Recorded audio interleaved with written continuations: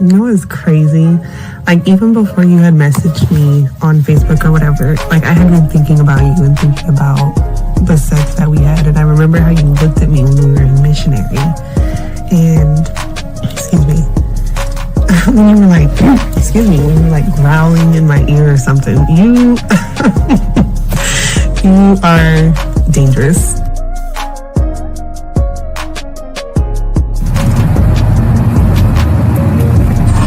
I wanted to call you really quick just to see if I could hear your voice before you went to sleep. But no, it's okay. Sweet dreams. I hope you have a good night. And I really, really hope, I say this like so genuinely, I really hope at some point I can actually fall asleep with you soon. I mean that because like something like that means a lot to me and I want to do that with you. So, have a good night, sleep good, and I will talk to you in the morning. Is that you?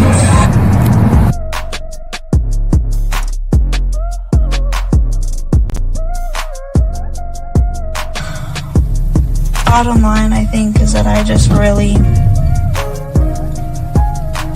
want to build something with you. And it scares me how badly I want to do that so soon and like so deeply, because I think about you all the time. I always want you around. I always want to be touching you. So yeah, I just don't. I'm scared of that in the best way and in the worst way. Also, I want to say again that when I wrote this in a text for you a while ago, that I'm willing to wait. You know, I just want to put that out there again. I'm willing to wait because it's definitely worth that to me. So I guess I hope you are too. And if not, you know, let me know, but I'm definitely willing to wait. And I say that because it's crazy. Like, I want you all the time.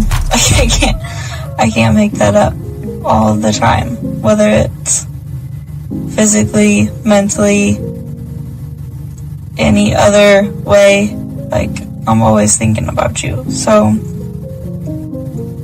I know I keep reiterating maybe the same thing again, but I just want to make it clear. Something with you. So I'm here trying. I really am. Trying to make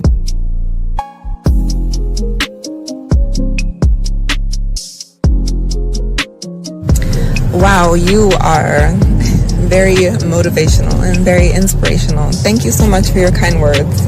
You sound very good saying them, but the words in themselves, I needed to hear that, so thank you. It's been a couple of rough days for me. I'm just feeling a little bit overwhelmed with a lot of the work that I have to do, a lot of schoolwork that I have to do, a lot of major projects coming up, so I needed to hear exactly what you said. I'm gonna have a good day today. And I would love to share my day with you later on as well. I hope you have an amazing day, a day as amazing as you.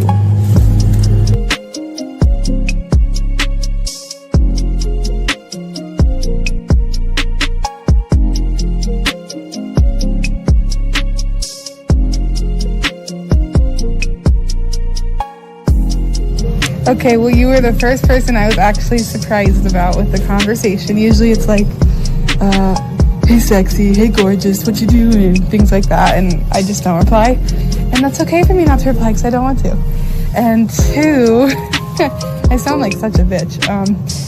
Two, what else did you say? Let me think. Oh yeah, thanks. No more, now I don't have to do 2 pictures, only just 1 little video, so that's good. And then, yeah. Oh, and then your text said you're good at massages, yeah. That, I mean, I got a little place I go to for now, so that's good. So, I'm good on that part for now.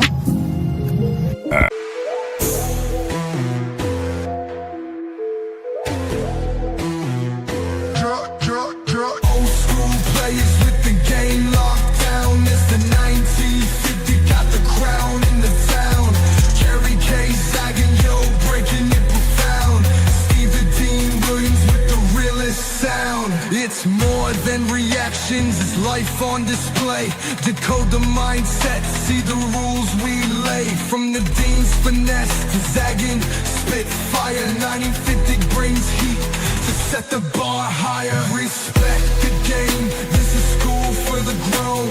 Don't just watch, better learn and to own. We're the architects, game tight like glue. And we're coming for the crown, so what you gonna do?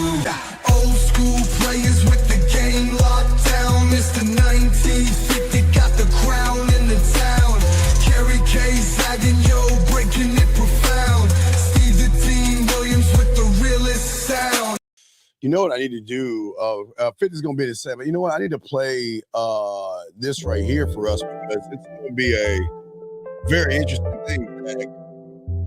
Against the world, you know what I mean? Against the world. Very important. No matter what I do.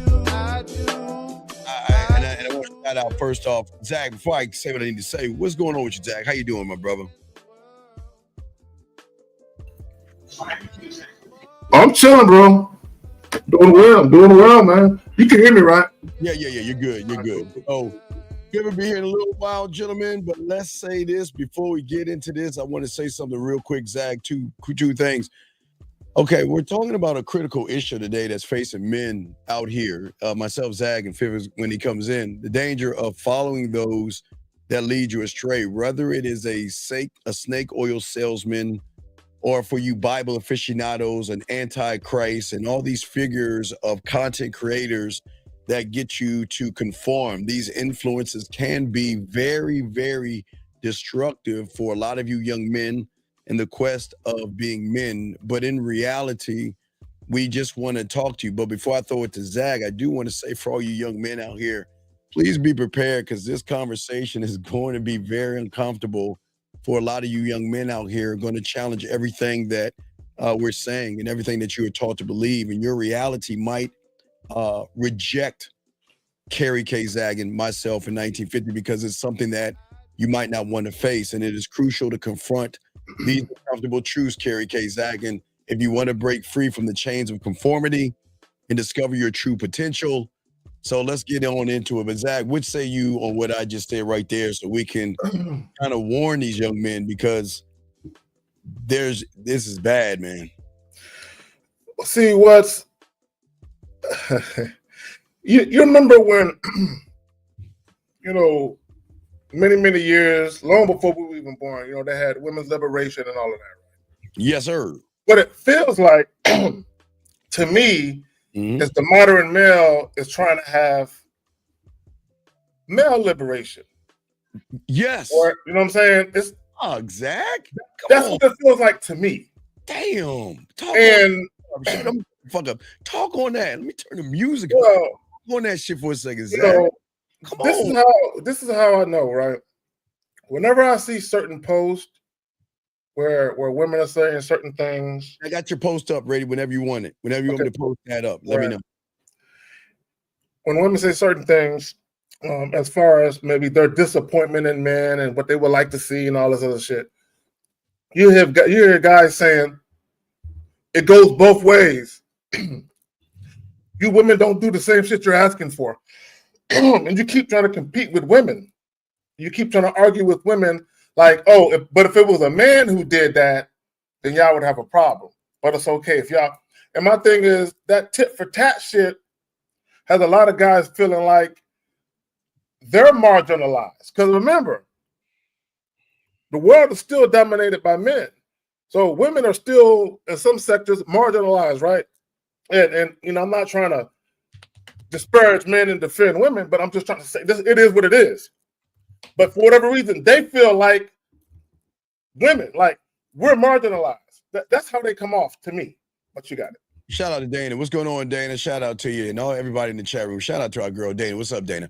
And everybody here. Fifth will be here soon. So we got it. Okay, before we get in this to have more understanding on all this other stuff, is that people don't understand the game and people don't understand what people have done to young men and what's happening in this society right now. Is that matter of fact, let's look at this real quick, Zag, before I say what I need to say so they can have an understanding of what I'm trying to explain. So if we look at what we talk about the game versus what's going on, Zach, okay, I have it right here. So most people don't like themselves, but when you like yourself, you believe in rejection, judging women, you have depressions, you blame the world, you want to feel, they want you to feel like, you know what, there's depression in these guys and there's these things that men are going through and all this other stuff. But Zag, and this is very important,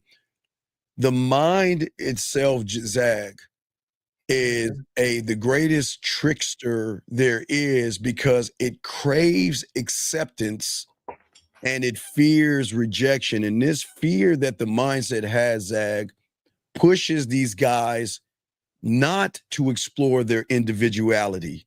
The mind tricks them to be influenced by the media, by content creators, and people that are curing ideas and thought processes to those that are constantly, Zag, bombarding these young men to seek validation, to tap on something that is not manly by saying that you feel this way and I understand you, and making you dependent on approval. Real quick, Zag, in this commercialization, takes advantage by promoting false symbols of success by saying the more feminine you act, the more successful you will be.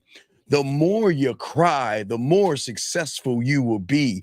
The more you open up to a woman and tell her how hurt you are, the more successful it will be. But people don't understand, Zag.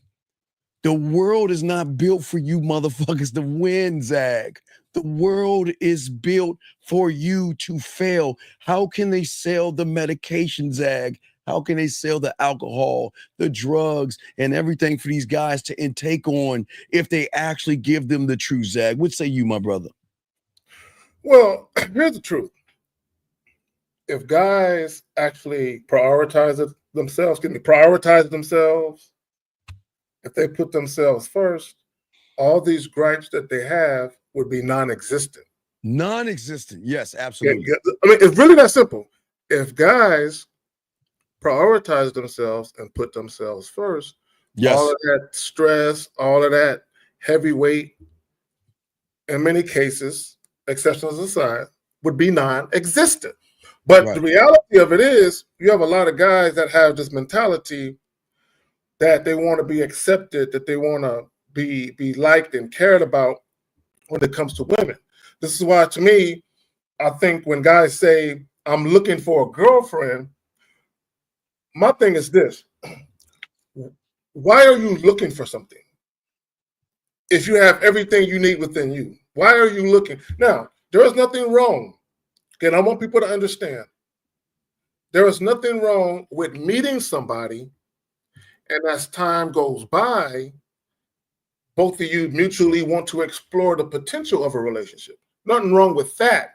But this mindset of I'm searching for, I'm out here and I'm looking for somebody to bring in my life. To me, that's a sense of loneliness with that mindset. But go ahead, and real quick, and you have gentlemen, and we're talking about the realm of dating, gentlemen. Wanting, they look to places where people are teaching them how to get their ex back. There's these guys that want to push and want to mess with your mind when you're depressed over a motherfucking woman and all that other stuff. We're talking about the realm of depression when it comes to relationships and all that. The lines will be open in 1 second, sir. Be patient. But Zag, before I get the line open, do you want to talk about your post real quick, or do you want to wait on the post? Yeah, we can wait on it. All right, we're waiting on the call. All right, so what I'll do is I will open up the lines. The lines are open now. And Chief, you got a minute to call in, and we're gonna kick you out, because if you're in that much of a hurry to talk, you got to call in. If not, we're gonna kick you out, because I don't like you just interrupting us asking the question. If you ask a question, we're gonna answer you. But now you've interrupted us, so you need to go ahead and call in with your question. If you don't, we're gonna get you the fuck out. But as I was saying, for all you guys out here, what they do is that there is this thing that happens. Let's grab this call. I hope this is Chief right here. 215. Is this you, Chief? Hello. Yes. What is your question? It was good, man. It's Chief. It's Chief. It was good, fellas. Yeah, I got a question. Wait. Can you get off your speaker, please? No, I'm on my phone. Okay, you're on your headset. My ear to the phone. Can you take off your headset, please? No. My ears to the phone. My ears to the phone. All right. What's your question, man? What's up? All right. So there's a chick I had texted on the dating app, right? So I met her already, but my question is, how do I set up the date and everything like that? Wait. How old are you? No, I'm 22. Okay. Have you talked to her on the phone? Yeah, we talked, but it Call didn't her go right anywhere. now. But Wait, she no. came back. Call her right now. I don't have a hold on. I'm hanging up the phone. Goodbye. He just said he talked to her on the phone. Then all of a sudden, you see that, Zach? All of a sudden, he doesn't have her number. Nope. Get the fuck off the phone. This is what's wrong with y'all, motherfuckers. Y'all sit there and lie. Nope. What do you want, loser? You said you had her number. You said you talked to her. You said you had her number. You talked to her on the phone. No, there ain't no hold on. No, it ain't no hold on. Stop it. Either you're going to do it or not, because you're wasting our time. Wait, hold yes on, or no? hold on. I'm not waiting. 5. Are you going to do it? 5. Bro, I don't have. Goodbye. I don't want to hear that shit. Don't do it. She doesn't want you. This is what we're talking about, guys. This is what we're talking about. Y'all are the cause of everything that goes wrong in your lives. And then, for some reason, women are out here making you depressed. Women are out here that are terrible. And women are this, and women are that, and you don't understand us, and women don't understand me, and all this other stuff. Hold on, we got a question. Go ahead, Zach. We got a question. Go ahead. I just want to say this, because I think guys are getting it fucked up. Guys want the magic formula to getting pussy. And that's not what this is, right? You want the magic formula to getting pussy. And what you have to understand is that we're trying to tell you, we're trying to teach you, put yourself in position so the women actually want you. They want to give you their pussy.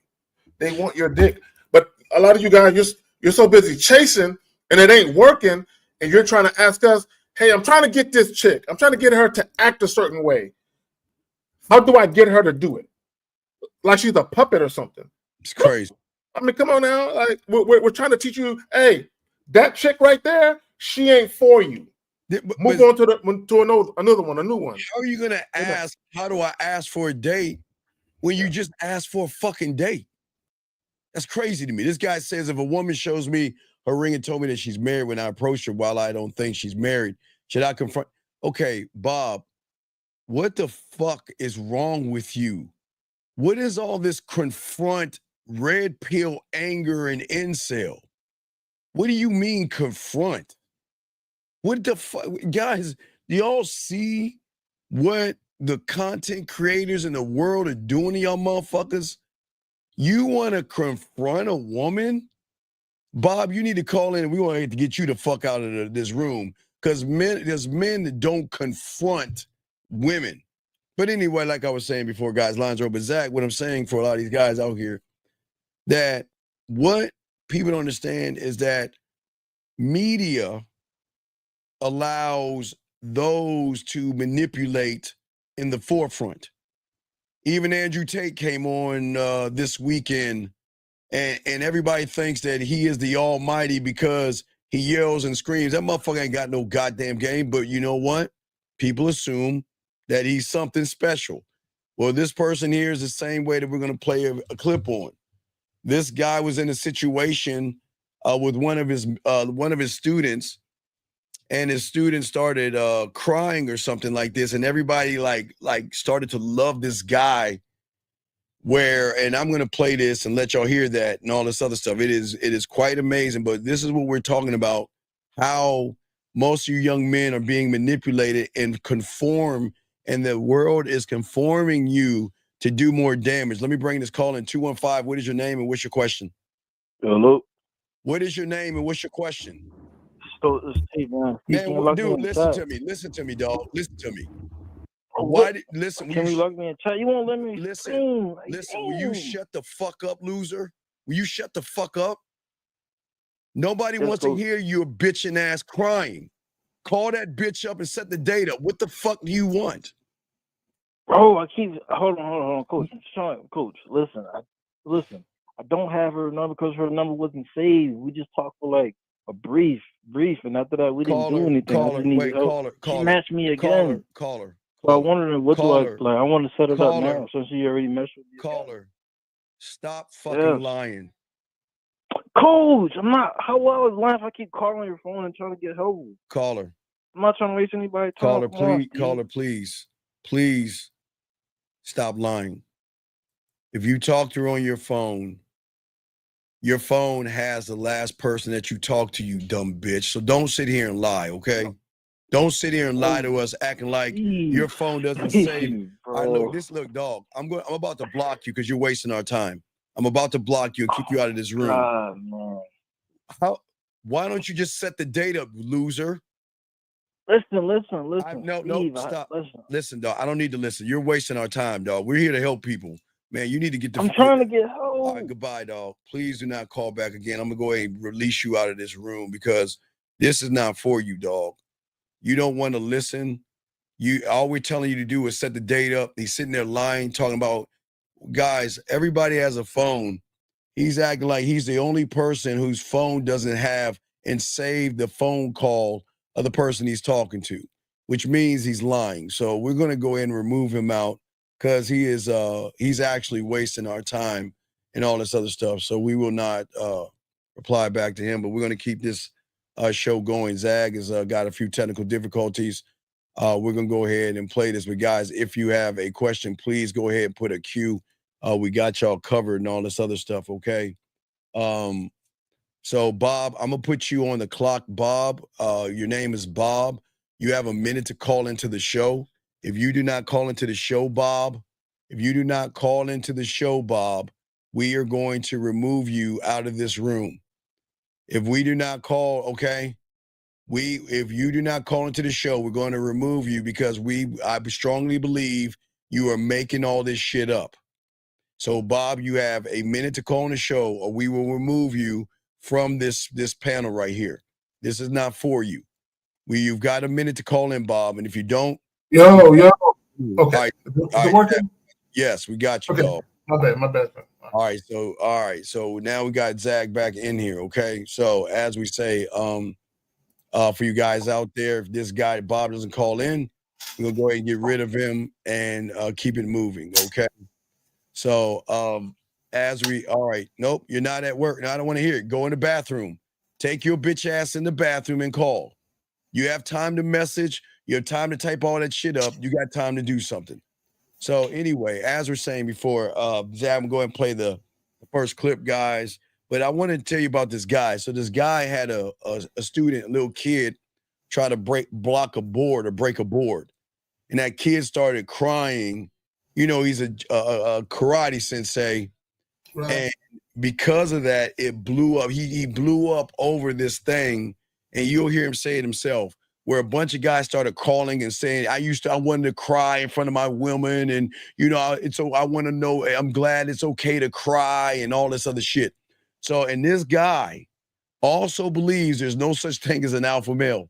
I'm going to play some of this stuff, Zach. We're going to go ahead and pause this a lot, but we want y'all to see what it's like. Again, guys, there's Secor salesmen.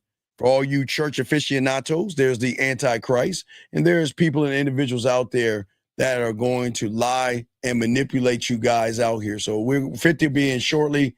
Let's go ahead and grab the video. Here we go, gentlemen. Let's get it. And Zach, we definitely going to pause and break this down, guys. Guys, you have a question, lines are open. We got y'all covered, but here we go. Here's the beginning of it. Here we go. Men who are holding all of this pain in and then wonder why you snap at the slightest offense. And you wonder why we die by suicide 3 to 4 times as likely as women, why 9 out of 10 people who live to be over 100 are women, why we commit over 79% of homicides in the United States. On this next episode, we have Jason Wilson, and man, this guy is a stud. He loves Jesus with all of his heart. He runs a martial arts studio. He was on the Joe Rogan podcast. and he knows and understands human performance at a high level. He helps men level up, and he does this through his books. He does this through his classes, where he has a waiting list of over 800 people that are looking to go there to not only learn martial arts, but to truly level up as a man. Jason describes what it means to truly be an authentic and dynamic man, able to tap into his masculinity, but also his emotions at the same time.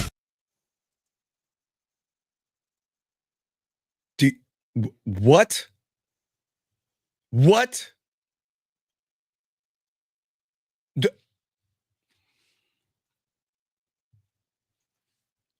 I'm curious though. I got to see it. I got to see more. I know more. Okay, I'm curious as hell. But I want y'all to understand. This is what society is doing to you young men. They're trying to tie in masculinity with emotions, and it doesn't work. Sir, you don't have a bid, but we'll read what you say. If you talk to a woman, you don't have a bid, and I tell her to take my number, she responds with, "Why don't you take my number? Is that a charge? Because you have to call in, because I don't believe you have a bid. Sir, you need to call in. Guys, lines are open if you want to call in. We got y'all covered, but let us continue what we're listening to, okay? Well, I know, and you know what, Abs, your father was a great man. It still is a great man. That is awesome. It is great to hear. Let me say this real quick. Nate E, because he said society pushing men toward being in tune with their emotions. No. And I don't know if you're being sarcastic. There is nothing wrong with a man or a woman being in tune with your emotions. We all have emotions. Anger, sadness, joy, happiness. All these things are emotions. Yes. Right? It's not about being in tune with it. It's about you not being led by your emotions. You're not making life-altering decisions, mainly motivated by your feelings and your emotions. Well, here's the thing, Nady. Okay, again, Zag is right. We all have emotions, but here's the problem, Zag. It's not the emotions, it's being emotional. But we'll talk about yes, exactly. Hold on, we got a call 617. What's your name? What's your question? What's up? No, not Walla. 617. What is your name? Where's your question? What's up? 617 going once. This is Jordan. Jordan, can you please can you get off your speaker and talk up so we can hear you? Hold on.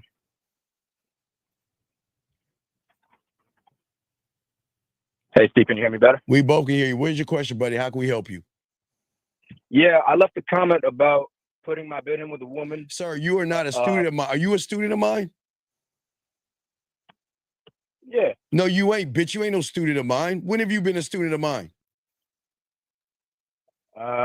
So before I'm about to wait, no, you don't, a dog, just admit you're not, so I don't hang up on you because I hate liars.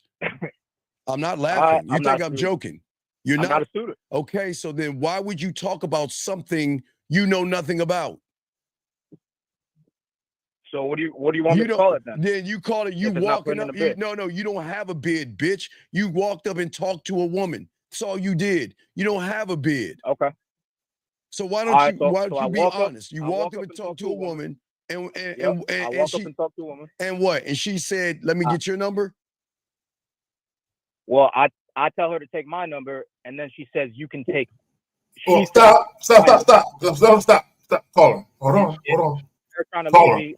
Caller, hold on, real quick.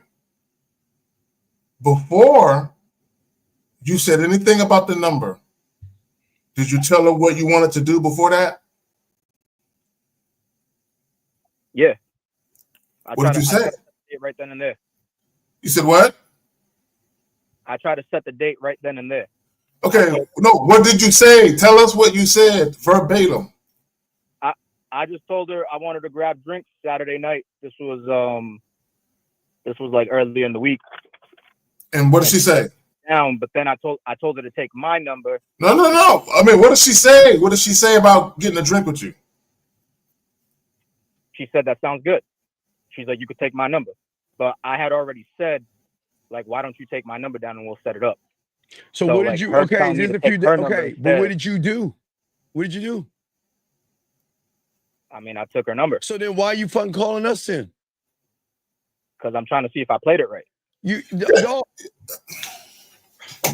Look, Like, does that sir. matter? I'm trying to, because this is about leading, right? And No, that's you the ain't. only- But so no, does a wait, small sir, detail like that matter? Is what I'm asking. sir. Like, You're not a leader. You're not a student of the game. You're just a loser stealing shit from us. So what you do or what you well, don't do is fine by us. Why no one cares? You ain't trying to learn the game. So that's why I'm asking. 'cause no, I'm trying you're to not you're just trying telling to. me I'm a loser and not a Okay. leader. Okay. So caller, here's the problem. You should already know the place you have in mind, the name and the location of the place you have in mind. You should already know the day and more or less the time of the day. You should already have that in mind for the most part. You should already kind of know that, right? Not even kind of know that. You should know that. At the bare minimum, you can just let her know, hey, look, I have some availability on this particular day. I'm doing X, Y, Z. Why don't you join me? And if she says, oh, okay, cool. Well, look, take out your phone. And then you go ahead and give her the information then. But you should already know what you want to do. So when you're asking us, did I play it right? What that tells me is you don't have a plan. Beyond you telling her what you wanted to do, you had no ironclad plan for exactly what day, what time, and where it was going to be. Zach, we already gave the people who listen to the show the answer. This motherfucker doesn't listen to the show or anything like that. So why would we waste our time with him? He doesn't listen to the show. We already gave the answer. So caller, whatever you did is what you did. So is there any other questions? Yeah, my initial question doesn't matter. I don't know. You tell us. Take my number. Does it matter? You tell us. Does it matter? You tell us. I mean, it's not an answer. Zach says it's not about getting. Then throw her number. Then throw her number away. If it doesn't matter to you, throw her number away. But you know what? You're not going to do it. You're not going to do it because you're thirsty as fuck. So just keep her number and call her and talk to her, dog. I don't understand. What's the problem? So what would you do in that situation? You ain't nope. It ain't. You can take my number. Nope. I've already told everybody who listens to the show. We've already talked about it. This ain't for you, dog. So you did what you needed to do. You realize we're not all on the same. Goodbye. I don't need to realize anything. All right, here we go, guys. Dude's the hard-headed, bro. Like, here we go. Back to you, Nate. Back to what we were saying, Nate. What we were saying to you, big guy out here, is this: when you were talking about the emotions, everybody has emotions, and that is fine. Where everything goes wrong, Nate, before we throw it to Zag, is when individuals. Hold on 1 second. Area code 617. What's your name and what's your question? What is your hello 617 going once? 617. Yeah, Jordan. What dog? What the fuck do you want, dog? What is it that you want? I'm trying to get an answer, bro. The answer is you are the answer. Whatever you wanted is your answer, and that's it. That's it. There you go. Whatever answer you have is your answer, sir. That's all I needed. All right, as I was saying before, big guy, Nate, the problem is with a lot of young men is that when they interact with women, they become emotional. When the depression is tied into a woman, the anxiety is tied into a woman, Zag. All the sadness and all the shit that you go through is tied into a woman. That's where things go wrong because, Zag, as I've always said, what a lot of these guys are doing is they're pushing you out of nature. There's nothing, Zach, again, there's nothing wrong with having emotions. But a man that is emotional is out of nature because he does not know how to control something that is outside of him that he shouldn't even be controlling in the first place, which is being emotional. And like I've always said, these guys that push this agenda, what they fail to tell you guys is that if you turn on, I've always said is Zach, if you turn on the news or you look at any YouTube, because they always got them on YouTube, how a lot of these, unfortunately, these women get buried in the forest and things like that, because you guys or those guys that are doing those are emotional, which is the problem, not emotions. Because emotions, before I throw to my dog Zag, will make you walk away from a woman. Yeah. Having emotions, you're not going to yell at her. You're not going to scream at her. You're not going to hit her. You're not going to be insecure. You're not going to run behind her. Your emotions, when you're locked into who you are, you just pack up, Zag, go to the next town, and not give a fuck afterwards. Zag, what say you, my brother? No, I agree. And here's the thing. It doesn't mean we didn't have some great times. You know, we did our thing, but you fucked up. You know, it doesn't mean that a brother ain't looking at you with disappointment like, oh, gotta go.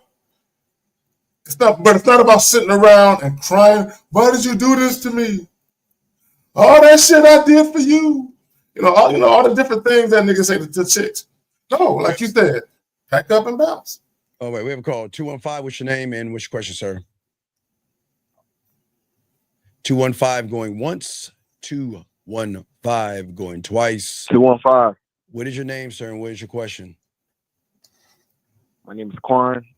My question is, should I have empathy for a woman who feels as though I did her wrong or did her dirty? Well, let's talk about it. What did you lie to her? Did you manipulate her? Well, then yes, you did her wrong. So let's talk about it. What did you do to the woman? What lie did you tell her? Did you tell her that you wanted a relationship where you just want to have sex? What did you tell the woman? Because there's a reason why she's saying that. So what did you do? Well, it's an ex-girlfriend who I was messing around with a girl while I was with her. But then, this past weekend. So, sir, why wasn't you man enough to tell your ex-girlfriend that you're seeing somebody else? What? As she's my ex-girlfriend? Well, no. Was she your girlfriend at the time, or is she an ex-girlfriend talking to you? She was my girlfriend at the time. She's my ex-girlfriend So now. I'm asking you, okay, dog, like I said before, I don't understand where y'all can't understand this. When she was your girlfriend and you were messing around, why didn't you tell her you were seeing other women?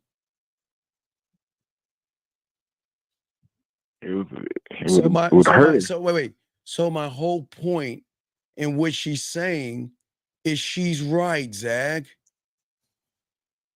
What? I don't understand you losers out here. Why do you hate yourself so much? Or why are you so scared? If you're seeing somebody, why not just be honorable and let that woman know you're seeing somebody so then she can make an honorable decision or a free will decision of being with you or not? Why manipulate, lie, and deceive? But I'll also say this. I'll come from this angle, and I agree with you, Steve. But I'll come from this angle. You're doing yourself a favor by telling women the truth, because you literally cut out all the drama, all of the fucking drama for the most part. You know what I'm saying? With exceptions aside, 99% of the drama. 99% of the drama is gone once the woman knows the truth. If you're going to be dealing with other chicks, she knows out the gate what it is. You eliminate a lot of the bullshit. So why are you entertaining your ex-girlfriend, sir? Well, oh my God, we still have sex sometimes. Call it. This is what and I bet you're having raw sex, aren't you? Of course he's having raw sex because he's a fucking loser. He is. Of course he is. Of course. All right, of course. And then you know what's gonna happen?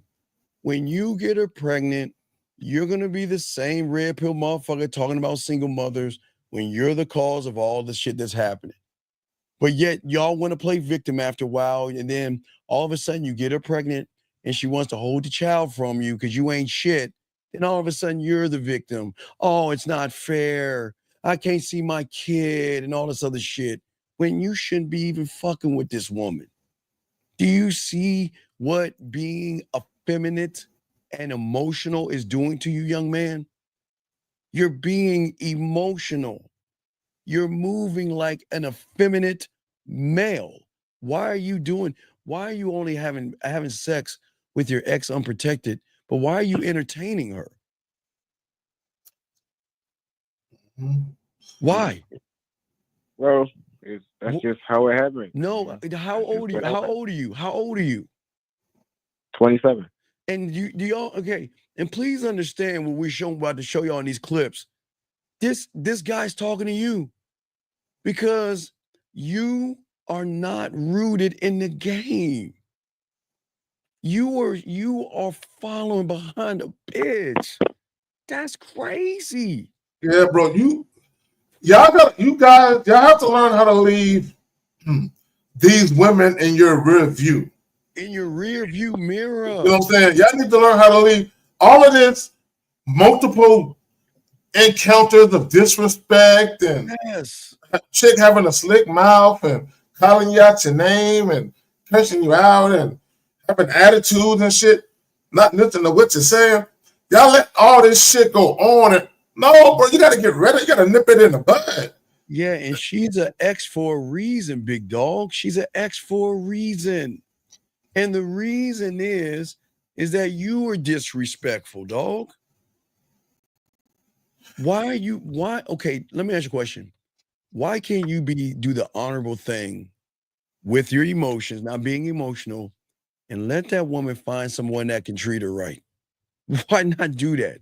Yeah, there you go. Why torment that poor woman? And why keep browbeating her when she's gonna keep bringing up what you did to her? Why not just let her go? Well, I could let her go. You can't. I don't have to be with her. Call her. Relationship. Call her. Why can't you leave it? Okay, let me explain what you're creating. You're creating somebody that's gonna hate you so much for what you're doing to her. She's gonna turn around and do it to somebody else. And it's all your fucking fault. Just remember that. Remember that. One day she's gonna wake up and realize that you have fucking burnt her so bad and she hates men so much that she's gonna take all that venom and put it on some other innocent guy who has nothing to do with anything, all because you wasn't man enough to let that bitch go, Zach. Look, this is what I would tell you guys. And caller, how long y'all been broken up? Crazy. Since New Year's Eve. Oh my God. How long were y'all together before y'all broke up? A year and a half. How many times have y'all broke up?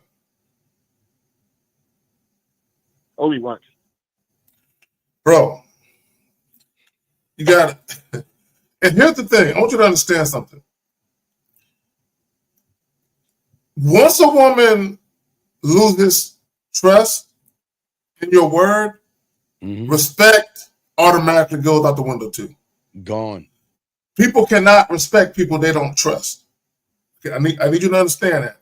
People cannot respect people they don't trust. To a degree, it depends on a certain levels of trust. It depends whether it's like business, relationships, whatever.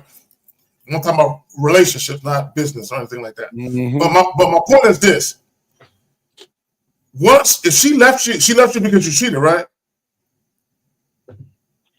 Yeah, basically.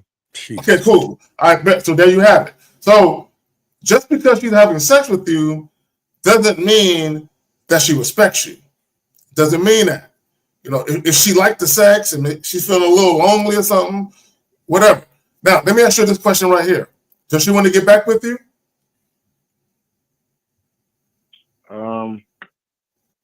I don't know. No, but his question, Zach. What was your question again? My question? Yes. Should I have empathy for a woman who feels as though I did her wrong? What the fuck? Wait. You didn't wait, brother. Wait, hold on. You don't think you did it wrong? You're 27 years old. You don't think you did it wrong? Because you were you were emotional and effeminate and you didn't have the balls to be honest with her, you think you did her right by lying to her? I just felt like she did something to me first, and it made me. Bro, no, you didn't say that. I know this What, motherfucker. what are we, 5 years old? What are we, 5? What tell us, what did she do wrong? How did she hurt your little pee-pee? What did she do wrong to you? What did she do wrong to you? I'm not gonna say she did anything. No, you just said she did you wrong. Stand on it. What did she do to you before she did something first? Is what you said. What did she do first? She do first. Well, she basically before we. That's what I'm saying. It wasn't wrong because before we. So wait, no. Stop. You just said she did something wrong. What did she do? What did she do? Because this is she cut me off. She spent the holidays with me, accepted gifts from my family or whatever from me. Wait. Christmas, and then she broke up with me. Caller.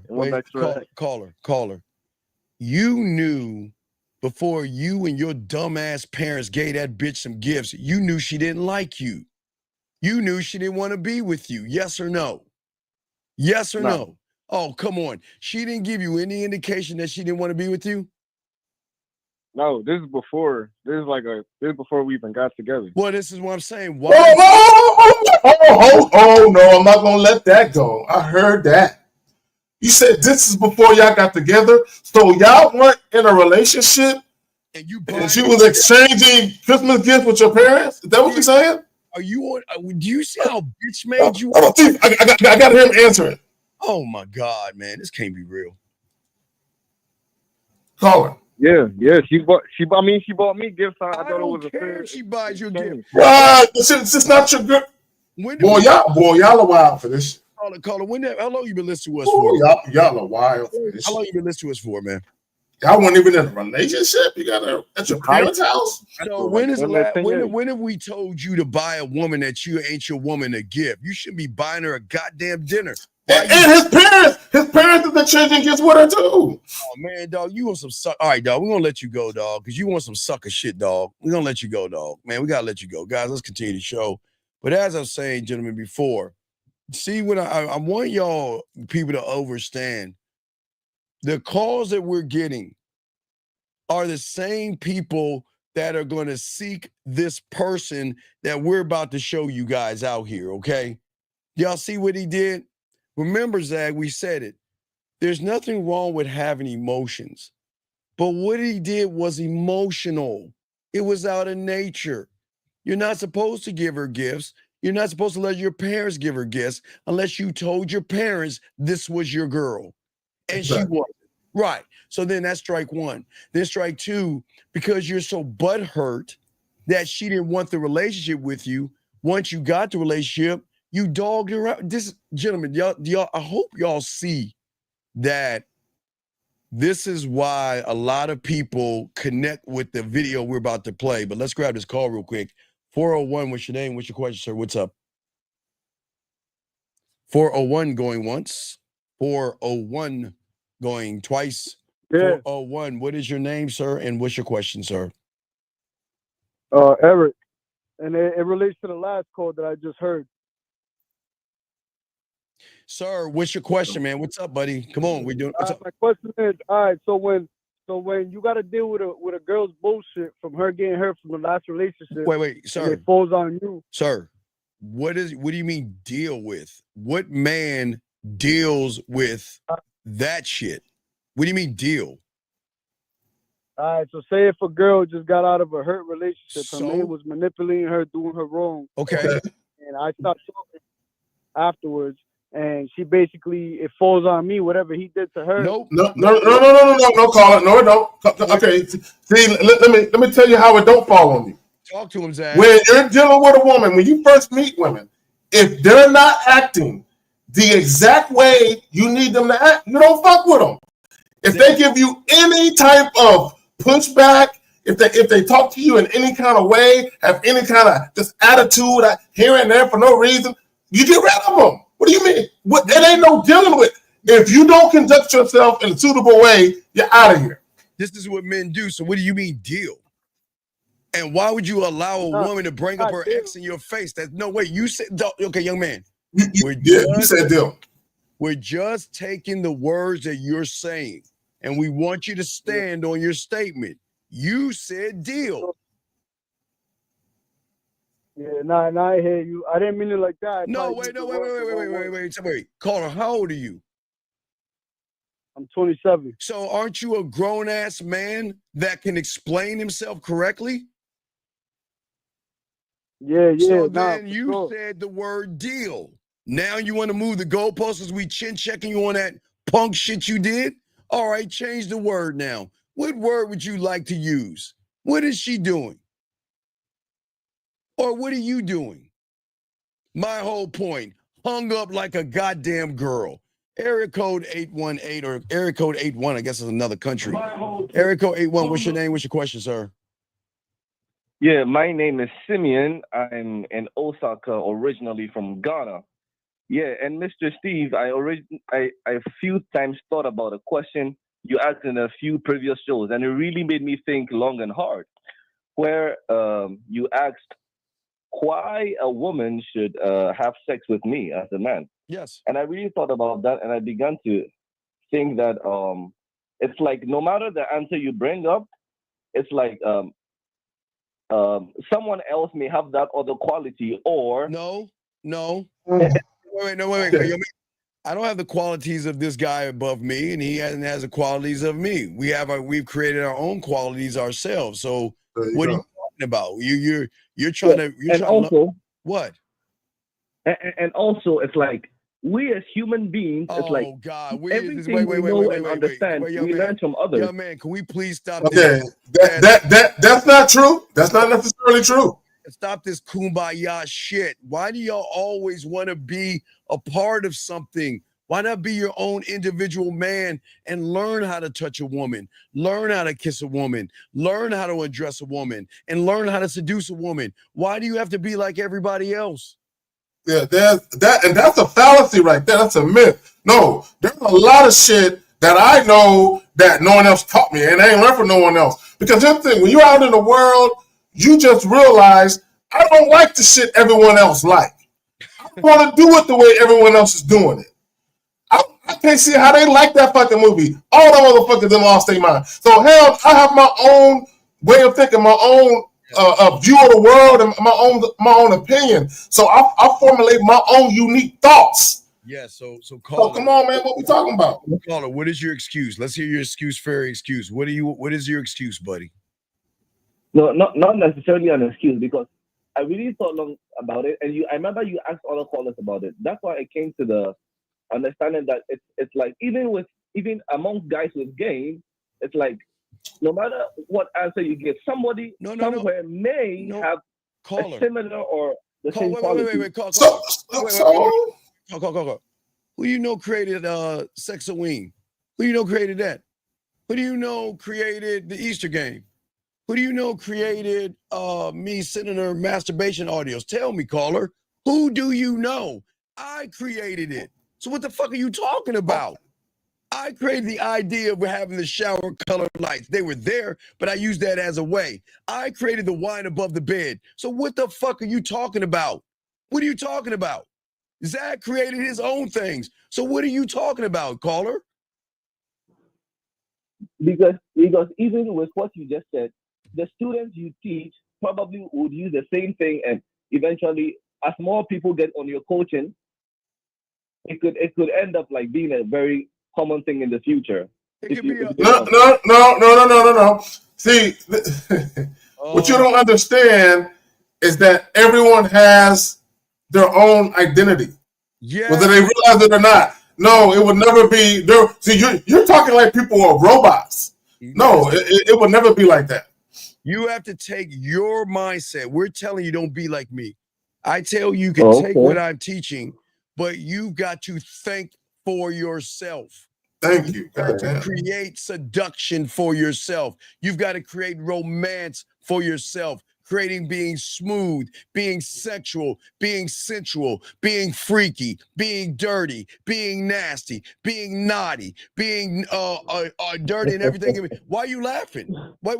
See, wait. I just like the way you talk sometimes. No. Why? He like the tone of your voice, Steve. Wait, no, I'm not trying to make him laugh. No, I'm being dead. no, Diddy. No, caller. What I'm saying is that you got to be a student of the game. Y'all guys cannot learn by bird watching. You're not gonna learn anything.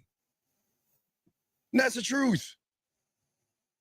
You had a guy, a few phone calls, said he was using a bid and he didn't know what a bid is. You want to know why? Because I use that word. That's my word. I created that, right? My word. Not saying the word hasn't been used in other ways, but the way I use it, by the way I talk to women, that I created. Zag has his own words that he uses. Lucario has his own. Fifth has his own. That's what we're saying, man. Okay. But we all have our own unique brand of charm. Come on, it's kind of like a fingerprint. Yeah, it is. It is. It's a fingerprint. Yeah. All right, Carlo. Any other questions? What's up? I can't hear you, Mr. I forgot your name, Mr. Kzagan. Can you say it again? I didn't hear you clearly.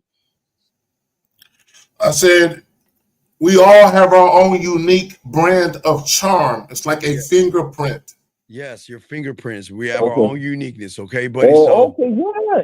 I remember Steve said this before in a few shows ago. I've always been saying it, caller. I've been saying this before fucking YouTube, Facebook, and MySpace. Before there was a goddamn internet, when I was on 56K modem, I've been saying this. But what you guys think that we're always copying people because you guys listen to all these manosphere and red pill people that steal our shit. And then they think that because they have a bigger audience, they think that they're the ones that invented this shit, dog. Yeah. Come on, man. Yeah, and the second one is no, stop right there. And hold on, stop. Time out. No, fuck no. Fuck no. Because the problem is, hold on, Mr. Williams. Hold on. Mr. Williams, he was not man, he was manosphere. Remember, he was complaining he was the godfather of the manosphere. We're not manosphere, red pill. So don't bring up the dead, please, with all due respect. But don't be telling nobody that kind of shit in this room, dog. Yeah, don't. Yeah. That shit, dog. We can't have that. We can't have that kind of shit in here because we're trying to teach you young men how to be men, and not effeminate males. Caller, what's your next question, guys? We gotta keep going. What's up, brother? Yeah. The second one is, do you think that a lot of the problems of emotional guys is that they did not have strong masculine fathers growing up? No. I did notice a pattern in the callers who call in. It's like they seem to need young man, a fatherly figure young when man. they call in. Young man, no. It's not as hard as you think it is. It is not about your mother. It's not about you having a father. It is, as a grown man, you just make a choice.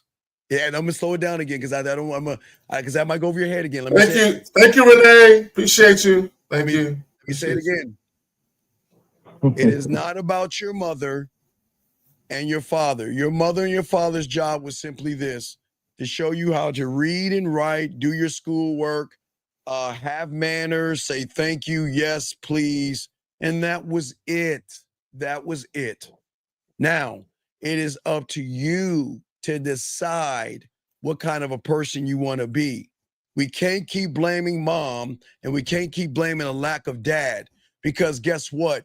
Some people have their fathers and their fathers are bitch ass motherfuckers. So it doesn't matter because some dads, so that's what I'm saying. So we can't say it's a fatherless home because some young men have their fathers and they still act out. So it's not a mom or dad thing. It comes down to a decision that you have to make. Zag, you got it, brother. Steve, I have clients who grew up with their fathers. Their fathers, they're 19, 20, 21, 22-year-old men, 23, 24, right around that range. They have fathers that are there, but they all tell me the same thing. My father's a pussy.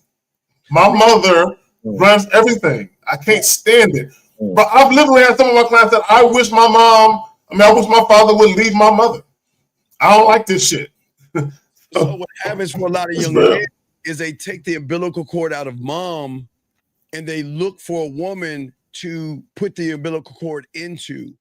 but a man has to cut the cord, and he shouldn't relate to mom. He should love his mother. He should care for his mother, but not relate to mom. And then the problem is this is where the world is fucking y'all over, because they want you to relate more to mommy than yourself. No, I'm dead ass serious. I'm dead ass serious. I don't play. I'm not making fun of this, because a lot of young men are hurting now. And you want to know why they're hurting? They're hurting because they blindly follow stats. You know, they remember the manosphere red pill. They hurt the most. You want to know why? Because they're listening to content creators. Now, remember, if you think about the internet, okay, the World Wide Web. The World Wide Web is based off of guys who lose with women that come on and connect with other guys who lose with women, and then reinforce why you should keep losing with women by what? Women are hypergamous, and women are modern, and they're high leg counts. And then they get you to look outside yourself. Go gym max, don't jerk off, get your clothes up, and all this other shit. But yet, again, remember, even in some churches, again, y'all church aficionados, remember Yahweh, Zag, Allah, Buddha, the elements, whoever you pray to, there is a thing called the Antichrist, and there is a thing called a snake oil salesman. But what they do is they tap into your effeminate emotional side. A man True, because I've noticed that same pattern growing up, because I grew up in a very Christian background. They seem to like innately teach you to be a simp, like to be weak. Yes, they do. Yes, they do. Yeah. So the thing is, at the end of the day, but as I was saying before, you have to understand where we're coming from. Your mind and your reality is going to be open to anything that makes you feel good. That's just how the world works. Please understand that. And there's going to be a lot of people in this room right now that's going to hate myself and Carrie K. Zaggin, because we're forcing them to look in the mirror versus the window.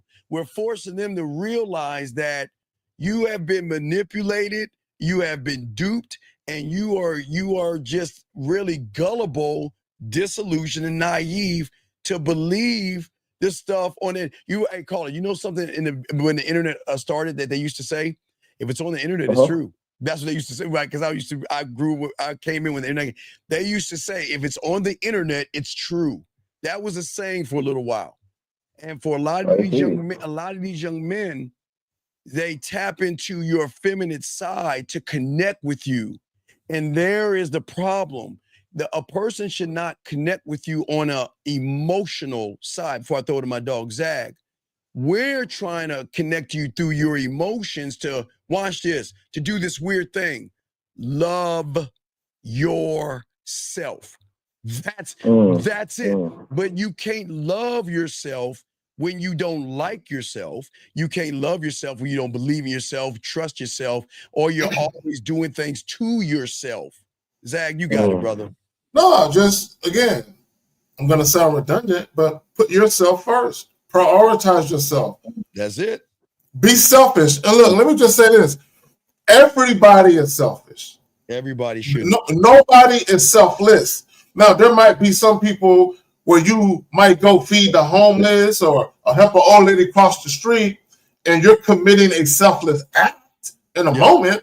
Yes. But nobody is selfless. No. And even when you do something for people, if you feel good about yourself, okay, you're also doing it for that reason. So the fact that you're doing something for people because it makes you feel good, that makes you fucking selfish in a lot of cases. Hold on, my dogs. Hold on, Hey man, what's happening? What's happening? What's good, fam? Man? What's happening? I thought y'all would never see me back here, nigga. Oh, man, was you forehand waving? Nah, hell nah, nigga. But I knew I had to text a nigga or something because y'all niggas was in it though. No, we was getting in on it. Yeah. We want to get you in on this because we just about to play the video on the set. You're glad you're here, Fifth. But Fifth, what is your take so far? Well, caller, are you done? Because we got to continue the show. You good, buddy? So yeah, the last one I just wanted to ask before I leave was do you do in-person coaching? Like, do you Yes, meet we your all do students in-person coaching. Just get with us. Yes, we all do. We all do. Just get back in and Okay, we'll okay. All right, you have a good day, sir. okay.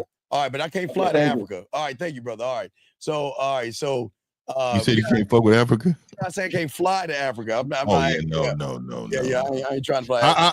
I've been there though. You know, my family from there. So, Yeah. All right. it's all So good. what we're doing is we're talking about a lot of men. You know, we're talking about something that a lot of men don't want to talk about and discuss. But Viv, I'm glad you're here so I can start it all over. We just started playing it.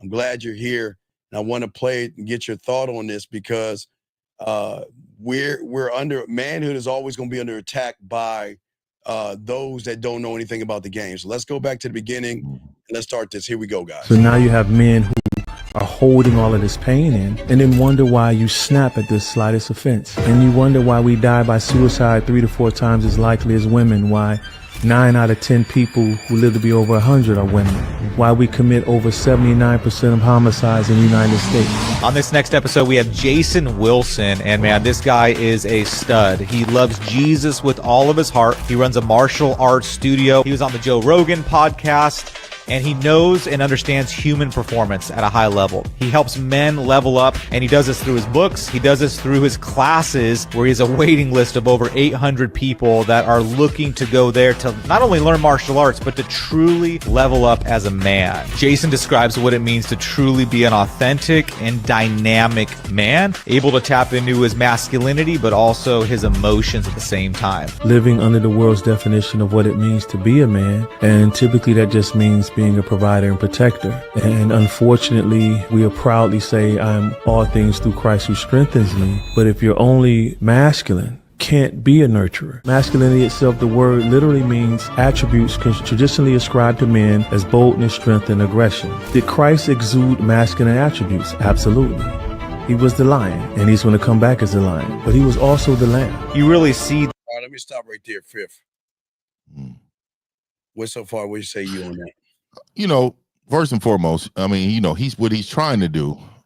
He's trying to tie in, you know, his biblical thought process when it comes to, you know, what he's trying to approach. But I mean, all this in the pain, you know, holding pain in, and you know, real men don't hold pain. There's no pain, and so there's so much to it, right?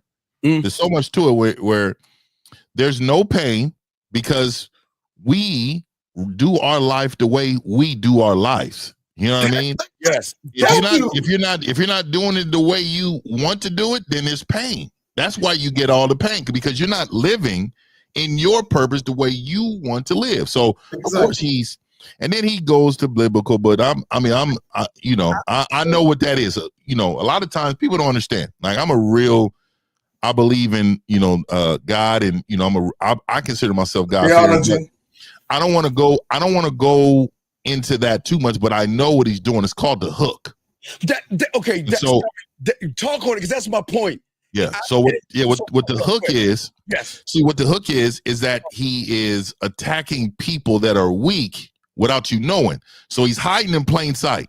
So what he's doing is he's actually trying to pull you in, because he knows that a lot of people that run to the religion, those are weak people that don't have purpose in themselves. God damn it. That's the truth. Fuck you, 50. Fuck it's the you, truth. Man. Yeah, it's the truth. And see, this is but he couldn't mess with nobody like me. No, the reason why he couldn't mess with nobody, because I would challenge every single attribute, including the Bible. Because Christ was on the but Christ also was in the Bible. A lot of that stuff. I mean, he's a vicious person when he needs to be. So what I'm saying is, a lot of that he don't want to speak on that masculinity. Right. Hey, people don't want to admit this, but I've said it in my videos before.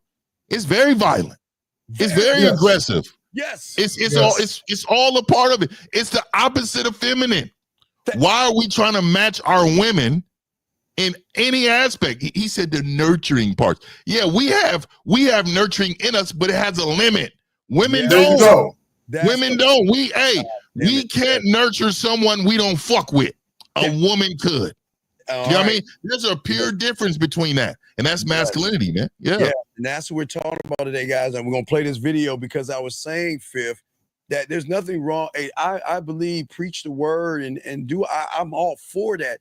But when you're using it to manipulate motherfuckers, that's where I have a problem, dog. Yeah. That's where I have a problem. And that's like you were saying, dog. He's trying to tap into their feminine side, their emotional side, to make them feel like you could trust me. Well, go ahead, Zach. Go ahead, Zach. You know what else? Hiding in plain sight. Manhood has been taken and it has been diluted to the point where men's insecurities are being monetized.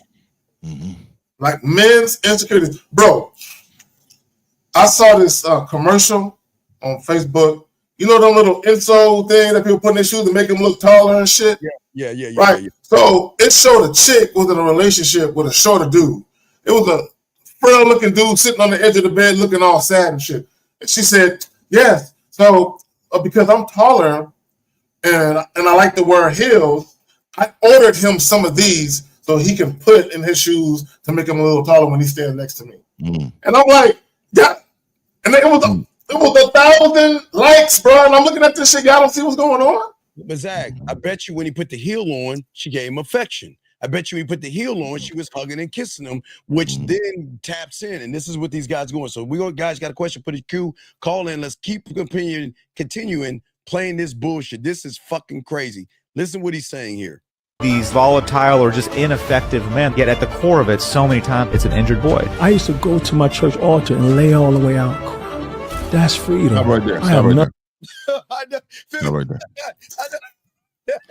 So this is all a part. He's okay.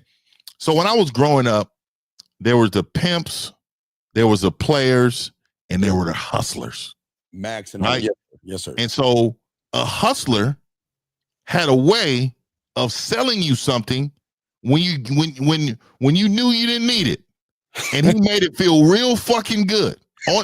Hey, you remember he would come to you. He'd be like, "Hey man, hey, I got this right here, bro. Hey, this is one of a kind. Nobody has it right here. And this right here, you are the only one. They'll be wearing this shit right here." And then you'll see 10 motherfuckers with it, right? So in the same vicinity of you. The thing was, he made you feel real fucking good, right? And so the new hustle has always been like the TD Jakes is. He's an ex-pimp. Like, let's just be real. Like, a lot of these dudes are straight hustlers. Now, ain't no man. I will refute this. Soon I came to church. I just laid out my arms and laid on the ground crying. See what he's trying to do?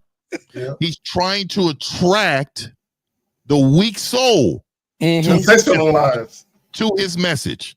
I'm attracting the weak soul to his message. That's the same thing Red Pill does. Red Pill says, hey, when men are divorcing, 98% of men, they're blah, blah, blah, right? So now we got people that have been through a divorce. I got them, all right? So what about women that just filed for divorce? So many filed for divorce. So you know what? Oh, you know what? I can relate to that. Oh, what about rejection from a woman? Woman nature. Oh, I can relate to that. See, it's called a grab. See, we teach free thinking. Yes. We teach men thinking freely, making their own decisions, and making the world the best place that they create. That is what we that is what we do. We have a call. We have a call. 347. What's your name? What's your question? Steve 50, Zach. How y'all doing, man? What up? My question is, it's not a question, but it's just I'm asking for a clarification of what you meant by, like, I just need a little clarification with the appealing. You know, you said he appeals to people who are, you know, who tend to go to that makes people gravitate.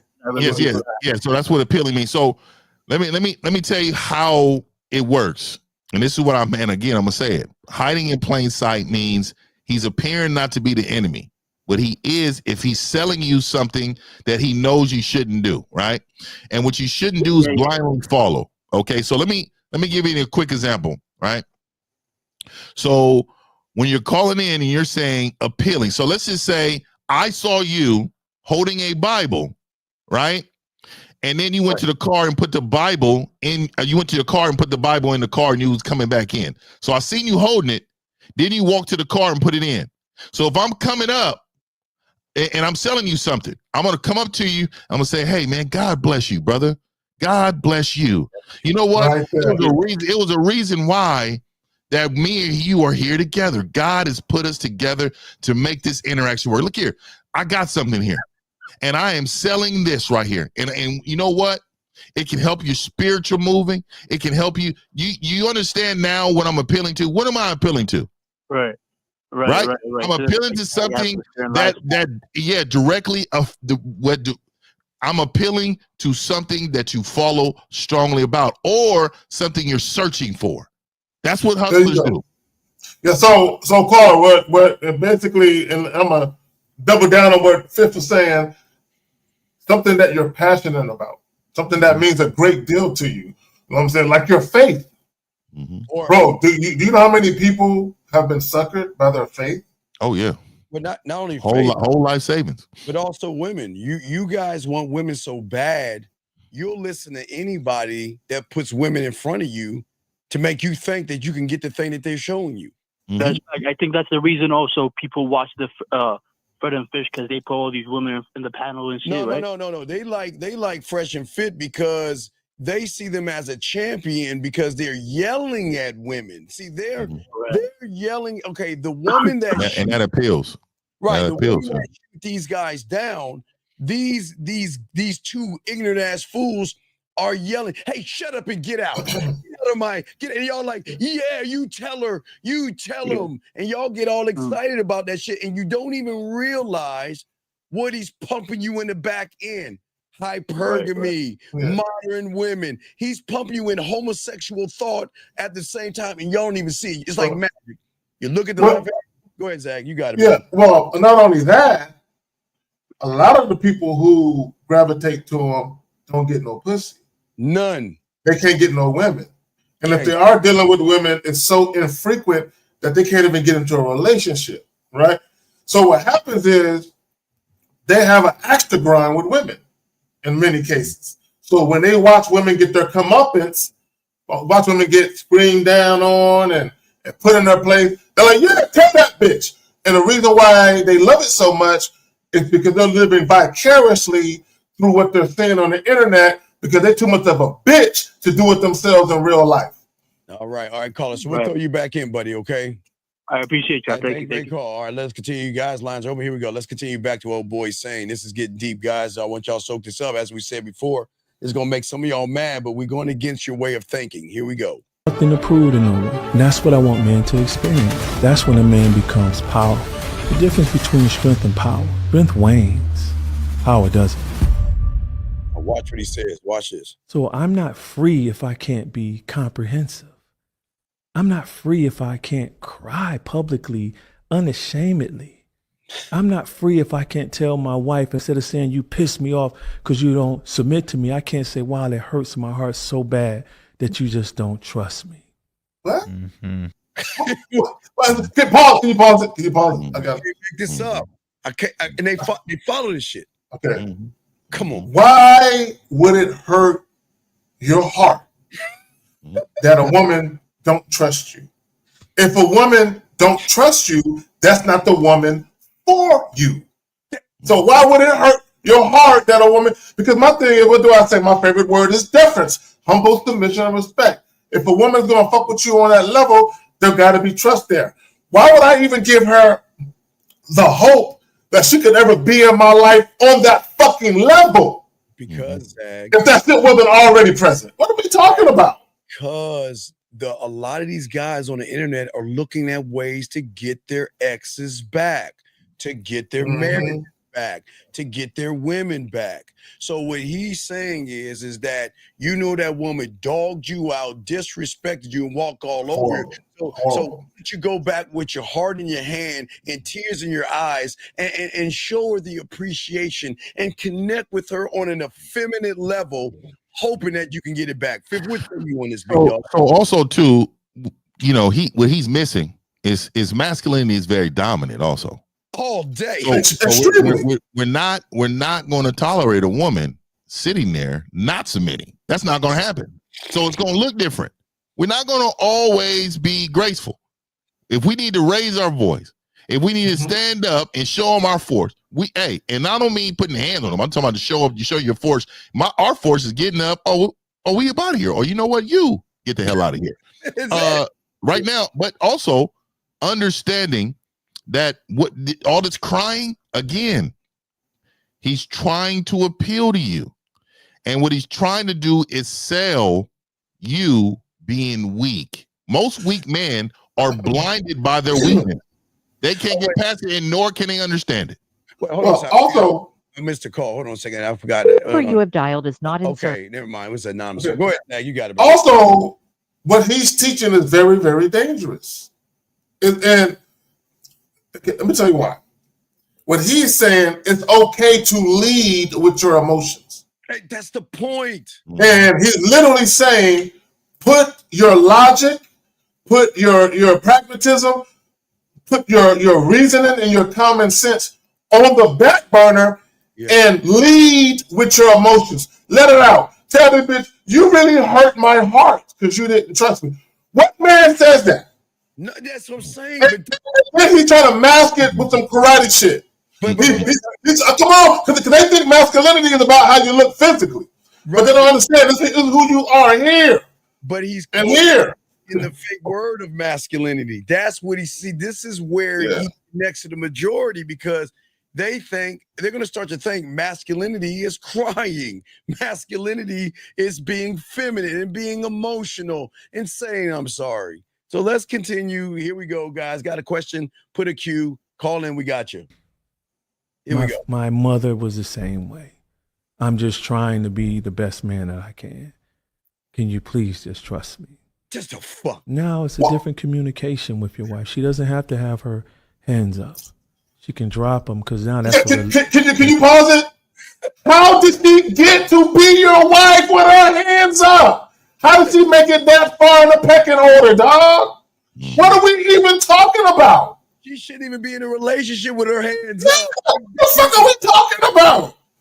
Because what he's doing to these young men, he's saying it's all right for the woman to disrespect you. It's all right for the woman to dog you out. So when she dogs you out and disrespect you, apologize. Say you're sorry. Win her back. It's bitch ass. This shit is killing me, dog. It's like, God damn. Here we go. language she understands. She has the 64 box of crayons. We still with 4. She understands. Oh, he only has purple, but he's really saying, I need violet. Wait. I don't like that. I don't like what he just said. He said she got a 64 box of crayons. We only got 4. They not realize how much he dumbed men down. The woman got a 64 box of crayons. We got 4. Nigga, do you know how complex I am, nigga? That's what he said, though. You know, he was saying that. You know, pretty much saying we're just an idiot. You know we're just idiots. Like we idiots. Bro, what are we but that's what you're saying. Hold on, we got another call right here. 717. What's your name, sir? And what's your question? 717 going once. 7. How's it going? What is your name, sir? And what's your question? My name's Carlton. It's not really a question, but it was a statement. I couldn't find the option on the keypad. The statement is a lot of chicks nowadays are trying to hit dudes with this. I need them to be emotionally available and emotionally stable. Sir, and I feel like, sir, why do you hate yourself? I don't hate myself. Well, let me tell you why you hate yourself. Because only a motherfucker who hates himself gives a fuck what women say. Why do you give a fuck what a bitch says? I don't. No, you didn't let me finish. No, wait. You're jumping to conclusions without letting me finish. I didn't jump to conclusions because you said these women are always talking about what the fuck they want. No. Did you not say that? Did you not say that? Can you let me finish? Man, hurry the fuck up and finish because I'm undefeated. Go ahead and finish. Go ahead. I'm not. It's not about being go undefeated, and man. Finish, man. So I'm all that. Look, hear this silly shit. Please go ahead. Come on. Go ahead and finish your statement, sir. I was just saying that this is a catch-22 for them to act crazy and for you to be the stable person in the relationship. So you're the one who's taking in the, that's not true. I need to be responsible for her acting crazy. It's like, no, I'm not doing that. That's not true. Again, why do you hate yourself? What do you mean acting crazy? Give us an example of a woman acting crazy that you're in a relationship with. So let's say I'm having a calm conversation with her. All of a sudden she starts raising her voice. Okay. Now she's expecting me to carry the emotional responsibility of still being emotionally stable while she's acting up. Undefeated. So wait a second. Again, I ask you, why do you hate yourself? Because if a woman, watch this, caller, watch this. I want you to listen. What's the belt? I don't want to get the belt out because I'm undefeated. Caller, I want you to listen. Mr. 1950, if you're in a relationship with a woman and she raises her voice, are you going to try to match her energy or you get rid of that bitch? What are we doing, 1950? Yeah, it's she's out of there. Out of it. Thank you. Hold on a second. Mr. Carrie K. Zakin, if you're in a relationship with a woman and she raises her motherfucking voice, are you going to try to match her fucking energy? Well, I wouldn't be in a relationship with a woman who would raise her voice. Right. So here's my point, caller. I'm asking you, why do you hate yourself with all these fucking excuses? There's no excuses. I was just saying a scenario that's going on these days that they're trying to play off as okay. Sir, it's not okay. We're talking about you that's not okay because there's no such thing as that scenario to a grown goddamn man that loves himself. If you don't, that's what I'm saying. Women are passing off right now because they're saying they want emotionally available men. They're not saying they It want. Doesn't matter. It doesn't matter what women say. Why do you listen to what women say? Why do you keep listening to what women say? And why do you give a fuck again what women are saying, sir? It's not that. Oh, I was just. Then why are you saying what women are saying? Nobody cares what women say, bro. It doesn't matter. Women say on this panel, so why do you? Well, I just wanted to. I felt like maybe give a heads up because this is like a new hustle now. What do you like mean? What's a new hustle? What's a new hustle? The new hustle for them is that's what they've been saying on these dating shows is I want emotionally available men. It's like that's not. Wait. Are you trying to act like men are victims or something? Is that what you're doing? So the men are the victims here, sir? No. I'm saying they're trying to get this hustle off and it's not working. Like that's what they want out of dudes. It is working because you're bringing it up. It's working on you. Real men don't talk about that bitch ass shit because we don't give a fuck what women say. So why do you care what a woman is saying? Why do you care what she wants? What does that have to do with you? Has to do with the market. No, I mean I don't care personally. The market. Because I'm not gonna date somebody who says that. But I just. Well, caller, you need to separate the internet from real life. A lot of this shit that happens on the internet is not happening in real life to most people, bro. It's not real, buddy. And the fact that you're saying a woman raising her voice is crazy to me that you would be in a relationship. Why would you be in a relationship with a woman that's raising her voice? I thought, do men and women not argue? What do you mean argue? About what? No, they don't. They don't argue. They don't argue the real men. The fuck you mean argue? What is an argument? Tell me what an argument is, and I'll tell you what a man will do. What is an argument? I can't really think of a situation right now. If you got one, I can't really think of a situation. How old are you? You made a statement. You just made a statement. So you can't even back it up with a something? Come on. Let's say he stayed out till the morning time, right? So said he was gonna be back. Said he was gonna be back at 10. And if she doesn't like it, guess what she can do? Guess what she can do? If you have a complaint, take your ass on. Goodbye. That's what men do. Only a sucker is going to sit there and allow a woman to treat him like a fucking child. Does that not make any sense to you? But at the same time, you would also want the same respect, though, right? If your lady tells you that she's going to be home, right? Yes. And she doesn't show up, she gone. See how easy that is? It's not hard. But why are we making this harder than it seems? That's why there are no arguments with men. Because you want to know why? Because we're the prize, and women show deference to us, and women know how to move around us, and women know if they fuck up, they lose us. The difference is You motherfuckers worry about losing them. That's why you let them walk all over you and talk shit to you, caller. Nah, I left. I left. What do I you didn't mean? care that she. What do you mean you left? I left. I left the relationship where I argued with a chick, and we were together for like long time. She was the breadwinner. She made buku money. I told her by the end it didn't matter. Caller, what is your question, man? Because we got to continue the show, buddy. In the very beginning, I said it wasn't a question. It was just a comment, and you didn't have a button for that. That was it. Your comment is very effeminate, sir. So please don't worry about what women do, okay? Grow up and be a man and stop worrying about what women want. Do you think a woman's going to give you a combination code to her pussy, caller? No. Okay, so that means they're going to tell you what they want, yes? Yes?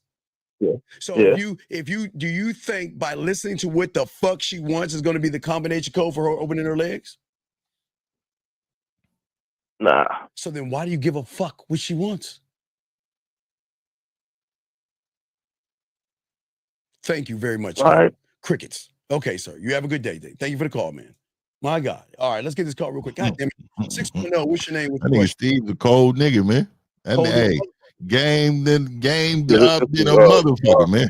Shaw, what's your Shaw, what's your question, buddy? We're doing the show. What's up, buddy? What you got? Yeah, I got a real quick question. It was with what Fitz said about how people use religion to for their benefit. Like how could you spot that? Like how could you defer from somebody using a religion based on? Because and this is when game comes in, right? So one of the part of the game I always preach to a lot of men are, vision is a part of the game. We got to be able to see things, right? Yeah. And the way we see things is that we know as men, we do things this way. And we're so comfortable in our skin doing things this way that we can see when people is trying to sell people to do something they're not supposed to be doing. You see it. It's plain daylight, right?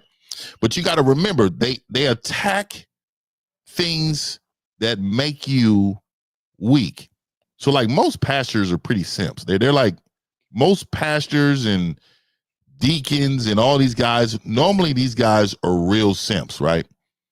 These are guys who look at the Bible and they only want to talk about service from a man. They don't want to talk about, and it's only a few of them that's out there that don't. They never say things that trigger women. It was a time when they did. Oh, it was a time where pastors said the exact things that trigger women. See, a lot of women right now don't like how they're portrayed in the Bible. That's a underturned thing, right? So a lot of men took obey even out their vows for weddings. Most women don't even, I don't want to say obey. That's old. I ain't doing that. Oh yeah. They don't want that in there, right? So pastors are trained because most people that go to the church are women. So you have to, in their eyes, this will make some sense. You have to pander by using words to keep them interested and keep them there. You know what? So, go ahead. Yeah. Okay, caller. I don't think you should be talking about pastors. Let's talk about you for a second. How much red pill stuff were you listening to before you ran into us? It's the same thing. I'll say for a good year. Okay, so watch this. We're not talking about now. Let's move the pastor out and let's move to the motherfucker that got your gullible ass to believe that silly shit that you believed. What did he say or they say to you to make you follow that red pill and manosphere bullshit? No fat. Right. Don't jerk off when you have an outer glow so women can see that you're special or some shit. He said outer. No, sir. I did. Fifth, I played the last dragon glow. No, Fifth. I swear to hold on, caller. Wait, let me show Fifth Zach. I think we showed him yesterday. Hold on, Fifth. Fifth, I fuck with you not. Hold on, caller. Let me show Uncle Fifth this real quick. Fifth.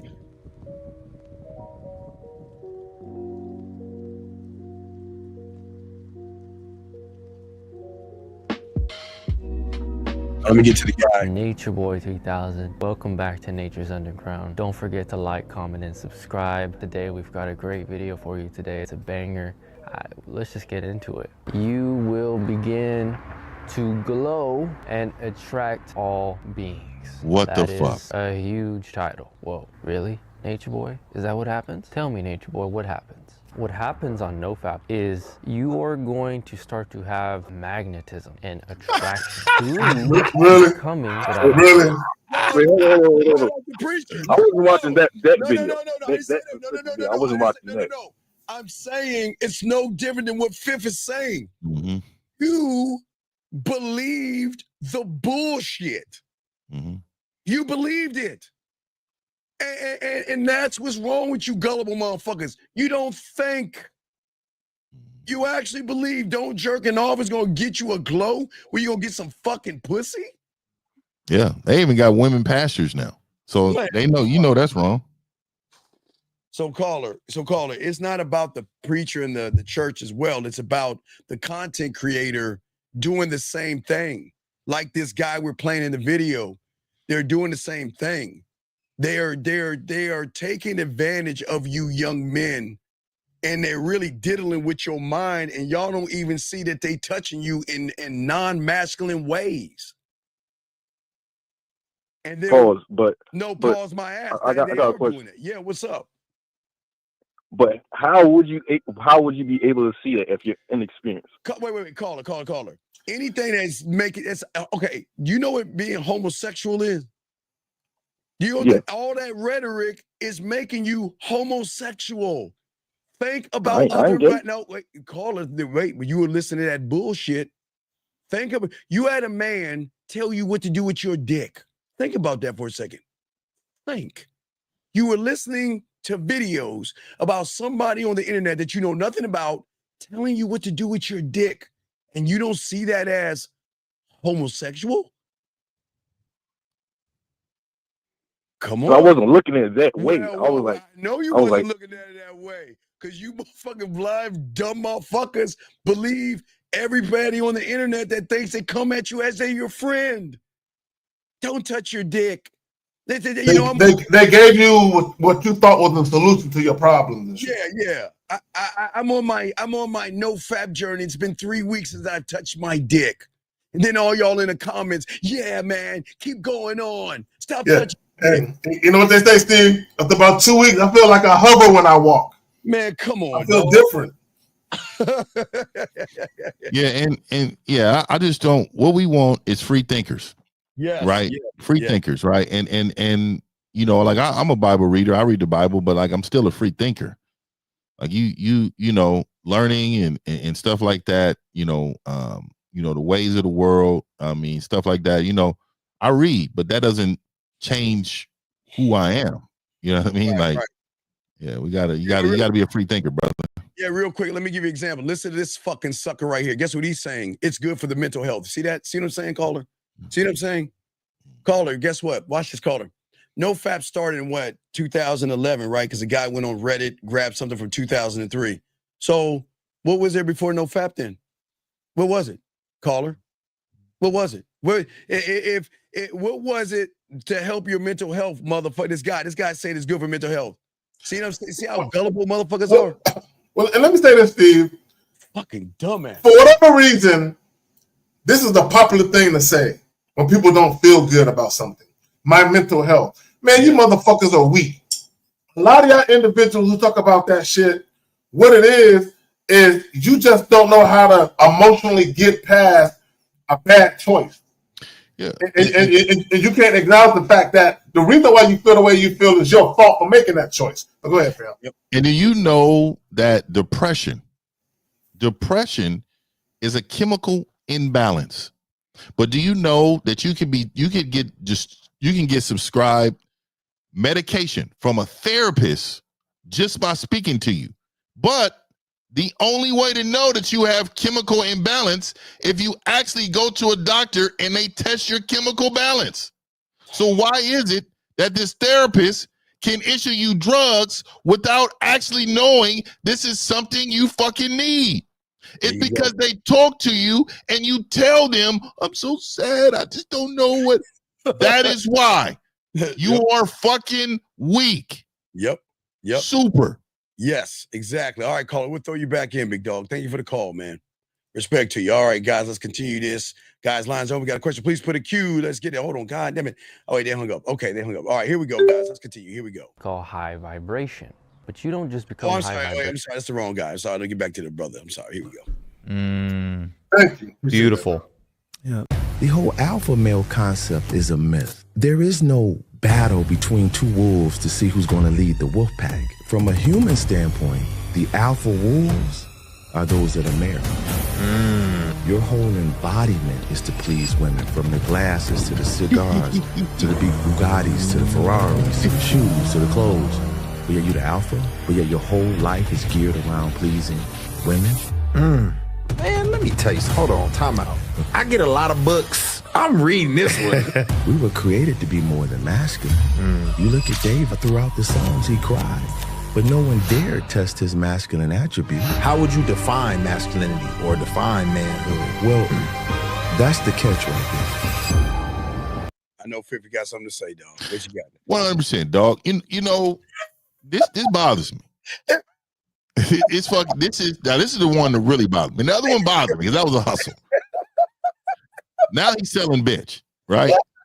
So for him to say alpha, meaning, dog, we even men are meant to dominate each other, right?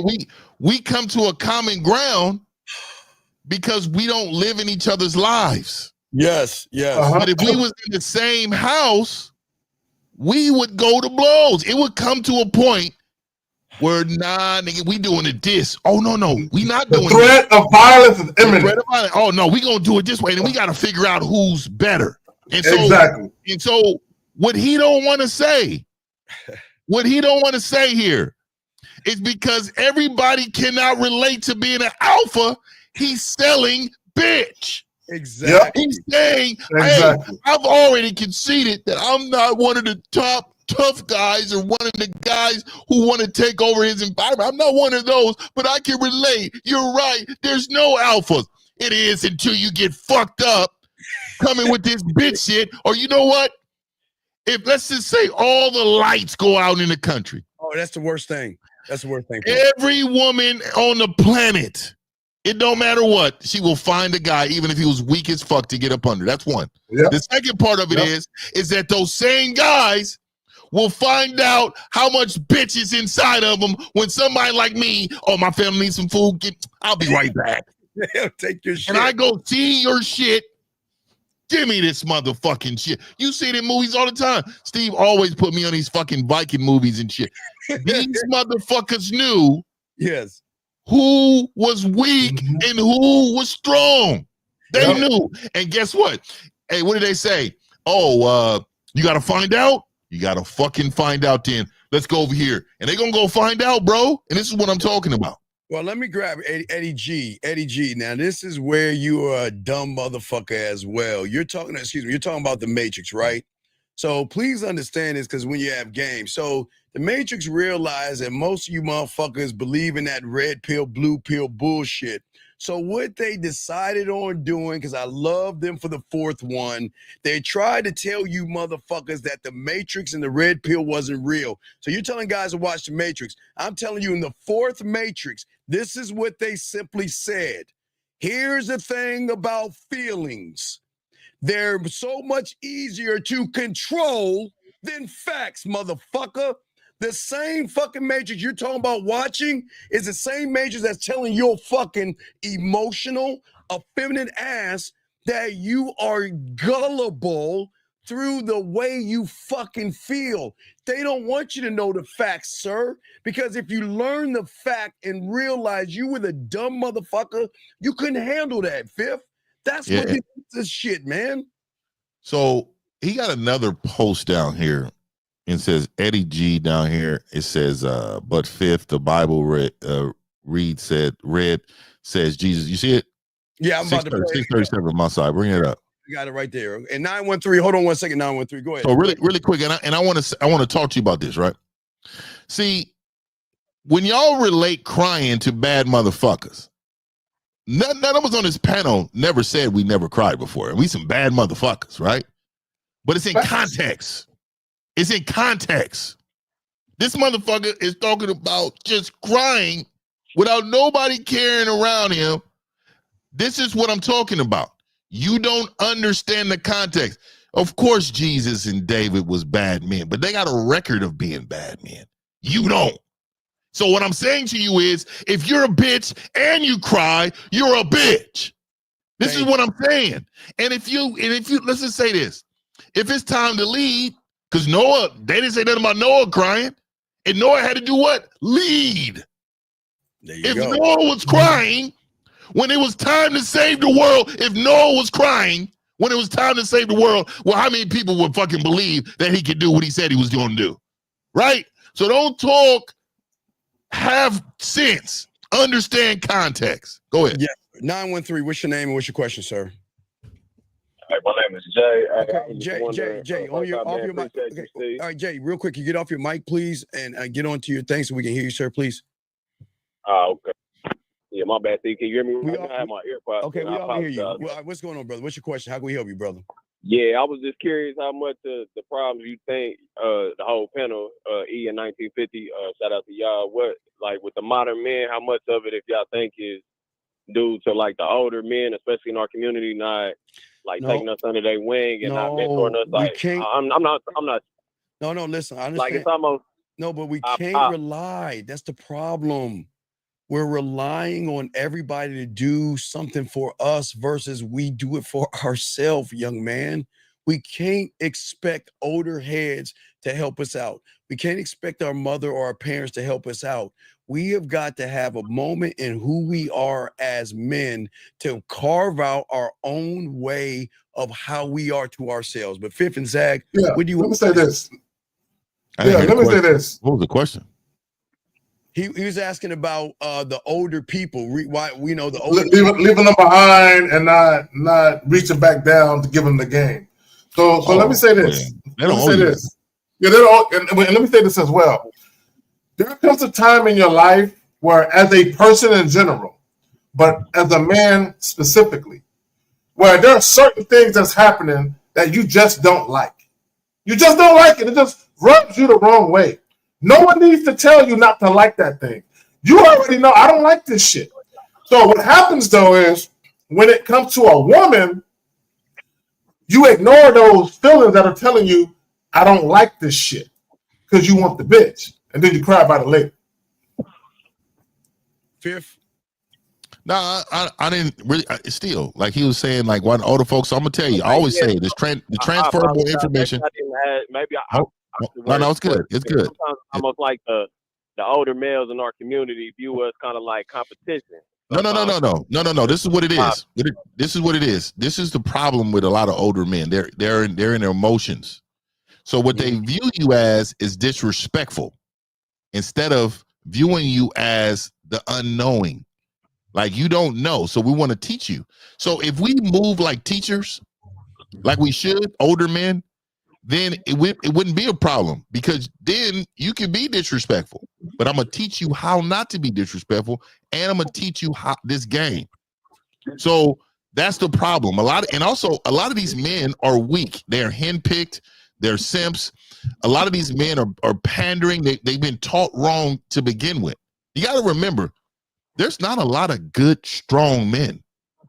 And because of that, they have taken over. A lot of this world is taken over by weak men. So that's why I always said, if something happens in this world, the strong men will just be just fine, dog. You know why? Because these cowards, we're gonna eat for years and years. We're gonna have whatever we want. We're gonna do whatever we want because they're weak. And so I get what you're saying, caller, but at the end of the day, that's what it is. They're not teachers. Yeah. And nobody knows you. Right. No one owes you anything. But any other question, big guy, before we throw you back in? Nah, that's it. I just want to say thank y'all. I appreciate y'all pragmatism and the game y'all bring. Yeah, I appreciate you, C. the Dean. Let me come on your platform, and hey, thank you. I'm gonna keep watching. Respect, brother. Respect. Respect to you, brother. Thank you. Very great call. All right, here we go, guys. Wait, let's grab this call. 585. What's your name and what's your question, sir? 585. What is your name, sir, and what's your question? It's Zeke. What up, Steve? How you doing? Sir, what is your name and what's your question? And get off your mic and talk so we all can hear you. What's your name and what's your question? It's Z. You hear me? Sir, do you have your headset on, sir? No. Okay, what is your question? How can we help you, buddy?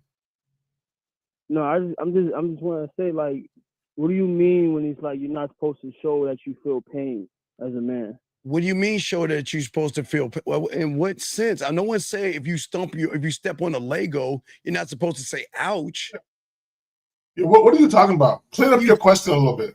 Yeah, clear up your question. What do you mean by feel pain? Around a woman? Yeah, I mean, what's wrong with that? Nigga, you ain't supposed to do nothing but man, that's so you wanna cry around a woman? You think that's good to do? You wanna cry around a woman? No. I honestly, I think it makes you more of a man if you can. But I'm I'm not gonna fight you on that. If that's what you believe, you're in the wrong place, buddy. This ain't Yeah, for yeah. you. So you said it makes you more of a man when you cry. Is that what you said? Around a woman. Oh, around a woman. Okay. So give us an example where that benefited you. You said what? Give us an example how that benefited you. How did that benefit you crying around a woman? What do you mean? How does it benefit me? So you hold on. Every man, you said makes you a better man. So as a man, hold on, let me finish. Every thought process that we have is rooted in foundation of our principles and standards.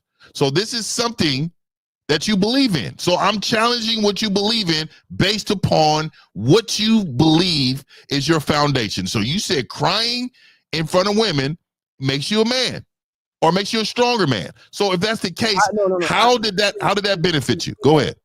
I didn't say it like that. I'm saying like you get a woman, right?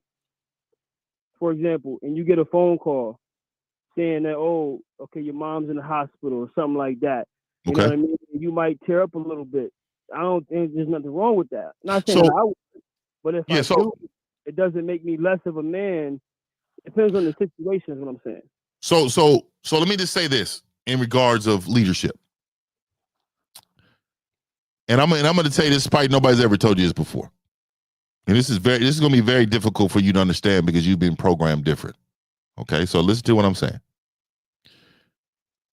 The biggest thing about being a leader is that you have to sacrifice for the good of everyone. So if you're not able to sacrifice for the good of everyone, unfortunately, you will be considered not a great leader. And that would make you weak. So let me explain that to you. All right. So like you said, I'm going to use the same example. If I was called to my mom was in the hospital, I am a person of finding out what happened. Okay. So then I'm going to inquire. That's just who I am. I need to know. If I don't know, then I'm not going to be emotional until I know. And my emotion is going to look different than yours. You know why? Because I'm not led by my emotions. Meaning I'm going to, in that moment, I'm going to say, let me remove myself from everybody around me in order for me to regulate my emotions. Yep. So now, if I need to drive fucking down the block in order to get my emotions together, I'm going to come back the strongest man they ever seen in life. Oh, you know what? Everybody get the clothes on. We're going to go down here. So this is what I need from y'all. My mom, I know, y'all know her. Y'all love her. Grandma. She wouldn't want you to see. She wouldn't want to see you in this way. So you need to tighten up your emotions. We're going to go down there together. We're going to celebrate her. We're going to pray over her. And we're going to do everything we can to be here for the family. You hear what I said? See the difference? Oh my God, man. Oh my God, what? God. What? You know what's crazy? 1950. You pretty much just said that you're scared to show your emotions. No. See, and this is what you didn't hear. What word did you miss? What word did you miss? You missed the word. No, I'm not gonna let you go. I'm not gonna let you go because you missed the word sacrifice. What did I say? What does sacrifice mean? Oh my God. Yep. What does sacrifice mean, caller? Nigga, you want to drink right now? Oh my God. If you got to drink, you're weak. If you're going to a drink, that's a coping mechanism. I don't have to drink. I said you making me want to drink because you're stressing me out. Oh my God. How am I stressing you out? Wow. This is why you're crying. This is why you're crying. This is why you cry. Huh? This is why you cry. So you want You're us to be stressed like out you. easy. How did I stress you out? Said that. So we should be like you? You want us to be like you? No, I asked you a question. I never said I want you to be like me. So would Only you? I could be like me. So if and you could want be to, like if you me. want to do that shit, who gives a fuck? Why you bring that? We don't give a fuck what you do. Why are you bringing that to our doorstep then? Who gives a fuck if you cry? Yeah, if you want to cry, that's what I said. You How does gotta it benefit? cry. How does it benefit you? That's what I'm saying. How does that make you? How does that make you a man though? Because I can tell you how it does it. You tell me how it does. That's what I'm telling you. I just so told tell me you. how does it? What does it benefit? How does it change the fact that she's still in the hospital? You crying? Please, how's that gonna fix things? How's it gonna solve things? You crying?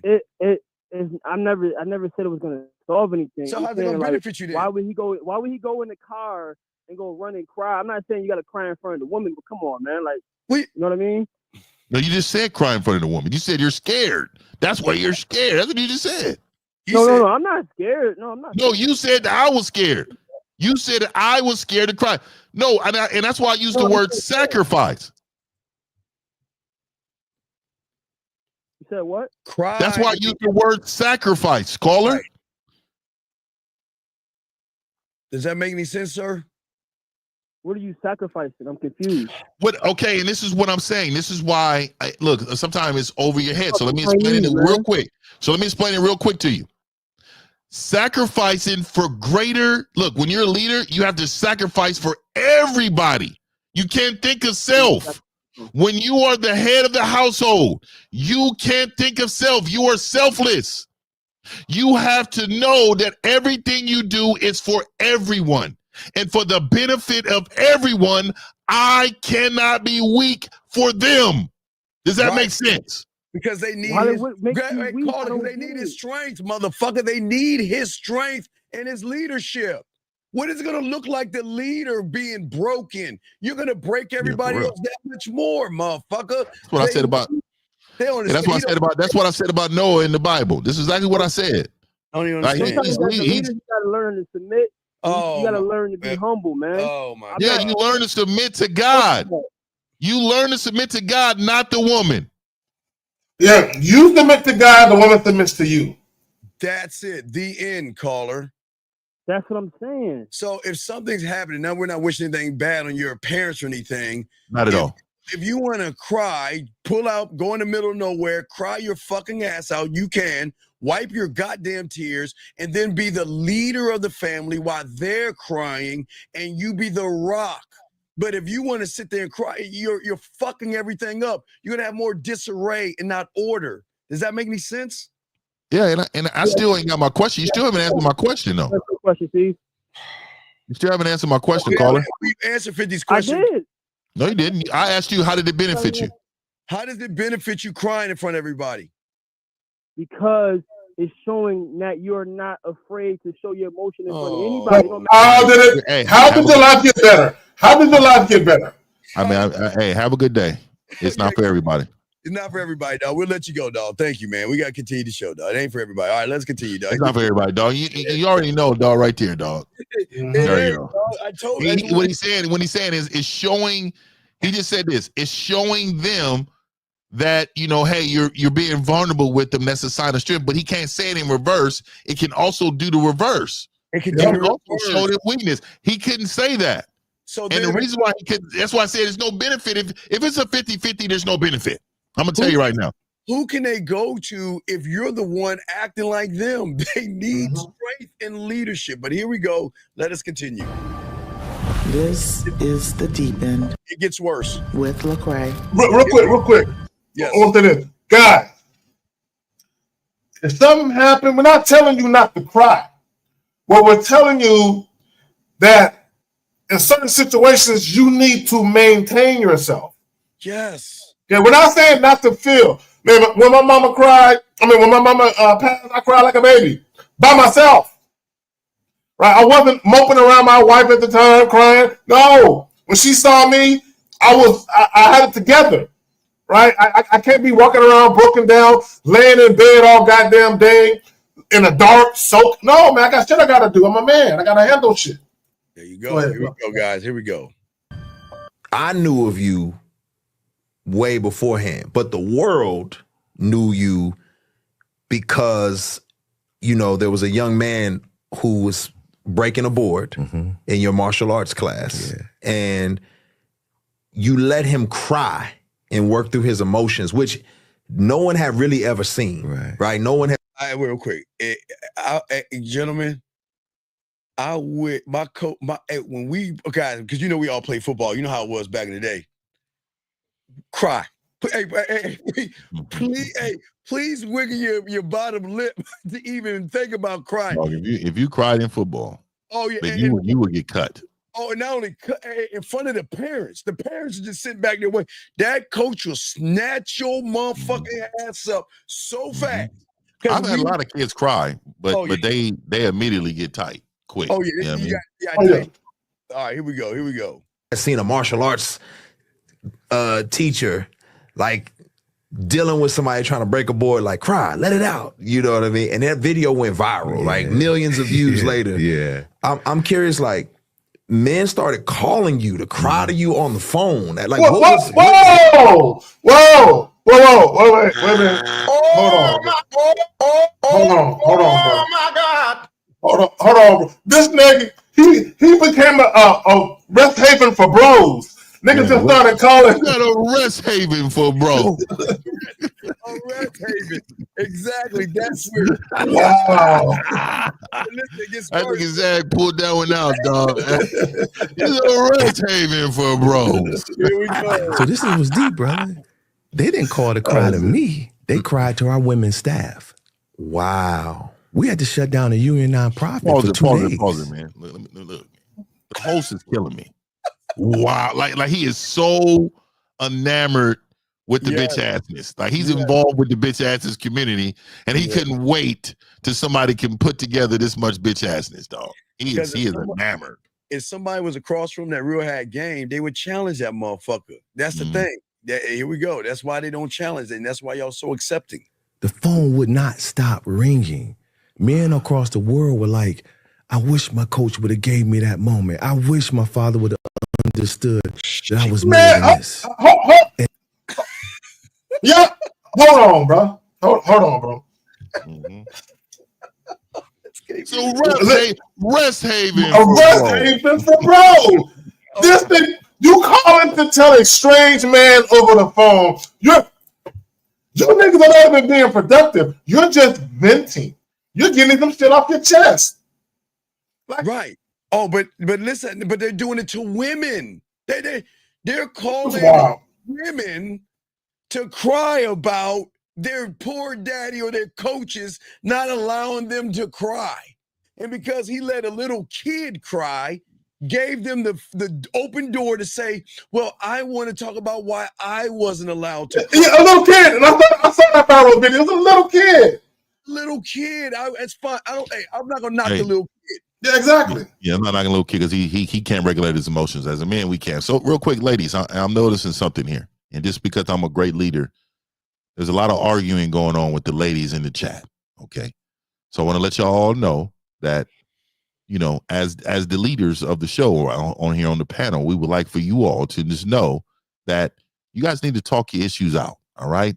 If it gets too aggressive, we'll let you know who to eliminate and who to ban. All right. We just wanted to lead that because I see a lot of the ladies in there going back and forth with each other, silencing each other. Hey, they dog walking each other. Look, we can't have that in the community. All right. Just want to let y'all know it's leadership. Yeah. All right. Hey, unless there's some jelly and mud involved, but here we go. in oil. Right, oil, right. Put some oil on that ass first. Here we go. I used to think it was a black thing, like only black men struggle with this. That's when I was awakened, like Most High was like, no. All men struggle with this. No. Men from Australia calling, crying. Asia, I mean, it was like, whoa. And in that moment, what people don't realize, the student Bruce, he broke the board many times before during practice. I knew it was his fear of failure because his family was all there. And that's why I dropped to one knee, being more intentional with discipleship. Like, you're the most important person in this room. And I wanted to free him. I said, oh, we cry as men. No. See, what the teacher should have done is say, first off, it's okay. I would have said it's okay, young man. But what I need to do is focus on the task at hand. You shedding a tear, young man, is not going to break the board. Don't focus on the people around you. Focus on the board. That's all he had to do. Yeah. And also too, I'm a great motivator, but I motivate with passion and energy. So I would have been in there really on some, look, you can do this, and not only can you do it, but I'm gonna do it with you. We're gonna do it together. Bring me aboard over here. And we're gonna, that is the motivation that this young man needed. You need to tell him, oh, it's okay to cry. No, it's not. No, men ain't crying. Men ain't crying when we gotta overcome something. That's what I mean? Celebrate. Because something is hard to do. Okay, if you run into a roadblock and it's just frustrating, cry. No! Because it's not going to change anything. It's not going to change nothing. So if you're unemployed and you've been looking for a job for a year and you come home, should you just start crying in your hands? Nobody gonna hire me. Why nobody want me? Like, that what you gonna do? Yeah. No. Doesn't change shit. Here we go. I want to let you know that. And I tell brothers who don't like physically share tears, you may get them tattooed, but you're crying the wrong way. You're crying through spousal abuse. You're crying through alcoholism. You're crying through pornography. You're crying through depression. You're crying through suicidal ideations. So why not cry the right way? Well, wait. But again, see, this is where the game comes in. And like I was showing, and Fifth, you didn't get a chance to see this, but for you guys out there, when you guys learn the game, the love that you have for yourself at the highest point, as I was showing you, you are the prize. You are the king of your life. You know your value. You know your self-worth. And without those things, gentlemen, this is why everything's all fucked up right now with a lot of these young guys, because Fifth and Zag, because they don't want to hear the truth. They rather hear the whole lie versus a little bit of the truth that can create a whole different world for them, gentlemen. What say you before we continue? No, you're good, Let's go. All right, here we go. Let's get it. Here we go. The natural way, and release all that you've been holding on to. So you have all of these grown men calling with broken boys inside. Like, in that moment, they saw themselves on that mat. And I had no idea we had been doing it, because I was liberated when my mother had the stroke and I cried, and my students saw, oh, I can be human, but the world hadn't. And so hold in that moment. Hold on. What is Alex in the comments? What is this last one? Let me see. Alex in the comments. Pick mental health. It picked me, motherfucker. Is that what he's saying? Yeah. He said, I have brain damage. I promise I'm not crying with suicidal. Okay. Alex. I don't know what Alex. I don't know. Maybe you call in or something. Maybe you trolling or something. I don't know. Yeah, maybe he's trolling, because Alex, I don't know who the fuck you talking to like that, but you ain't gonna be this motherfucker like that. So I don't give a fuck what your situation is. You call in or shut the fuck up. But you better have some respect in this fucking room. Tell you that much, motherfucker. How about that? Here we go. It was surreal, because I didn't know what was like. When it went viral, I didn't know why people were calling. Yeah. It was just normal. But when you give a young boy, first you affirm that nothing is wrong with you because you're a human being. Those tears are triggered from a deeper emotion. Your soul is grieving. It's natural. Yeshua, the most powerful person, God, man, to walk the earth, okay, cried when Lazarus died, okay, wept openly in the streets of Jerusalem. If I do that now, guys are like, what's wrong with you? Yeah. No, I'm human. I will not be boxed in anymore. And so that's what made that moment powerful. Yeah. What was your last book? I'm Restored. Yes. Yeah, that was with Zondervan, right? Yeah. Yeah, man, I just appreciate you sharing the other side of who you are and showing, so brothers know that we don't have to wear this facade, you know, and the Superman cape that's strangling so many men. Right. It's time to take that off and Okay, can you pause it? Can you pause it? And again, guys, we've never told you not to accept your emotions. Again, happiness, sadness, joy, anger. Just regulate it. Yeah, just regulate yourself. Yes. Make sure that you're not making decisions that could compromise you because you're emotional at the time you're making it. That's all we're saying. Even with women, a lot of you guys, you're way too emotionally invested in the outcome of the interaction. That's why you're struggling. And what a lot of people don't understand is you are literally making yourself detest something. You're making yourself despise something because of the way that you're going about trying to attain it. Yes, here we go, guys. Here we go. Got a question. Put a cue. Lines are open. Here we go. Humanity that the Most High has given us to live in. So I commend you for all. Hey man, I'm honored. It's always helpful to hear somebody who can put a person in the arm bar tell you that it's okay to cry. Yeah, for sure, man. You know what I mean? I had to, that's I think what launched everything for the cave. And so, but prior to that, brother, I don't want to get too far ahead. No, go ahead, yeah. But what's interesting, you bringing that up, as I was writing this book, I'm like, man, what allowed my boys the freedom to cry? Because when I first started, I embodied just only discipline. In martial arts, that's all they saw. They didn't see a tender side to me.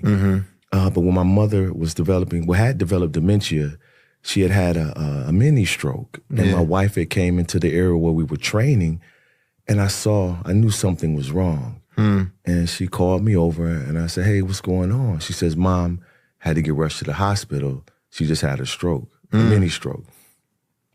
That was the first time, brother. So here I'm in the middle, my gi, ready to train, my kids excited, all the fathers are there, and I get overwhelmed with emotions. And I'm fighting it, and I'm like, man, what is this conflict? David cried throughout the scriptures. Yeshua, Jesus cried. Walk to your car, get in the car, drive to the hospital, and cry on the way to the hospital. What the fuck the problem is?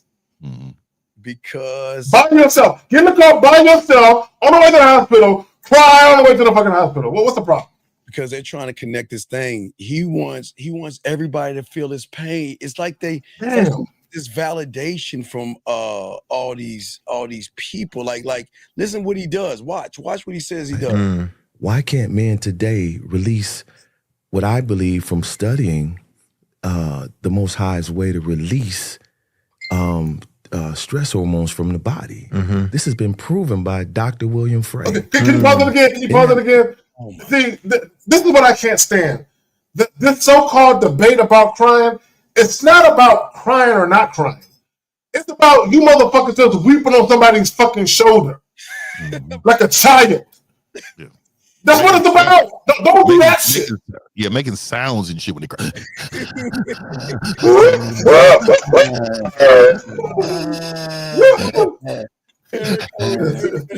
Erico 760. What's your name? What's your question, sir? What's up?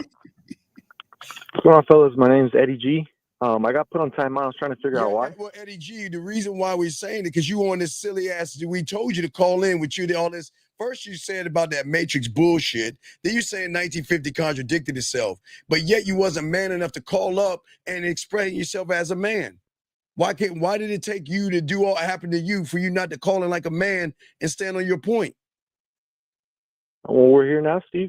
Well, of course. Yes. Explain yourself.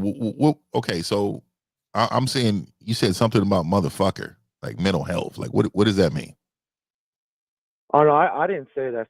That was a different this comment. is the one that was this is earlier. This is talking about the Bible. This guy. Okay, yeah. So how am I contradicting? So when I had said you were contradicting, it was in regards to you saying that we're not supposed to cry, and I was just making the comment that, I mean, you acknowledged it that Jesus did cry, David cried, and then you also said that they cried in context to them going through something. I agree with it. You're right that they didn't just cry for every emotion. They cried because they were going through something. Yeah. But with that said, I also think that you got to be put under pressure, and when you get put under pressure, that's where you grow, and that's where you become a man. That's okay. What happens Okay. So really quick, was Jesus married? No, sir. Okay. So did he have a family to look over? Yes, sir. So he had he did what he did based upon himself, though, right? In that moment, correct? What do you mean by that? I'm not So he tracking. cried over, and also it was over people's death too, correct? But he cried, he cried because of what? What was the reason why he cried? It's because he didn't have to look out for anybody but himself, correct? Well, he didn't have to, but because like you guys already established, when you're a leader and a good leader, you put people in Exactly. front So of this is you. what I'm talking about. It was all in context. It was all in context. So what the context that I use was a family one. Mhm. If you have a family there, right? So if you at the house by yourself and you watching if you watching a fucking Disney movie and you start crying, will it matter? If you're there by yourself, would it matter if you're crying over a Disney movie at the house? I mean, I'd question you, but I don't think. No. I'm talking about if you're there by yourself, would it matter if you cried or not? No. No, right? Why? Because you don't have anybody there to protect based upon your strength. So what we're saying to you is, it's crying to everyone is a sign of weakness. Why do you think babies cry? That's how they communicate, and they're guilting you to help. They're playing on your emotions. So if you think about crying as an adult, it's used in other ways, right? Grief and all these things, right? But it's still a sign of what? Weakness. Weakness. So what I'm saying is, if you have to protect others, what are we telling you to do? To be strong. To be strong. And so that is what I'm saying. But when you name and you said I'm being a hypocrite, I'm not, because when you mention like Jesus and David and them, right? They didn't have to protect nobody, man. They're in the moment. If I was out in public and I was just by myself, but I saw something happen to a kid, and I went over there and saw that kid on the ground and something tragic happened, and I teared up right there, would it matter? No. It wouldn't, because I'm not protecting anybody, right? And I'm there by myself. Yeah. And I'm there by myself, right? But what I'm saying to you is, it's still, even though I'm there by myself, it's still a sign of weakness. And men take that as us saying, don't cry. We're not telling you not to cry. We're telling you regulate your emotions in context of what the situation is. I've heard Steve say it before. Drive way out in the jungle deep and then let it out and come back. Like country. We're talking beat on the steering wheel if you have to. We're talking about the head of the household. The biggest sacrificer is the man. You are there and you have to sacrifice. The caller, he called in and he said it shows a sign of strength to call. It shows everybody a sign of strength, which we know that's not the case, because babies use it to guilt you, and it's a sign of weakness. Go ahead. I was just gonna say, I completely agree with what you're saying, but I do disagree with the caller saying it's a sign of weakness or a strength. I mean, but I do think that you're not giving a fuck about caller. You're not a man. You're not a man. You're saying this from a male's perspective. So through your I am a man. No, dog. A man wouldn't say the bitch ass that you just said right there, dog. You're not a man. You're a male. What did I say? What did I say that made me a bitch ass man or male? Only bitch is gonna talk about you. You are fucking weak in the eyes of a man, but you're not a man that even know. He just explained it to your bitch ass. You still don't understand. So look, listen, no, I understand. Young man, I understand what this listen. Sometimes everybody can't be a lion. Sometimes you got to be a duck, and sometimes you got to be a bunny rabbit. So yeah, not everybody can be a leader. I agree. And not everybody can be, and everybody can't be a man either. Some people can be the president. We can't all do the same shit. And not everybody can be a man, sir. We're telling you, it is a sign of weakness. If you can't see that, then you have more of the problem. We don't. Oh, but what makes a man, Steve? I think a man is made out of tribulation. You're not born a man. You're made a man. You have to go through some shit to make you a man. You can't. You don't just wake up like Fizz already said. When you're a baby, babies cry to get attention. It's a sign of weakness to be nurtured. But a man is made through shit that he goes through. You Tell have me to go something that you went through. What did you go through to make you a man? I've been through a lot of shit, Steve. Give me an example. A lot of shit. Give me something. I lost my parents when I was really young, so I had to learn how to.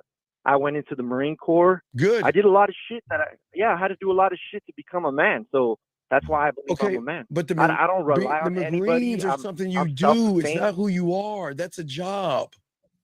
That's a job. Self-sustaining and being reliable and trustworthy and a man of integrity and being loyal.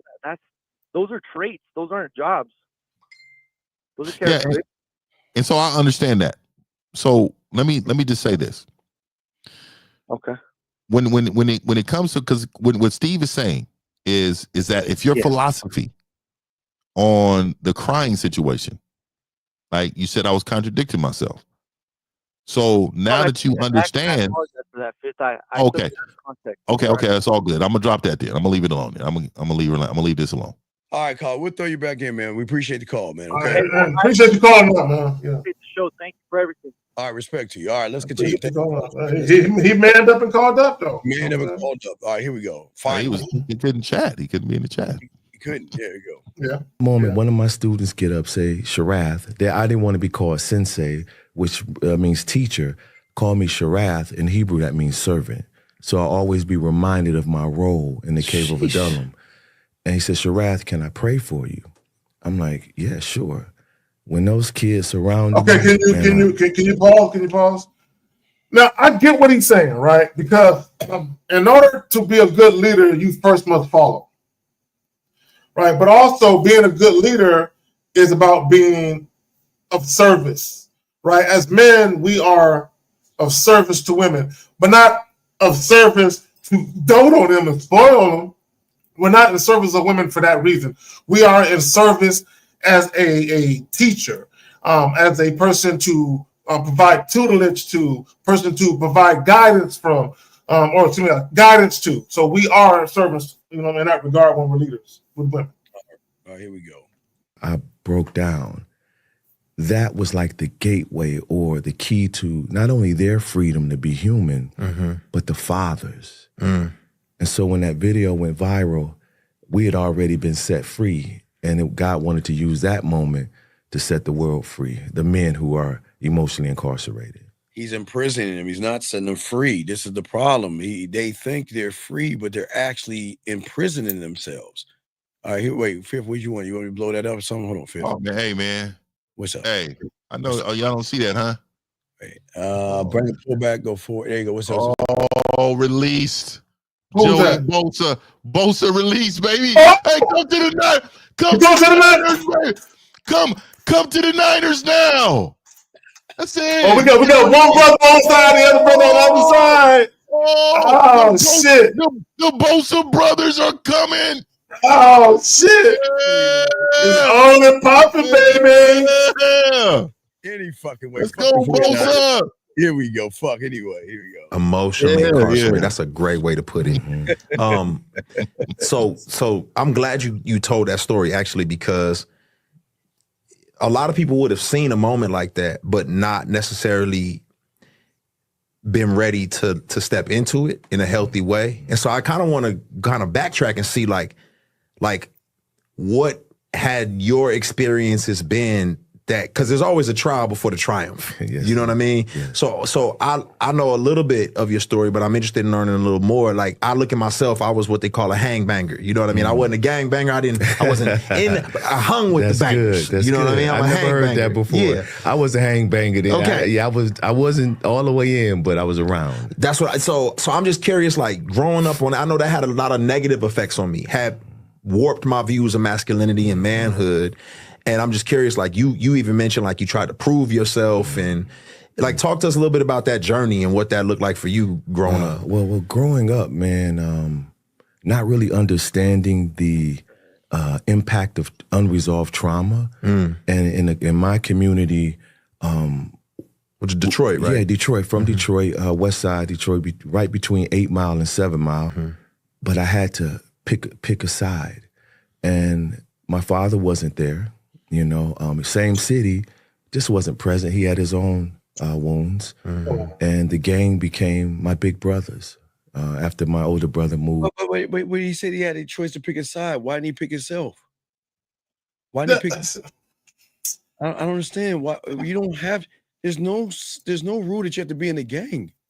There's no rule that you can pick a side. You can pick your own side. See, that's what I'm saying, Steve. Well, this is what guys want to do. It's kind of like a guy who would have unprotected sex with a woman that they just met, eat in her, and then when she get pregnant, automatically assume she gonna get rid of it. And then when she don't, it's an issue. My thing is, why are you putting that type of trust in someone else's hands? Right? Guys, they want to make these decisions, but they don't want to own up to the fact that they made the decisions. Because my thing is, we'll bring it back to women. Why are you giving that woman so much power that from an emotional standpoint, if that woman does and or says something, you are an emotional wreck? Why does she have that much power? But go ahead, Steve. Yeah. Wait. I got a quick question. I'm sorry. If a man tells a woman he wants to be polyamorous because where's that at? He's going to see other women, she doesn't agree to it. Is he cheating if he pursues to carry out his own plan? This is why you don't have. So, this is. It says a man. It says a man tells a woman he wants to be in a polygamous because he wants to be polyamorous. I'm sorry, polyamorous because he's going to see other women. She doesn't agree to it. Is he cheating if he pursues? Yes, he is, because that's not the contract that she signed. So, dog, like, this is what I'm saying, dog. Won't you just tell her, hey, if you don't do it, hey, we don't need to be together. Yeah, that's it. We ain't about to rock. Like, if you want to be with me, you got to follow these rules. Because it's because he don't want. So go ahead. Okay. So J-Man, dude, see, y'all problem is when y'all want to finally be honest with the woman that you desire other women or that you want variety, y'all are talking to the woman as if you're asking her permission. Is it okay? No. A man gonna tell her what it's gonna be, and like Fifth saying, if you want to stay with me, then these are the guidelines. The terms and conditions have been reset. You know what I'm saying? So if you want to fuck with me, this you got to be cool with this. And I'm not asking, because see, what's gonna happen is either we're gonna have a discussion, a brief discussion. I'm not gonna explain myself, but a discussion so she knows exactly what it is, or she got to bounce. Well, she gonna take herself out the play.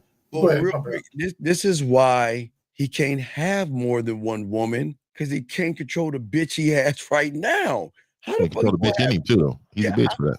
Right? How you gonna have more than one woman and you can't even be honest with the fucking one you have right there? So if a woman in my life, she decided to become a vegan, I wouldn't stop her from doing that, right? Right. But if she said, look, I'm no longer cooking meat for the family, I would tell her it is over. Exactly. Right? Yes. So why would I just say, oh, okay, and then go out and buy meat and cook it for myself? No. Your responsibility to cook is for the family, and I'll dictate what we eating. So for me to accept your vegan cooking because this is something you want to do, no. Yeah. So all I'm saying to you when it pertains to the question, you do what you want to do as long as you tell them what you're going to be doing. And I've had many vegan women cook meals. Yeah. A slab. Yeah. Slabs of steak. Yes, look. Season your shit up like this. Here you go. Season your shit up like that right there. And you got to slap it down the steak and rub that motherfucker in with the virgin olive oil. You know what I mean? Yeah. It's good for your heart. There you go. Put it on that parchment paper. Yeah, bitch.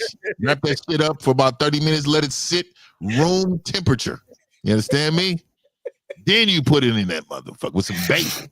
Hey, and this shit tastes really good. They put love in that shit. Here we go. Guys. Here we go. Guys, got question lines open. Here we go. To Texas, Sinclair, the gang. I knew Smith and DJ Jazzy Jeff when they were together. So we were really popular. I'm gonna get to get shit before you because I know you got much time. So let me get to it's all good. Yeah. Be that guy. Absolutely. You know what I'm saying? That's powerful. That's good. I was even with the title, it's like, How many of us are the wrong man in the moment? How often do we blow those moments? You know, I often compare, you know, our emotional repertoire to the 8 box of crayons versus the 64 box of crayons. I break it down in there. As men, we used to the 8, you know, having 8, and I tie it to the emotions, but we only pull 4 of those out: anger, boldness, aggression, and maybe fear. Okay? But women, they choose to use all of the emotions that God has given us both. And then we wonder why we can't communicate with the women in our lives. It's always like a conflict, like, she don't understand, you know, I'm trying to do this and this and that. Like, you're not really hearing. Can you pause it? Okay, guys. See, this is about mastering your emotions. This is not about letting your emotions out. It's about mastering. So if you're only exhibiting 4 emotions out of 64, then that's on you. It's not about having these emotions. It's about managing your emotions. The bottom line is this, and it comes down to identity. Who are you? How do you communicate yourself to the world? How do you convey who you are? The problem is, and what they're bypassing is, a lot of these guys, they don't know who they are. Instead of teaching men how to fucking cry in public or over the phone, teach these men to learn who they are so they can become at one with their identity, so they can stop fucking crying. So they can figure out a solution instead of bitching about it. Biff? Come on, man. I didn't even hear that, dog. No, what he was saying, I'll play a little bit more. Here we go. Yeah, we'll get your opinion. You can't meet her with what she's saying. Oh, yeah. Because you only got... Yeah, I did hear that. So, dog, what he wants you to do is speak her language, and that's never what a man's supposed to do. Saying, why are we speaking? Why are we speaking woman? We used to be speaking man. You see, you can't even talk to it. Now, I agree with him in a couple things, though. There do be a lot of you emotional motherfuckers that emotionally speak to women. That's why they have no respect for you. But if you come to a woman with directions, a plan, and destination, they will follow. And so y'all listen, there's nothing wrong with hearing your woman. Right. There's nothing wrong with hearing what she has to say. There's nothing wrong for her having a question about, you know, some things that are going on. But you got to remember, if she questions too much, she don't trust you. Yep. There you go. And that's big facts. That's big fact. Damn, fuck. 4 colors, brother. So she pulls out violet. She's trying to communicate violet. All you got is purple. She pulls out lime. You trying to get green and yellow, like, okay. I guess I'm gonna be that clear crayon. I guess y'all understand. It might be. I guess we clear crayons because I'm not giving a fuck if she's blue, green, aqua, and all that other shit. She's going to follow me, and if she doesn't, there's the gentlemen. They're not that special to keep around. Yeah, see, when he's trying to talk is he's trying to make it seem like you're trying to get on a woman's level. No, the woman needs to come up to your level. Guys, this is why it's important that a woman respects you, adores you, and admires you, right? Because she's trying to get to your level. You're teaching her. You're upgrading her. How the fuck can you upgrade a woman when you're worried about having 4 crayons you can use to her 64? But you don't see how hard I'm trying to work. No, your heart is too hardened. You're hearing her words, but you can't hear her heart. And so we respond dogmatically, and now our wives put their hands up. There is no communication at that point. Real quick, I don't think they understand that men are great lovers, and men are... See, a beautiful thing about a man is he knows how to make a woman feel like a lady when it comes time to make her feel like a lady. And that's where he's missing the point. He thinks that we running a dictatorship. See, a lot of people think what we're trying to teach is we're dictators. No, we know how to make our women feel special. My job is not to make her feel happy. I know how to make her feel special. Zach knows how to make his woman feel special. 50 knows how to make his woman. You want to know why? Because they running behind us. They ain't. See, here's Fif. I know you're about to go. You want to say something? No, you good. Go ahead. No, see, this is my thing. Because basically, essentially, what he's saying to me, this is what I gather from it. Maybe when I listen to it a little bit more, I might change, my mind. But what I gather from it is that he's saying, match your emotions with hers. Violet, you need to see if you can come with Violet to meet her where she's at with her emotions. And my thing is no, because at the end of the day, somebody has to be logical in the situation. Somebody has to have the position of order, maintaining the order, but also being able to make a decision to rectify or the issue or find a solution for it. My thing is, if both people are emotional about the same shit, nothing gets done. Nothing gets solved. Here we go. And so I had to learn how to become a verbal processor and process in real time, like what is my wife really saying?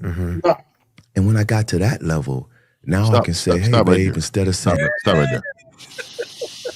So I got to say this before I get up. So if you don't know what she's saying, and you didn't know what she's saying, that means you're not prepared for the situation you're in.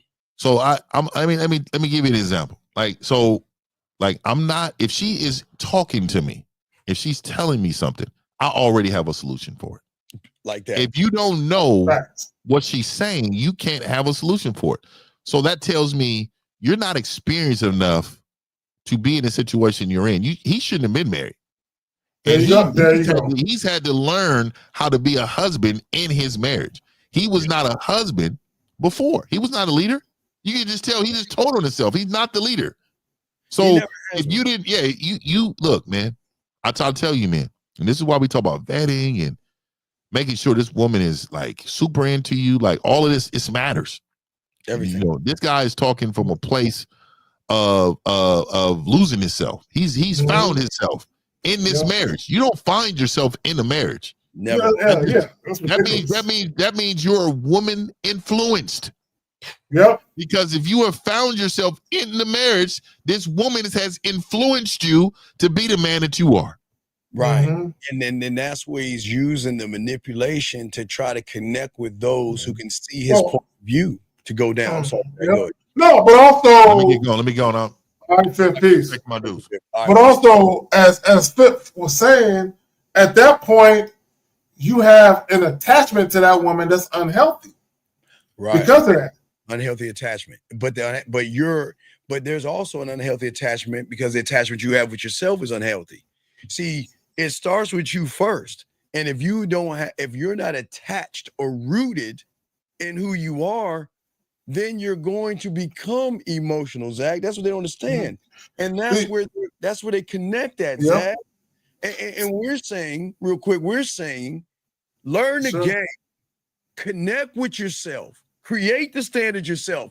And what they can't believe is a woman will actually follow and shut the fuck up. And she will. And serve. Hey, Zach, and love every second of it, Zach. Love it all. And love it all. And knowing that it's today he's going to let me go. Today he's going to get rid of me. It's today he's going to elevate me. What is he going to do today? But I just got to sit and wait because I'm going to wait for my man to make these decisions. That's what we telling y'all guys in this game, man. Guys, I got a question. Go ahead, put a cap your questions. We got y'all. We still chopping this game up. Here we go. Check it out. You piss me off or just accelerate to anger fast. I can say it hurts. Can you pause it? Can you pause it? Okay, no, go ahead and let him say what he's about to say when he said it hurts me. I got to let him finish that up. What did he say? Fuck is this? Okay, all right. I'm sorry. Here we go. That you don't trust me leading this home. Okay, pause right there. Pause right there. Steve. That's crazy, dog. This could all be simply resolved by doing this. Dealing with women strictly on your terms. That's it. That's all you got to do. There is no this hurt. Gentlemen, okay, I get it. Y'all worship pussy. And I get it. Y'all want these mythical ass relationships and y'all want all this happily ever after. You want your person. But like Zach said, men don't talk this way. Zach, you hurt. You don't go to a woman and tell her you hurt. Okay, listen. I'm not saying women are vicious, Zach, but God damn it, if you give them ammunition, all they're gonna do is collect it. And they know how to put their thumb on your fucking ass and their foot on your neck when you show them weakness. But Steve, what kind of conversation is that? What, bro? I couldn't even fathom me having a conversation with a woman where I'm saying it hurts my heart that you don't trust me. Like I would never be in that type of situation where I'm having that type of conversation. But that's what I'm saying, Zach. That's what they're trying to teach all these guys out here. They're okay, guys. You don't understand that the world is not your friend and your mind is not your friend. This is And a wild lot to of me. these motherfuckers are not helping you help yourself. How is it going to help you to cry and tell a woman you're hurting me? What the fuck is that going to make her do? And how is she going to look at you guys? Y'all have to open your eyes up to this shit. Here we go. Then why don't you submit to me? Why don't you trust me, babe? Yeah. What? Wait. Okay. No, go ahead, Zach. One more First of all, that's passive. It's extremely passive to ask a woman why she ain't doing the things that you want her to do instead of just getting rid of her ass. It's extremely passive. Why are you being mean to me? Why every time I ask you to do something, you resist me? Like, dog, I would never have these conversations with a woman. Never. Yeah, I know. And that's what we're trying to. So y'all young What men. the fuck are we doing?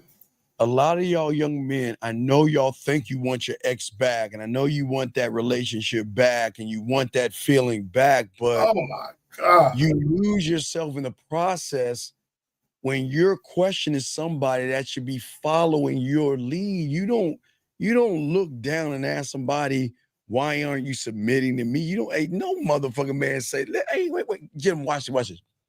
She is allowed not to submit to you guys. Exactly. See, guess what?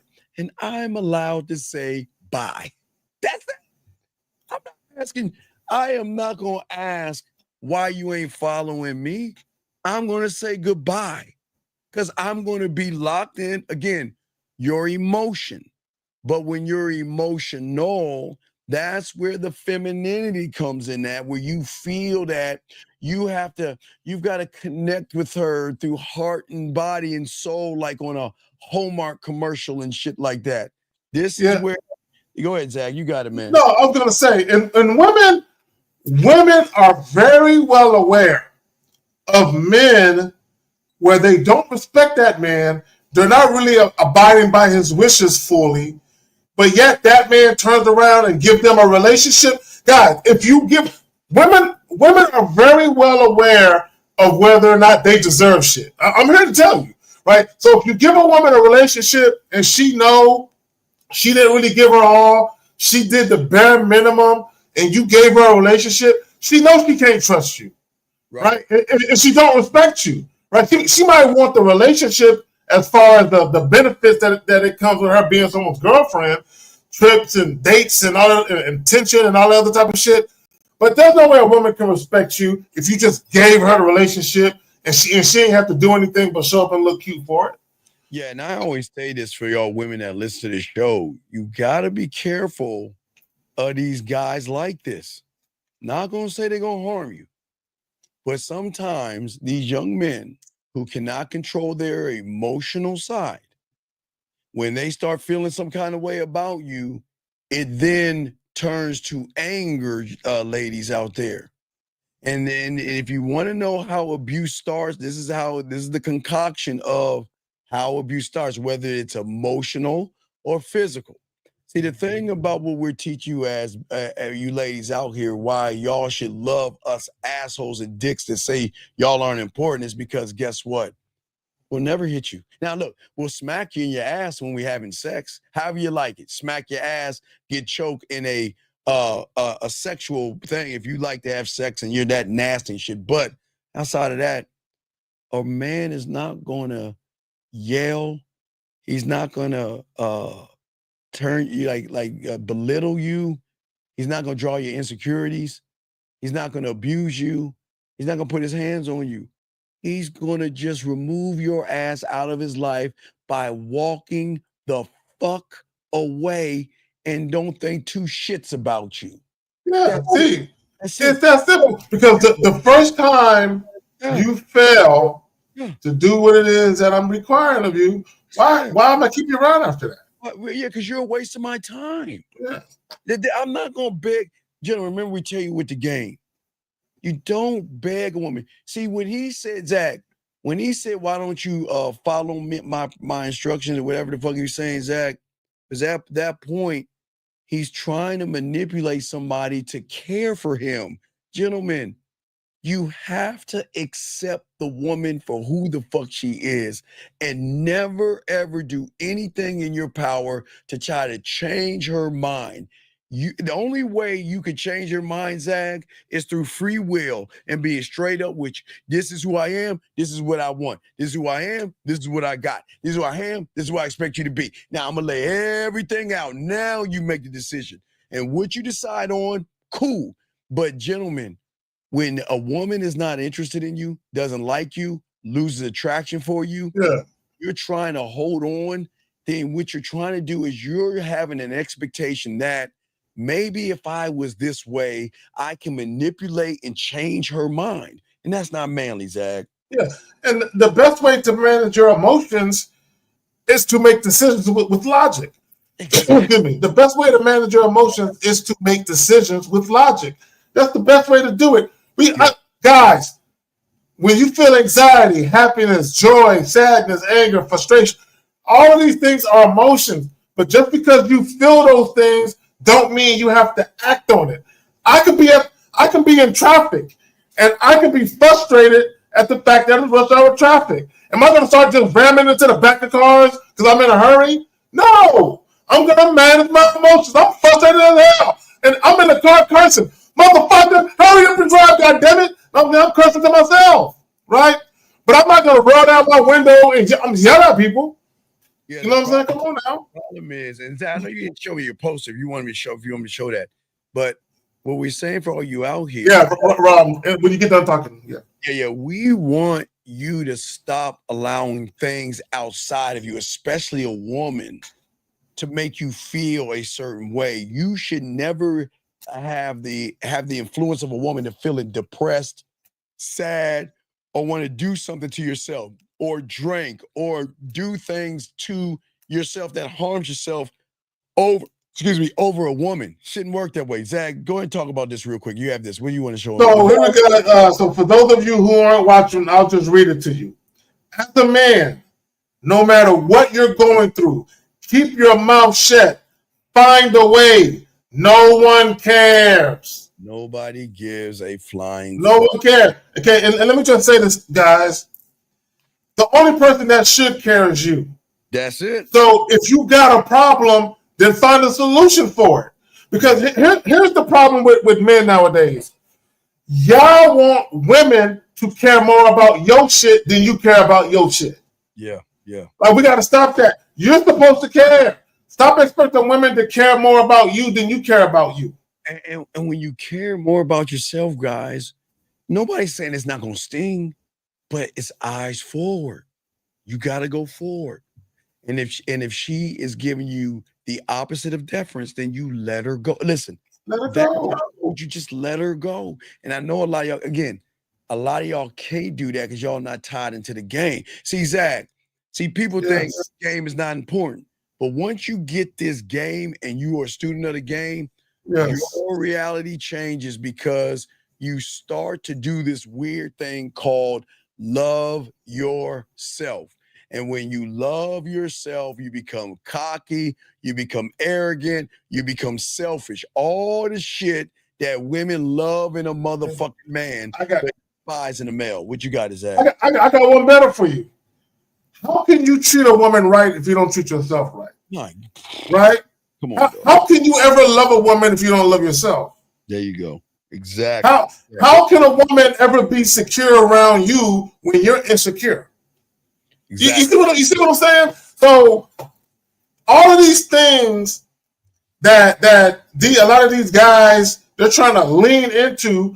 No, you cannot.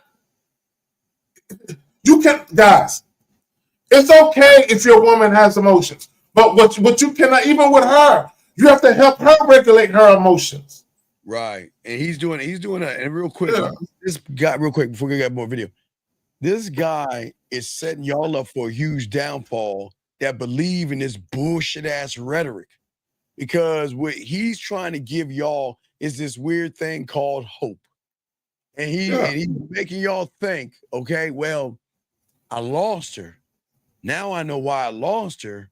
So let me go ahead and act like a fucking idiot and a fool and cry to her and beg her back. And then what he's not telling you, what if she still says no? Then you are going to get fucking angry.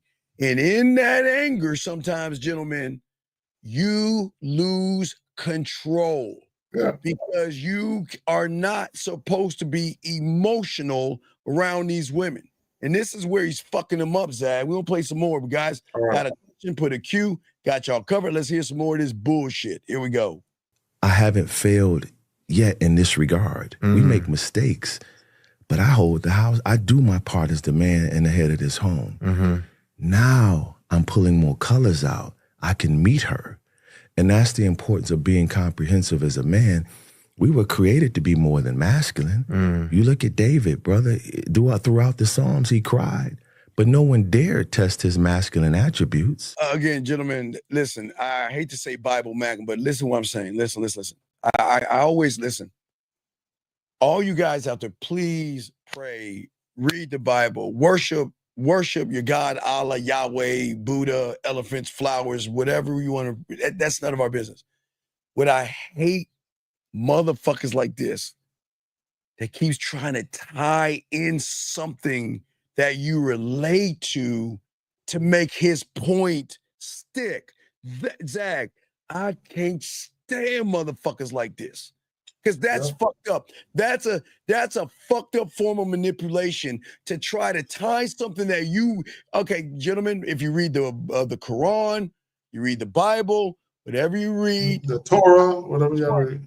I understand you're connected to it, but this is what I'm trying to say. What pisses me off? There's nothing wrong with you being connected with what you're connected with. It's when motherfuckers like this try to use what you're connected to get his point across, where you feel like he actually trying to help you, Zag.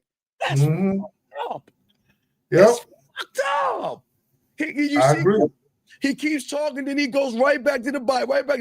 For all you Bible aficionados, that's why a lot of people connect to him, because he's using a form of manipulation by using something you cherish so much and try to tie that in to make it okay for you to act more like a woman than a fucking man. And that's fucking foul. Yeah. So, yeah. Well, and my thing is this whole crying thing, okay, but how does it fix the problem? How does it? Because what it's telling you is, oh, you're frustrated because you ran into a roadblock.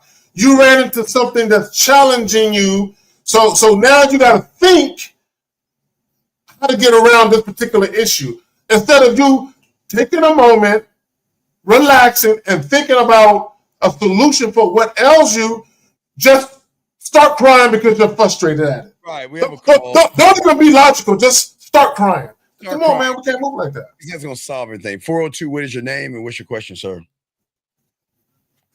402 going once.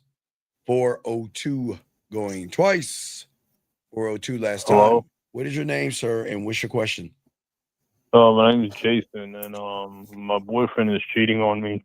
Right, Jason, you're still the same guy that calls in and uses up my shit. I don't know. We still know who the fuck you are. I don't know why. Wait a second. I don't know why you call in, because the last time you called in, I'm going to call you back. Last time you called in, you already admitted you stealing our shit. So why you thinking? Please leave your message here we for go. Yep. 4027 Yep. 86. So, big dog, this is my question I want to ask you, big dog. You called in on Saturday. Everybody, remember this, the guy that called in on Saturday, stealing all of my stuff, using the word, hey, Zach, he used the word, I want to get to know you in a more intimate way. He was trying to use all the stuff that I teach these young men. And then when he got called out on that shit, this bitch ass motherfucker, like, I don't know. But now, hey, guess what? Everybody remembers him? This is the same punk ass motherfucker that called in and tried to be funny. Ha ha. Hey, you got us. But here's the problem.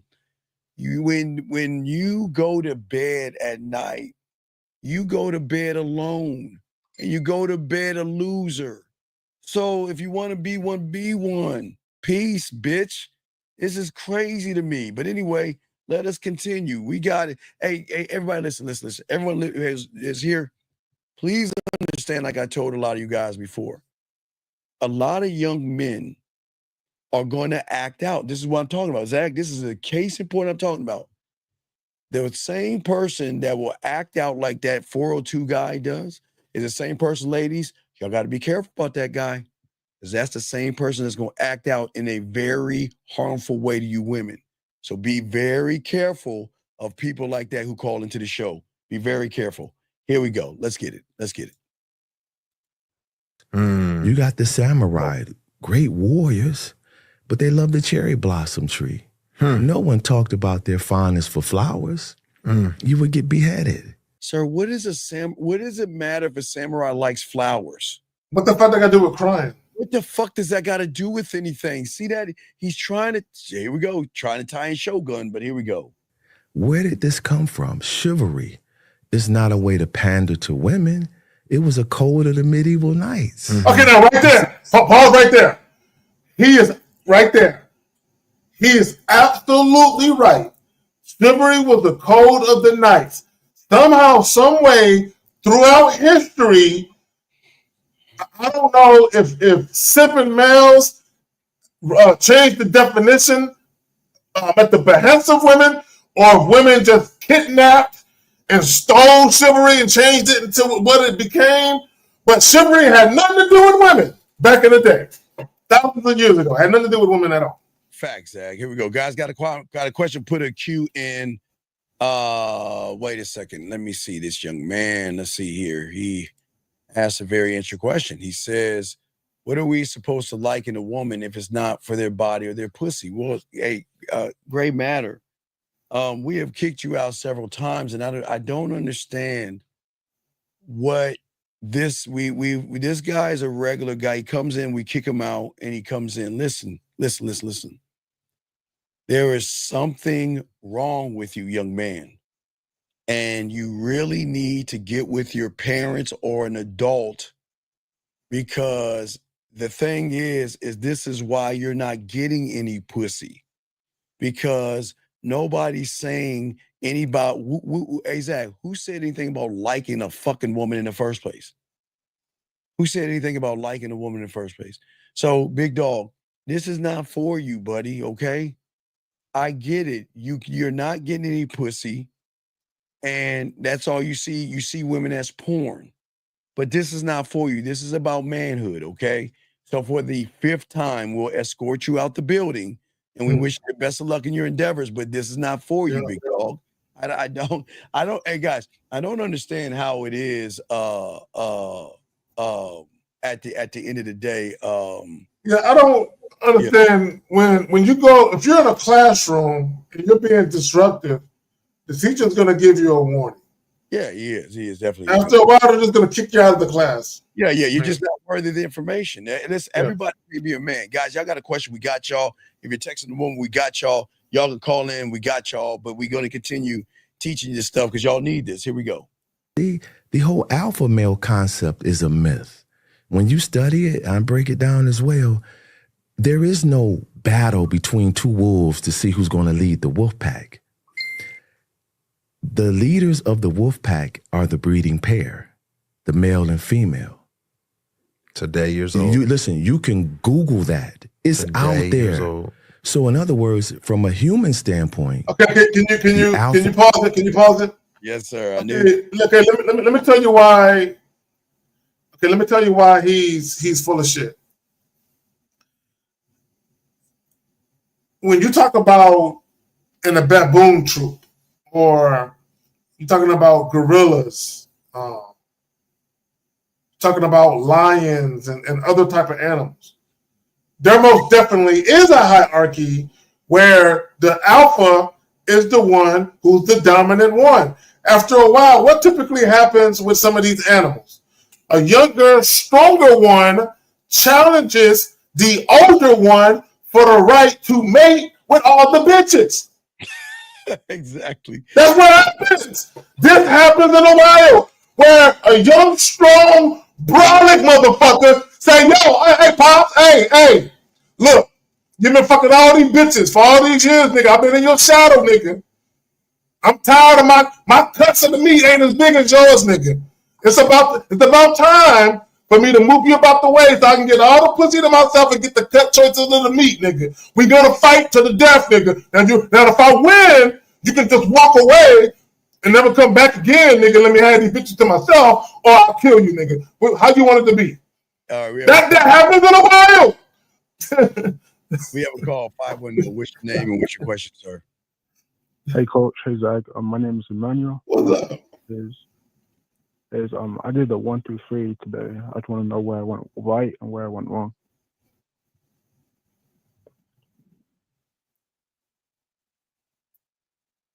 Can you guys hear me okay?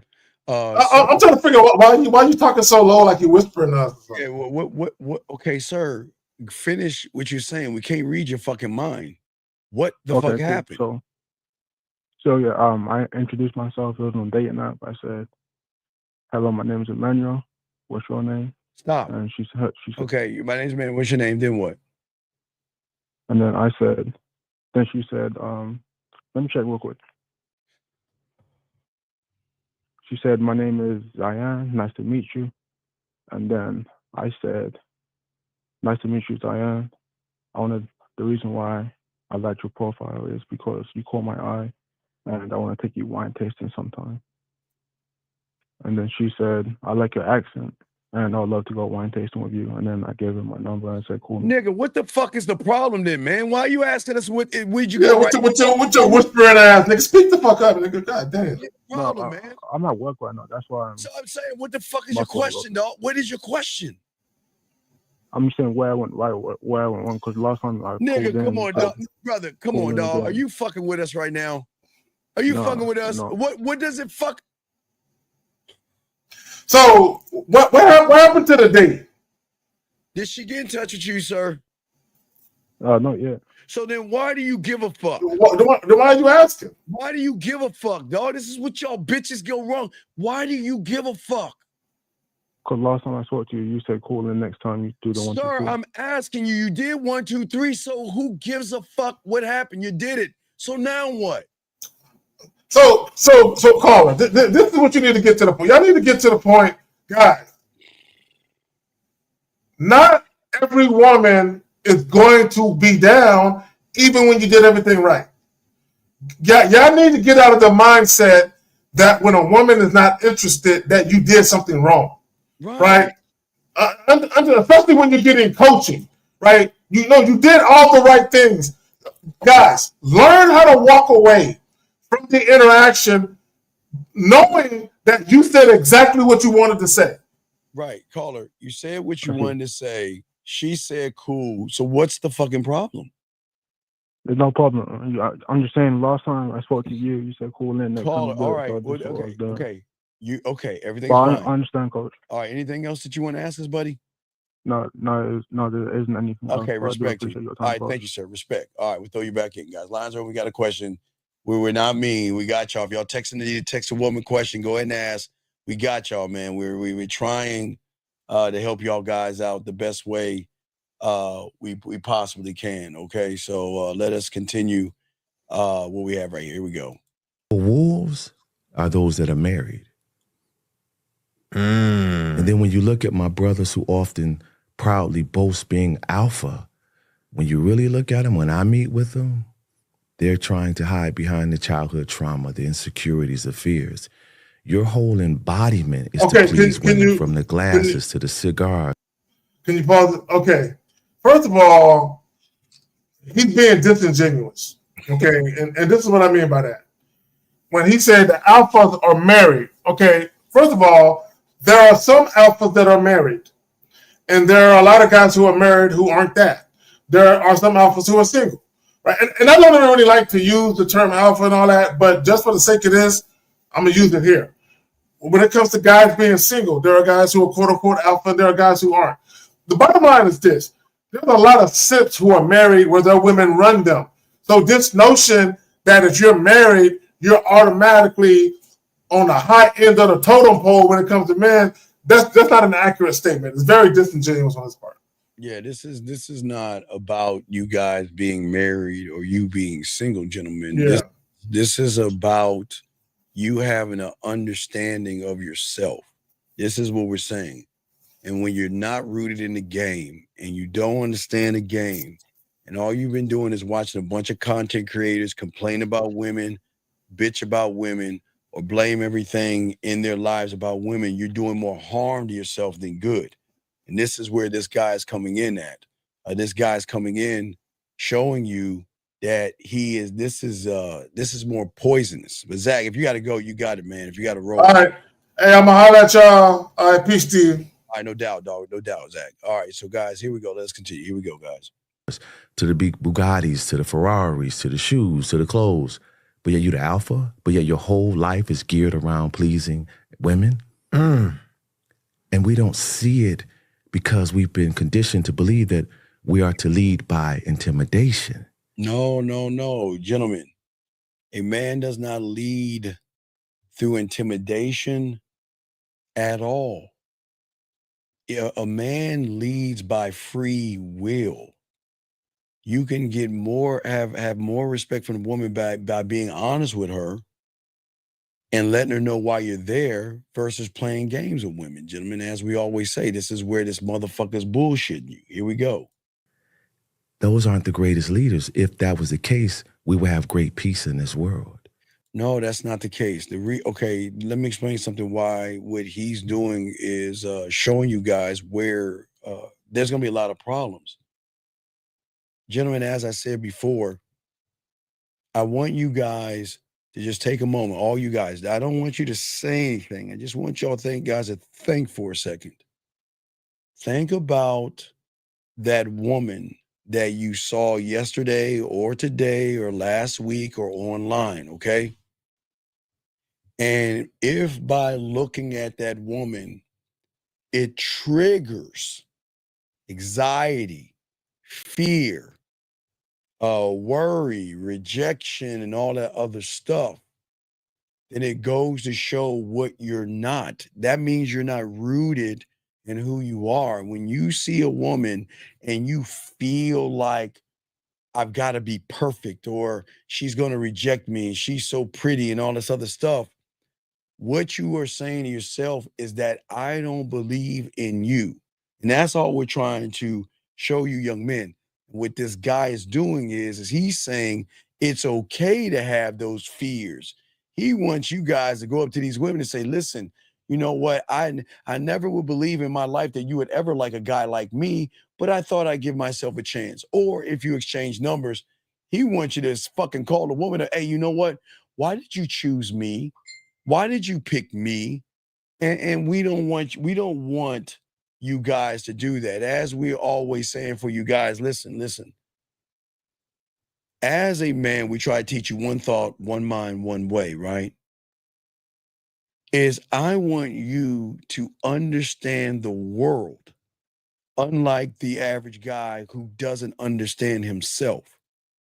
Once you learn the game, gentlemen, you are going to grasp things on a different level. Remember, your reality right now is not your truth.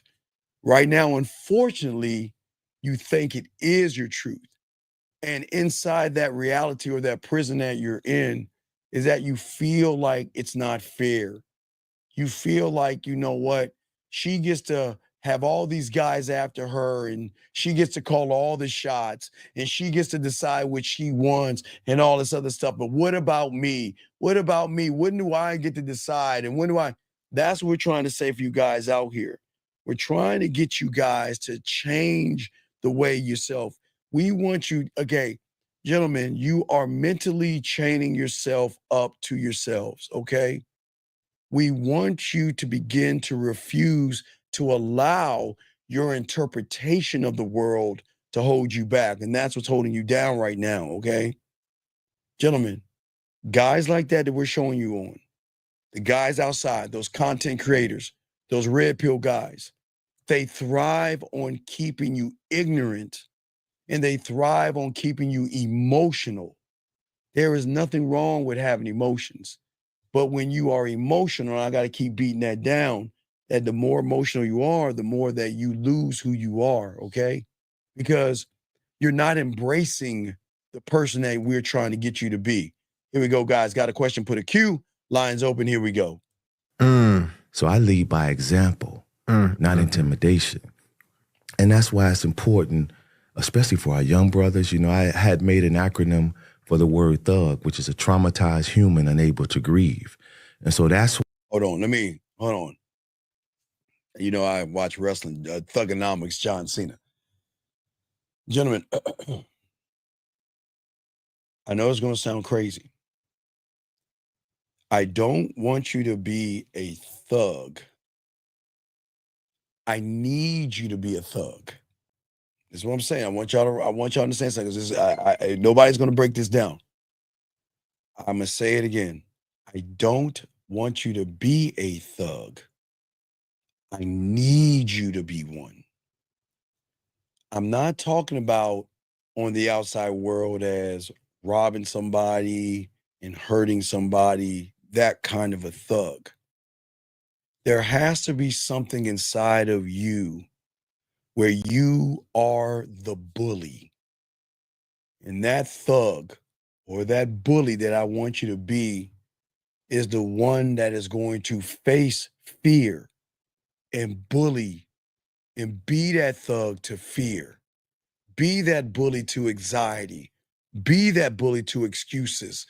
Be that bully to being passive and worrying and all the things that you're going through right here. I want you to be the bully. I need you to be the bully. Because if you can't bully the thing that's actually bullying you, you are always going to succumb to the bullshit that you hear this motherfucker talking about.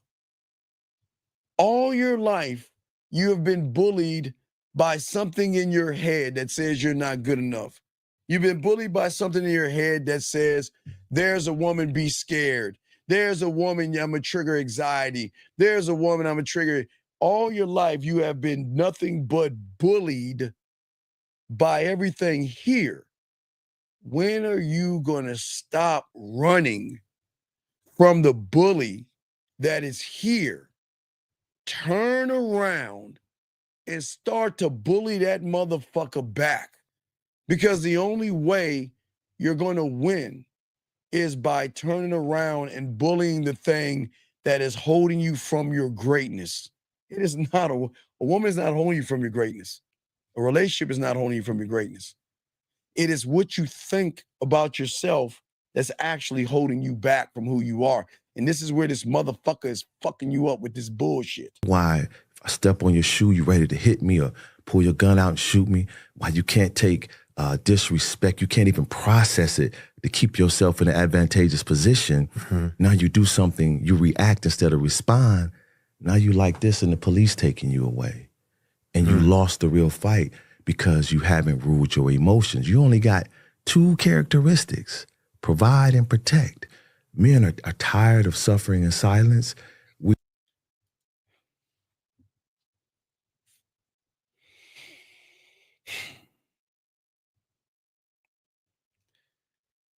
Marketers and advertisers, gentlemen, know wordplay. And they use this great lie of suffering in silence. And a lot of you guys connect to that because you actually believe that you're suffering in silence. You actually believe that you're suffering. But are you actually suffering? Why don't we talk about the ones who don't have your eyesight, that are suffering because they can't see and you can? Why don't we talk about the ones that are actually suffering, who has to have a machine pump air into their chest and can't breathe? But wait, you can breathe. Why don't we talk about the ones that who have lost a limb or leg or cannot walk properly, who have a hard time getting up those steps or something? But you're suffering. You're suffering because a woman said no. You're suffering because you can't get some pussy. But is it actually suffering? Is it actually suffering? Suffering is the one who, and there are people in this world right now who don't even have electricity. They don't have his AC. They don't have heat. They don't have anything. But you're the one suffering in the comfort of your own home, but you're actually suffering.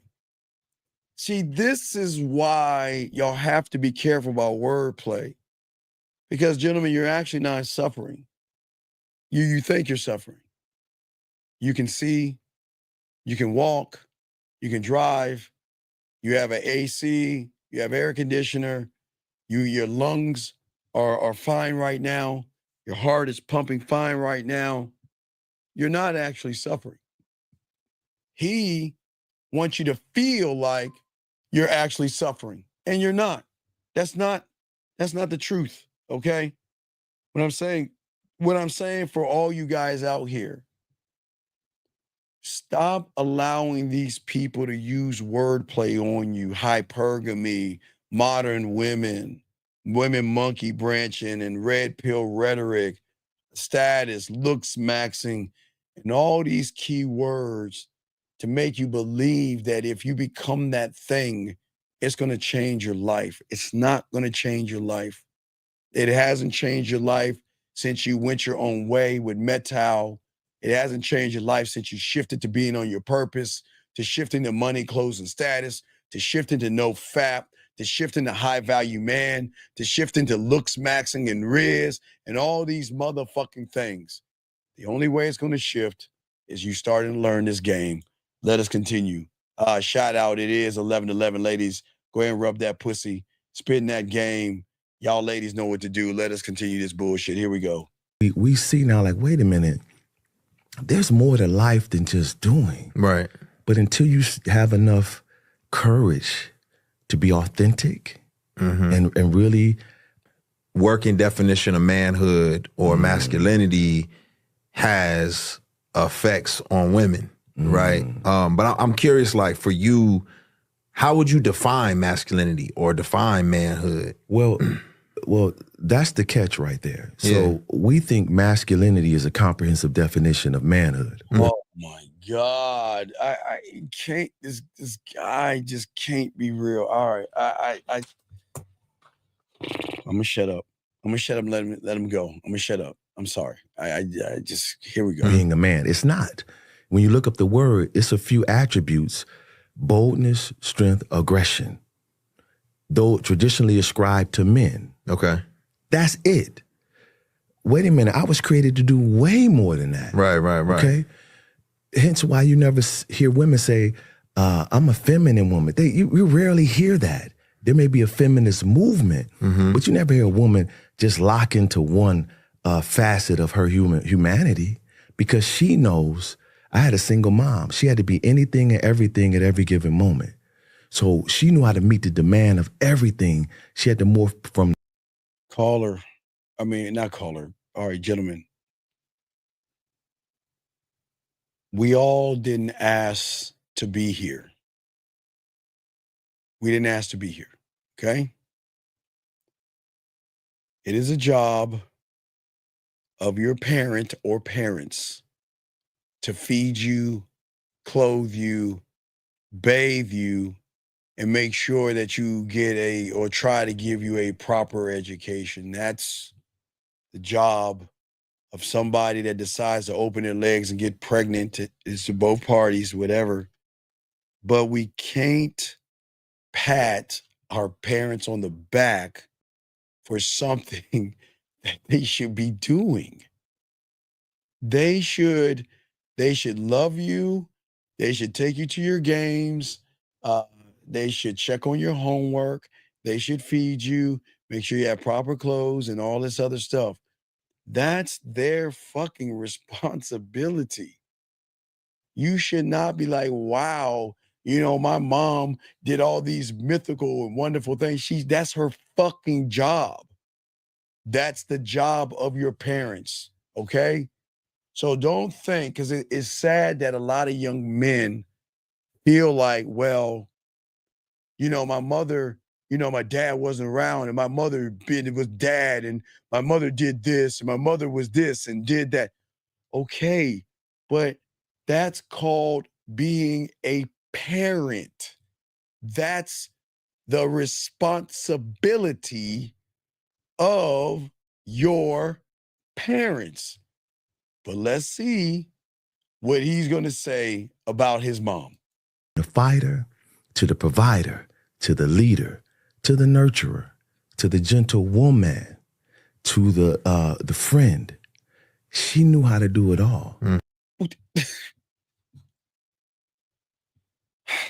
Gentlemen, some of y'all don't have kids, but if you're ever lucky enough to push your legacy in your bloodline, everything he's saying, that's your fucking responsibility. That is your responsibility as a parent, and you should not get a pat on the back for doing. These are the basic things of being a parent, especially if you're a good parent.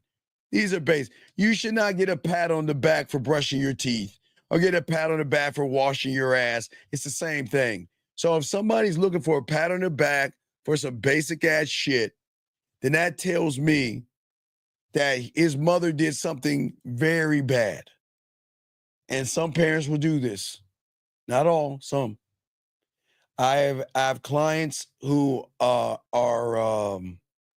have parents that abuse their love by saying that if you don't do this thing, if you don't become a doctor, if you don't become an engineer, if you don't become a lawyer, if you don't do these things, you are going to lose my love. I just listened to something on YouTube about a guy that came from Somalia with his parents and everything. And he met some woman and he was sneaking around behind his parents' back because he's a grown man. And he got this woman pregnant. And this woman's like, well, are you going to take care of the responsibility? And he didn't want, and he was so scared to lose the love of his parents, because this is where parenting gets all fucked up, that he buried that woman so he didn't lose the love of his parents. And this is what I'm saying. Sometimes parents will take and use their love and the basic things they're doing to make you feel like, well, if I don't listen to my mom or my dad, they're going to disown me. And what we're trying to tell you young men is that you don't fight your parents or anything like that. But there has to come a time and a point in your life that you're going to have to cut that umbilical cord anyway and move on with your life. But what I'm saying is, and everybody probably knows somebody who is so tied into their parents that, you know, my mom and dad, you know, I have to be a dentist because if I don't, my parents are going to be upset with me. I have to go to school and be a doctor because if I don't, I'm going to lose my parents, or they're going to disown me. Y'all see what I'm saying? See, that's when things are actually fucked up. And that's why y'all have to be careful and not allow your parents to use love against you. They're supposed to love you no matter what you are. That's what parents are supposed to do. If you're a garbage man, they support you, love you. You know, they got your back. Sure, they might want you to be more, but hey, they should accept you for who you are and what you do. And if they don't accept you and you feel like you got to keep building and begging and earning their love, motherfucker, at some point in time, you got to cut that cord and say, fuck you motherfuckers. And I know it's crazy for y'all, but I'm telling y'all, don't allow your parents to use their love to get you to do shit that you don't want to do. Look at Harriet Tubman, brother. Did she exude masculine characteristics? Oh, now we're slave macking. Absolutely. Boldness. But she also had the nurturing side as well. So first and foremost, we don't need to redefine masculinity. It means what it is what it is. And I'm thankful for it. If this building caught on fire, I wouldn't want firemen coming in here not in a masculine spirit. Boom, come on, get out. I want them slanging doors on me, get me up out this boy. But that energy isn't needed when you're dealing with a child with disabilities. When you're dealing with, you may have a son who may struggle with academics and you get frustrated, boom, why don't you just listen to do what you're supposed to do? No. I need you to get out of my house. Exactly. No, again, my father told me in 11th grade, you're either going to college, you're going to the army, but you getting the fuck out of the house. That was it. That was it.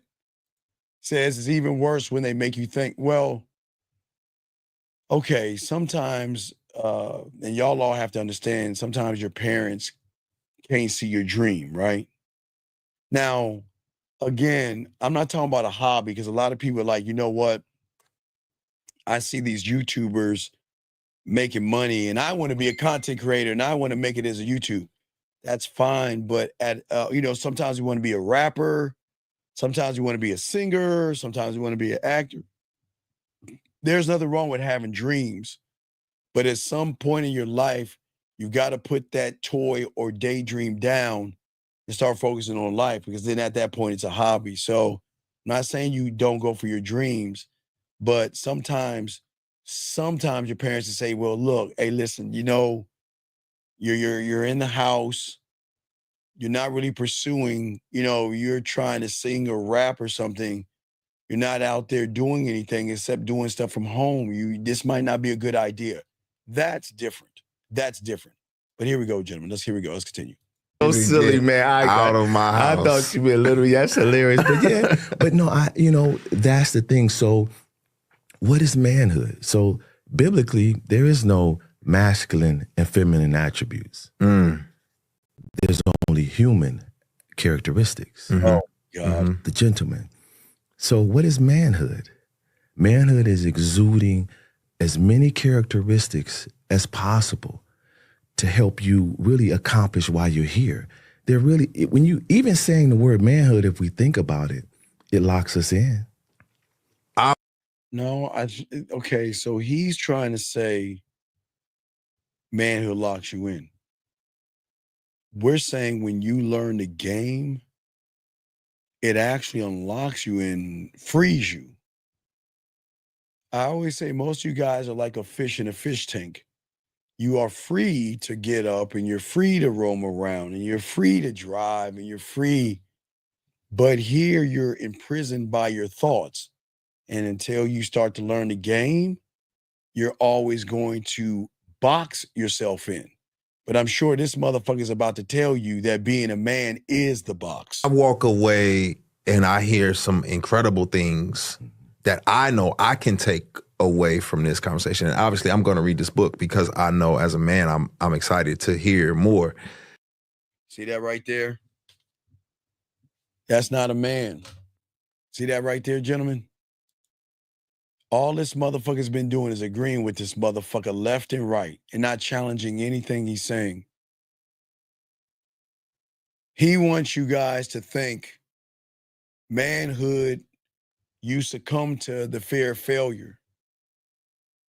Manhood teaches you to, without crying, it's okay to hold yourself back. Don't take risks. Don't plan ahead, cry. Don't say no to women. Say yes and apologize and cry. Give your heart, give your emotions, and beg that woman to accept you for being her fucking girlfriend. And people don't even see the damage this motherfucker's causing. But I also think about, we're not the only people conditioned to expect a certain expression of masculinity. There are some women who expect us to be that way. Okay, when you say an expression of masculinity, what do you mean? Okay, well, provider, protector. That's all. Right. Some women have been conditioned to only see us as those two things. What would you say to men who are dealing with women who are just like, yeah, why you being all good? You acting like a girl. You emotional. Like you doing too much. Man, I get asked that all the time. Everywhere I speak, brothers are terrified of being perceived as pusillanimous or soft by their women. Like that's the worst. I use myself as an example. When I was breaking free from emotional incarceration, I remember.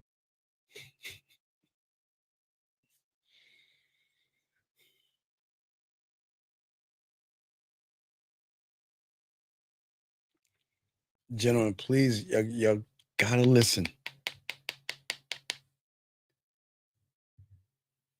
There is no emotional incarceration because a man has emotions but is not emotional.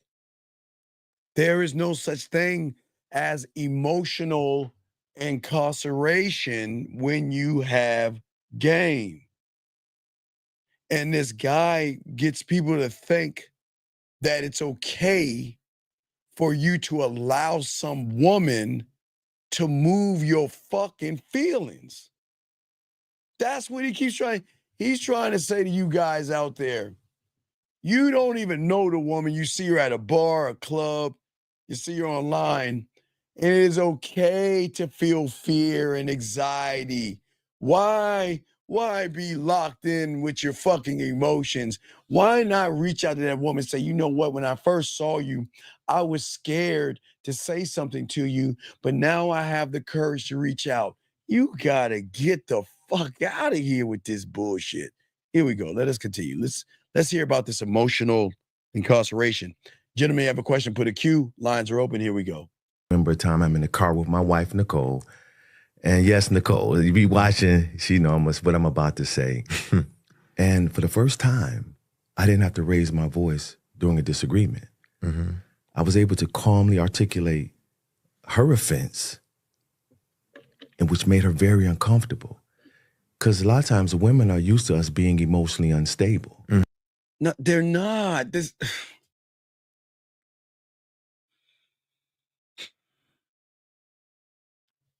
Women aren't used to men. That's the truth.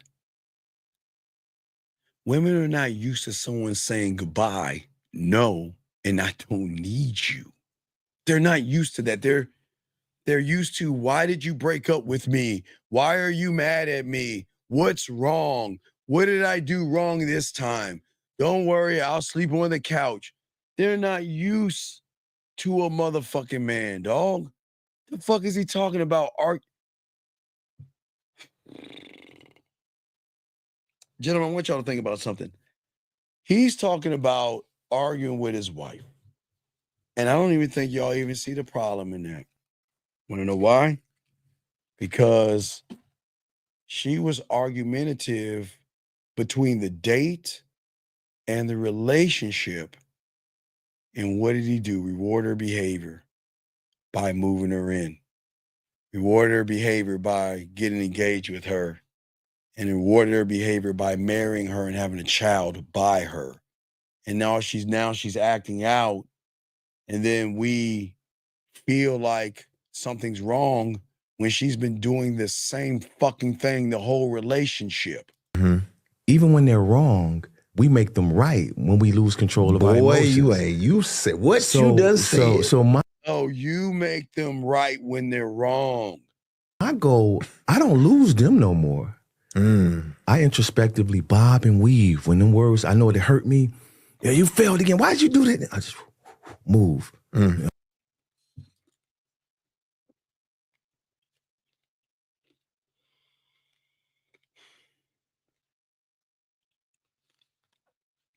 Gentlemen, the only time you are supposed to bob and you're supposed to weave around a woman, if that bitch has a hatchet coming at you like Jason Voorhees.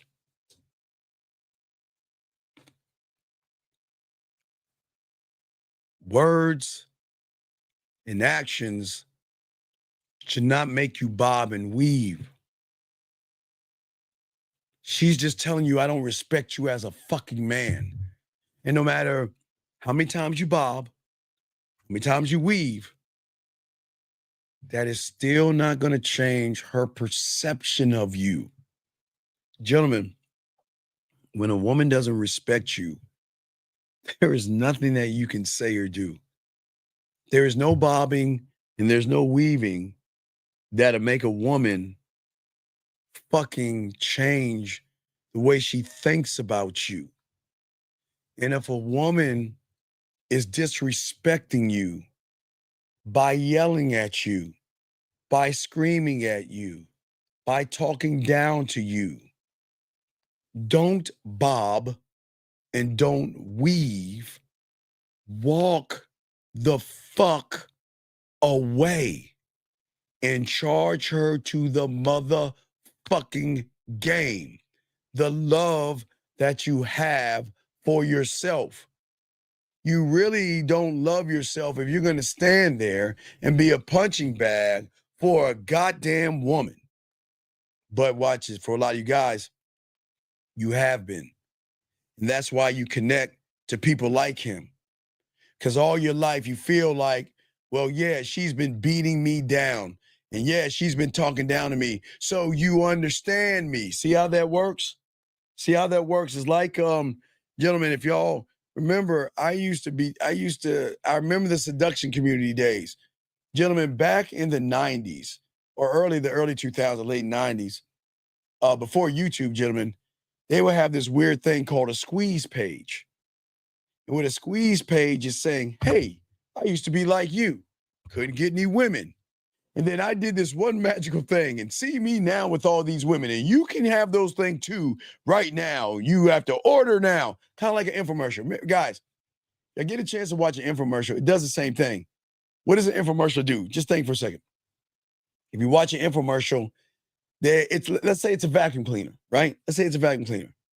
How many times are you dealing with the vacuum cleaner and everything's in black and white? The lady's hair is all fucked up, clothes all raggedy, makeup all smeared, and she's having a hard time with the vacuum cleaner. Why? Because those that sucker you want you to connect to the person that's having all the issues and problems. But then they sucker you by saying, take this magical thing. And then all of a sudden, the woman is vacuuming.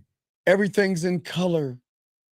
Her clothes are properly dressed. She's dressed perfectly. The room is tightly and everything's perfect. And it gets you guys to actually think that, wow, if I do this one thing, then everything magically is going to happen to me, right? So what is the infomercial with most of you guys today with the content creators? They've done this with going your own way. They've done this with being on your purpose. They've done this with no FAP. They've done this with money, clothes, and status. They've done this with no FAP, high value man, workout, looks maxing. Create a commercial to you guys to say, well, look, this is your life right here. And if you do this one magical thing, you'll have all the women. And y'all blindly follow these motherfuckers that are laughing at you, knowing that you've got to fix yourself. You cannot fix yourself from the outside. It never works like that at all. But let's continue on what this guy is saying in this bullshit. I'm out the way. She don't see it, but inside I'm doing that. And I stay calm. So I'm expressing this. No, you shouldn't have said that. I forgot what had happened. She says, you're the most emotional man I ever met in my life. And gets out the car and boom, close the car door. So I'm sitting in the car and she going in the grocery store. I'm like, gentlemen,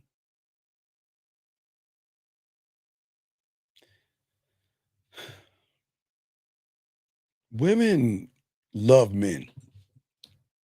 And women know that I can yell at that motherfucker, and that motherfucker, and that motherfucker over there. And I can slam the door to that motherfucker over there, that motherfucker over there. I can get angry and cross my arms and poke my lip out to that motherfucker there and that motherfucker over there. But I can't do that to him. If I even think about yelling, being disrespectful, crossing my arms and giving an attitude, I know that'll be the last time I'll ever see that person again in my life. Gentlemen, this is why I keep telling you the game is so important. Because if you listen to what this guy is saying, what is he saying? I'm in a car with someone that I gave my name to in my ring, and this is how she honors me, by yelling at me. Listen, gentlemen, listen. I am not saying that you are not going to have a disagreement with somebody. But when a disagreement turns into disrespect, that's where there's a problem. Y'all hear what I'm saying? All right. Disagreement, disrespect. Sir, what do you mean when I think about that? That's if you want to be homosexual and homophobic, you can. If you want to listen, Will, what I suggest you do is leave this room and go on YouTube and go listen to a man tell you what to do with your dick. This is not the place. If you like listening to men tell you what to do with your dick, please, this is not the place for you. So I keep telling y'all don't understand the red pill and manosphere teaches y'all homosexuality. I mean, that's what the basis of the red pill is about anyway, right? Hey, y'all remember that? Y'all remember I outed the red pill and people didn't believe it, huh? Hold on. Let me see if I can find it.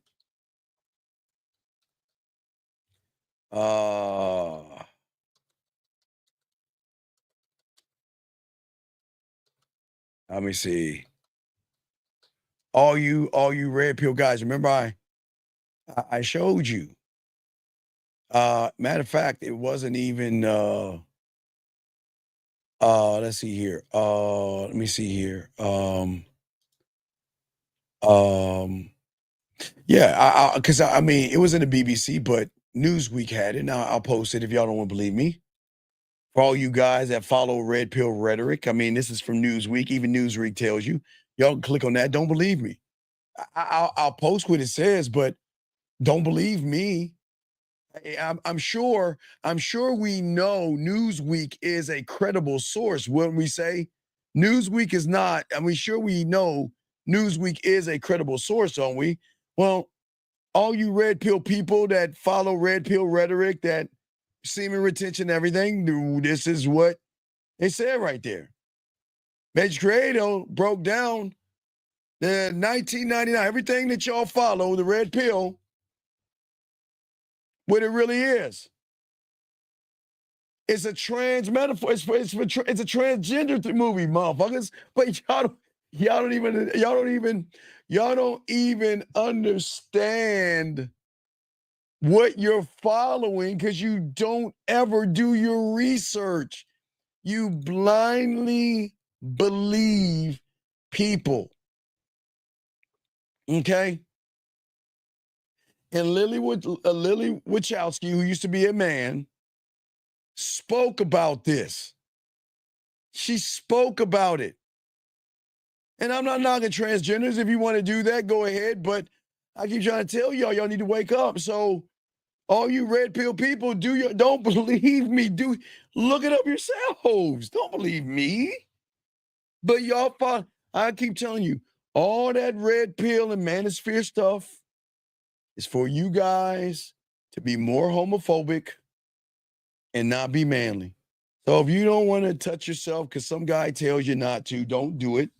And wait for the glow to happen while he tells you to take off your shirt. And he tells you, let me go and look at your body. And let me see if you look good enough for my eyes. But if y'all want to do that, Go right ahead. Well, hey, what do we know about the game? Let us continue. Here we go. Oh no, this ain't me. Like I'm not going out like no, I don't even want to say it, but you know what I mean? And I said, you know what? I'm gonna go back to being that dog N-I-G-G-A. Mm-hmm. Guy come in the house. Well, thank you very much, sir. That's what I always tell you guys. I want y'all to love yourself. I want you to play bully ball and love yourself. I really do. I want you to be bullies and thugs. I want you to be gangsters, and I want you to be killers so you could kill fear and anxiety. I didn't say people because I don't want people to take this in the wrong way. If you're going to bully, destroy, and kill, why not do that to the fear, the anxiety, the worry, the blame, and everything? Why not kill the mindset that is holding you down? Why not destroy the mind? You gentlemen, I keep telling y'all, and people don't tell y'all this shit all the time. Your greatest enemy, I'm not the enemy, it's the mind. When you learn the game, which makes you unique as a man, is because you're going to recognize that your mind is the enemy. Your mind, the way you think, is the enemy. We're not the enemy. Women are not the enemy. It's what you think about women and how you move, how you think about things. When you're a man, you move differently. You think differently. Everything around you is different when you have the game down, gentlemen. The game. Let us continue. Here we go. Can't even love you because I still got unresolved anger from my father wounds. I ain't gonna be patient with my daughter because that's how my father raised me. No, that's not true. That's not true. Because, hey, guys, if y'all read my book, wait, let me see. In this thick ass book of mine, this thick book, I talked about in my book, two dads, one mom. My stepfather was an abusive, ain't shit motherfucker. He was very abusive. And what people don't understand is that you can do two different things with abusive parents. That when your father or your stepfather is abusive, you can learn from him how to be abusive, or you can learn what not to be. So you all have a choice. So when this motherfucker here is talking all this bullshit as in, well, my father was abusive, so I had to be abusive. My father was this, so I had to be that. That's not, gentlemen, that's not true at all. Let's hear this bullshit he's saying. Here we go. You know what I'm saying? I ain't gonna hold your hand because when I grew up, guys hold women hand in public, you getting beat down. At Joe Lewis, my man know about that sitting over here. Then in that same moment, I said, you know what? Wait a minute. I'm not doing this for her. I'm doing this for me. I'm the one emotionally incarcerated. And I stayed the course. As a byproduct, she benefited, my children benefit. So, gentlemen, always remember, just because the prisoner is allowed to leave his cell, he's still in a prison. That's what we're trying to tell you guys. Just because you can step out into this world, you're still a prisoner. When he's talking about this emotional thing, this emotion, there's men are not emotional. You have emotions, gentlemen. We all have emotions, and I will always press upon all you young men this, but I also will press upon you guys to understand the emotional side means that there's somebody outside of you that has more influence over you than you have in yourself. That's where the problem comes at. Unfortunately for you guys, women have more influence over a lot of you guys. And this is where so many of y'all have issues with women and stuff. Here we go. Society benefit, the community benefit. But as a man, you got to fight for yourself. And you can't, we quit fighting because we don't think we worth the fight. No, that's a lie. Gentlemen. I'm going to show you where he's lying. Gentlemen, I've always told you since the 90s, all you men listen to me. You have it. I'm not saying this shit to motivate you motherfuckers at all. You are and you have it. You all have game. You all have a one-of-one mentality. You all have those things because most of you guys out here, to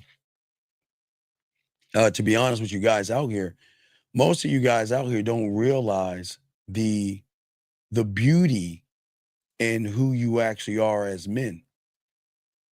Because if you young men out here believe the bullshit that this guy is saying, then you never would have made it to the egg. You never would have made it to the egg. That's what I'm saying to you guys out here. That's what I'm trying to get all you young men to see. I'm saying to you guys out here, I'm not saying this to make you feel good or anything like this. What I'm saying to you guys out here is that you got to the egg. And because you got to the egg, there was something inside of you that believed in yourself more than anything, okay? Okay? All right. This young man says sir, what I'm saying to you, big dog, and I know you're trying to be funny, and I know what you're saying is a joke, but I'm gonna tell you what the joke is. I think the joke is a loser. Let's look at you, Lou. Let's see something. So let's see something. Let's look at this loser real quick. So this loser, he's a gamer. And this loser is probably at home playing video games all damn day. Look at him. Playing your 2K, your NBA 2K, and not doing anything with your little fucked up ass life. Look at you. This is your life. This is you playing games with everybody. Look at you. Playing little video games, running around, playing video games, and wondering why you lose, dog. And you want to come in this room right here and talk shit to a motherfucker that look at you, dog, like a bitch. Come on, dog. Can't do that in this room, man. Come on, man. You can't be a little bitch. So what I'm saying is you gotta get your fucking ass out here. This ain't for you. Your fucking ass out here. I'm here to help guys. I'm not here to argue with you when you want to play games and you sitting around here, all you got to show is your little fucking video games. This ain't for you. But let us continue, guys. Let me take that down. This ain't for him. We had to go ahead and remove him, and I'll get him out, guys. Remember, gentlemen, y'all have to remember that a lot of young guys don't want to hear this truth because they don't want to take the accountability. So instead of taking accountability, they want to take everything as a joke. Let us continue what we're saying. I'm sorry. Let's get back to this sucker ass shit here. Here we go. We worth the fight, brother. You deserve the freedom to be human. When you tired, say you tired. I can't do this, babe, right now. Don't give me another honey-do list. Here's a honey-don't list. Area code 317, what's your name? What's your question? Area code 317 going once. Area code 317. Hello? What is your name and what's your question? My name is Will. I had commented, and you said I was being funny or making a joke. Yeah, we had to get your bitch ass out the room, dog. You're wasting our time. What do you want? I was just asking a question, sir. No, you wasn't asking no question, motherfucker. You ain't even got a bitch. So what the fuck do you want? What is your question? I can assure you I do, though. Well, you got to wait. You got a problem with your bitch? Call her right now and check her then. You got a problem with your bitch? You calling? Ain't What's no your problem? Then what the fuck you asking? You wasting my time. What do you want? I was just asking because when we do that, when we do certain things, sometimes it takes longer for her to achieve what she wants. You want to know why you can't? Because you're a fucked up ass lover. You don't know how to fuck. You don't know how to eat pussy. You don't know how to turn her on. You don't know how to make her feel sexy. You don't know how to seduce her. You don't know how to romance her. You don't know how to be smooth with her. You don't know how to talk dirty to her. You don't know how to make her play the pussy. So it's all you. You just are bad in bed. You're a weak lover. That's it. So is there anything else I can help you with so I can continue my show for those that need help? I do need help. That's why I was calling. Well, dog, get the game, dog. Holler at me on the back end. I got to teach these guys. Peace. Fuck, I want to hear that bullshit. Let's get it, guys. Let's get it, man. Let's get it. Guys, got a question. We got y'all, man. Let's get it. Here we go. Wow. You know, I got that in there for brothers as well. Yeah. Because everything is geared toward making our wives happy. And even they're starting to see it makes them miserable.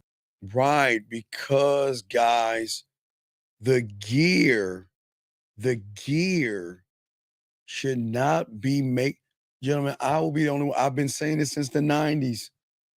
My job is never to make any motherfucking woman out there happy. You guys have to stop trying to make women happy. Write this down. Stop trying to make women happy.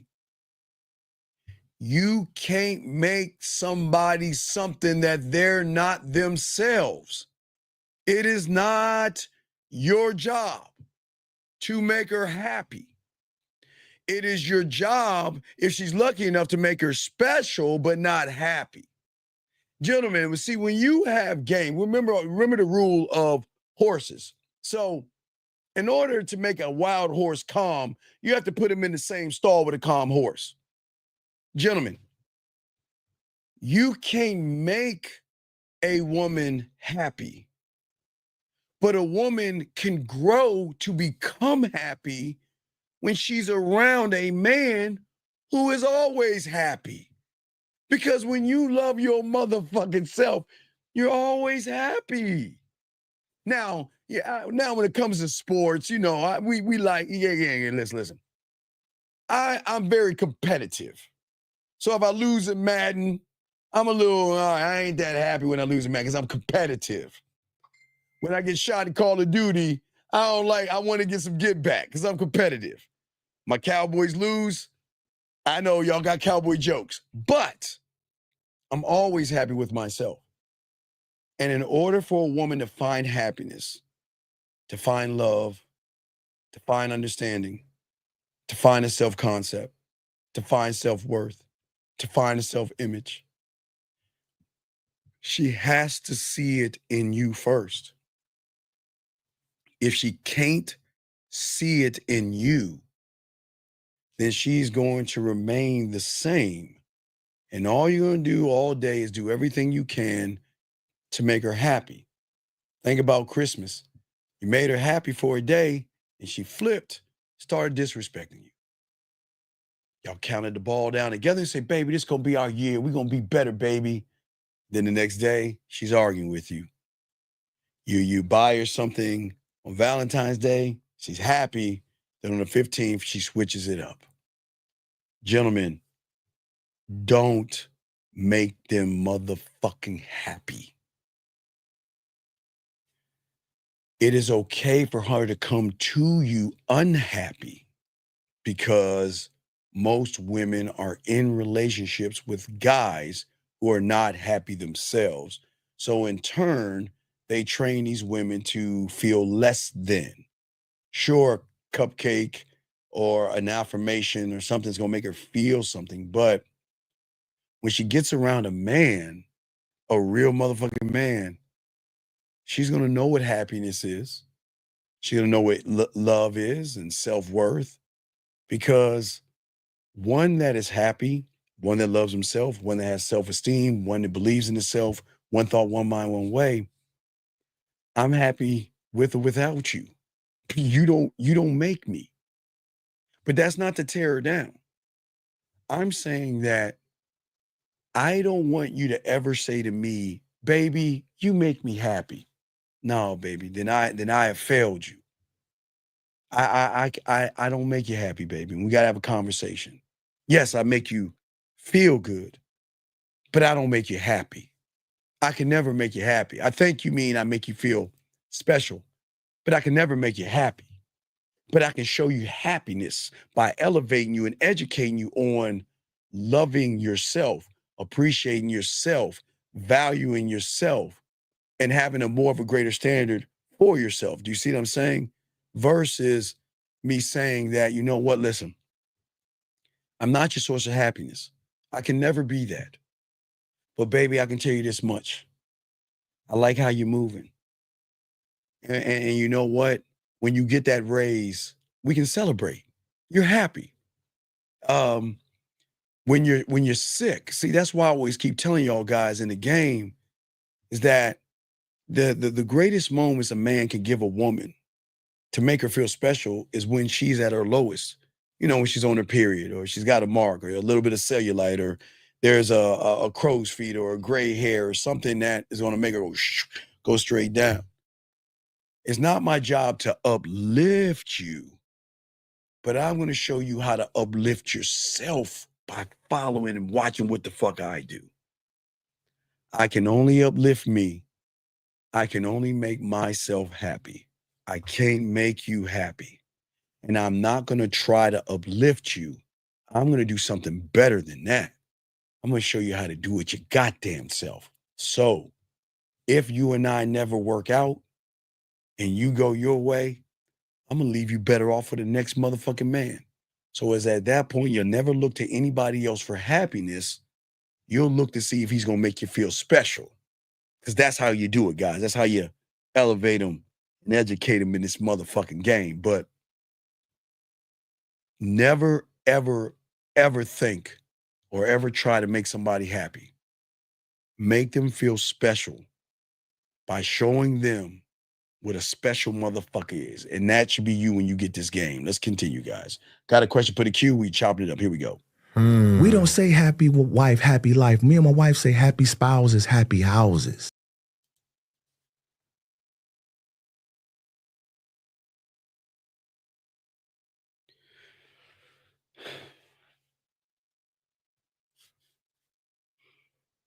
Gentlemen, listen.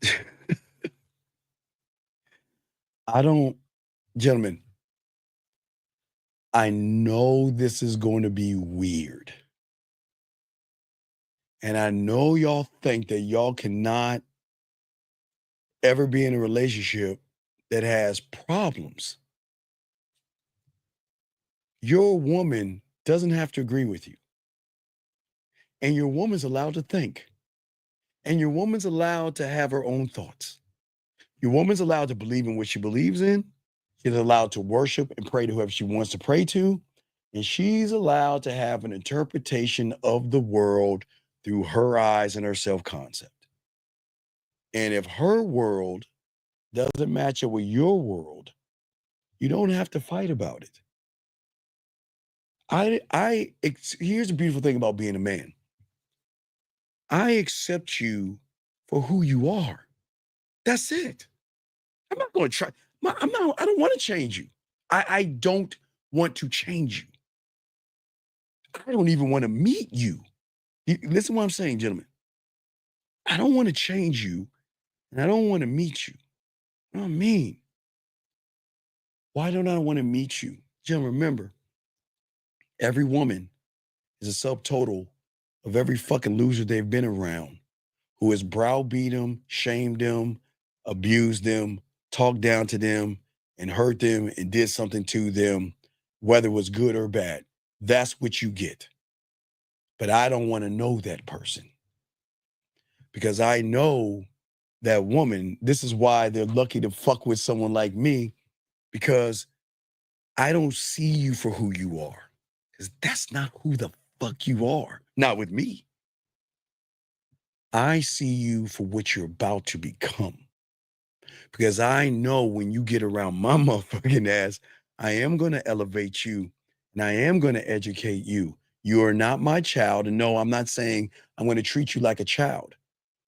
I am going to accept you for what you are, but I'm not going to accept who you are. I will accept you for what you are because that's how you came to me. But who you are is the lie. That's just your reality. Remember, gentlemen, her reality is based off of all of her experiences. So that's what I'm saying. Her reality. Always think about this, gentlemen. When you meet her, I don't give a fuck about that person. I accept what they're doing. But who they are, that's not you. You think you're that person. You think that you're no good because the last boyfriend told you were no good. You think you're insecure because 3 guys down probably smacked you and said you ain't shit. You know, whatever her story is, you're not your story. Not with me. I'm saying that when you get with a real motherfucking man, I'm going to show you something funny. You are those chapters in that book, but who says we got to read that book? Who says you can't get a new pen, a new piece of paper, and write a new narrative and a new story of a whole new you that has a greater understanding of you because the motherfucker you fucking with is not trying to manipulate you, deceive you, or play games with you. Now, again, he's going to be honest with you. You ain't the only one. And if you, again, remember, guys, I always tell you, a little bit of me beats a whole lot of nothing. Yeah, I mean, so she has to make the decision. But the decision to mess with a man versus a whole lot of guy that has no women, it's 2 totally different things. She will change her interpretation of the world in ways that she's never seen before because she thinks she has a ceiling over her head right now. And that's what I'm saying, guys. I don't care what her thoughts are. Don't fight them. Accept them. I pray to an elephant, whatever, and you're a Christian. Okay, accept her. She's Muslim and you're a Baptist. Accept her. Accept her for all of her thoughts and everything that she thinks. Accept her because that's who the fuck she is at the point of you meeting her. But that's not who she is. She doesn't know who she is yet because she thinks what they have created is what she actually is. No, she doesn't know who she is. But until she gets around you and self-discovering who she is by learning the unrecognizable side of her, by being around a man that says, I'm going to accept you for who you are. And I'm not saying bad behavior, but I'm not trying to change you. I'll accept you for who you are. But just because we cannot agree, like you might be a Republican and I might be an independent, just hypothetically speaking, right? And if we cannot lock in on that, that's not bad. Okay? Okay? That's not a bad thing. We don't have to agree on everything. I just respect where you're coming from. I ain't changing for you, but I respect where you're coming from. And that's all that matters. But don't try to change me just because I think different than you. That doesn't mean we can't spend time together. Means we can't fuck, can't suck my dick, can't hang out with me, can't date me or be in a relationship with me, whatever your thing is. It doesn't matter. We don't have to lock in and have everything lined up. That's where the bullshit goes. Oh my God, we got to be all these check marks. Nah, motherfucker. Not with a man. Not with a man. I am not trying to be everything you want me to be, because then I'll be your girlfriend at that point. Accept me for who I am. I accept you for what you are, but I will not accept you for who you are. But see, don't tell them that, guys. That's our secret. See, you just let them be the what, but then you teach them the who. And then the more you teach them the who, the more they're going to open themselves up. Trust, emotional trust, realizing that, you know what? I can talk to you. I feel good around you. You know what? I know you told me I don't feel happy around you, but you really make me feel special. And I appreciate you not trying to manipulate me, lie to me. And I appreciate that, you know what? I had no idea what loving myself was. My self-image of myself was always down because every time I turned around and I would wear something, he would always tear me down. Every time I turned around and did something, he would always do that. But I just don't understand, why aren't you doing those things? Because, bitch, I'm not trying to control you. I'm actually trying to free you. Because I don't want you. I want you to fuck with me because you want to fuck with me. But I'm showing you why they fuck with us.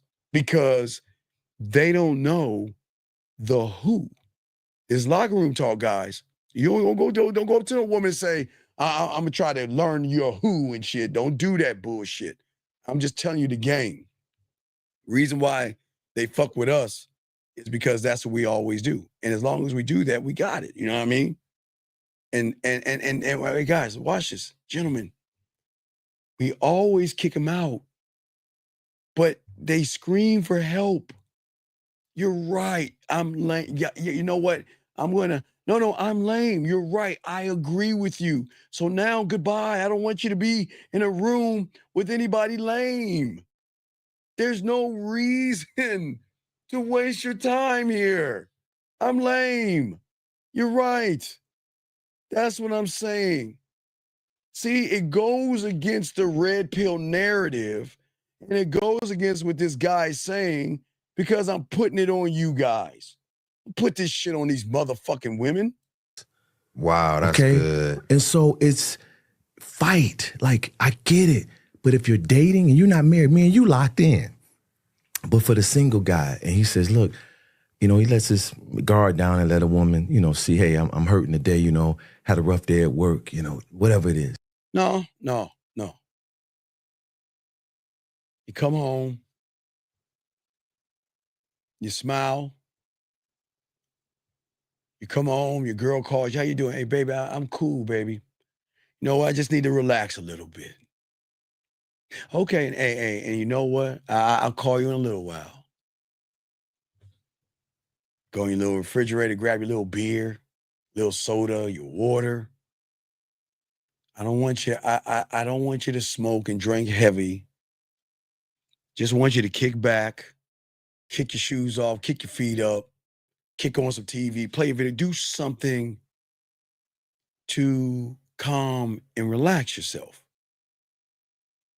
But don't you ever fucking bring your bullshit to a woman. Don't bring your fucking problems to a woman. Gentlemen, I always tell all you guys this all the time. It's very important.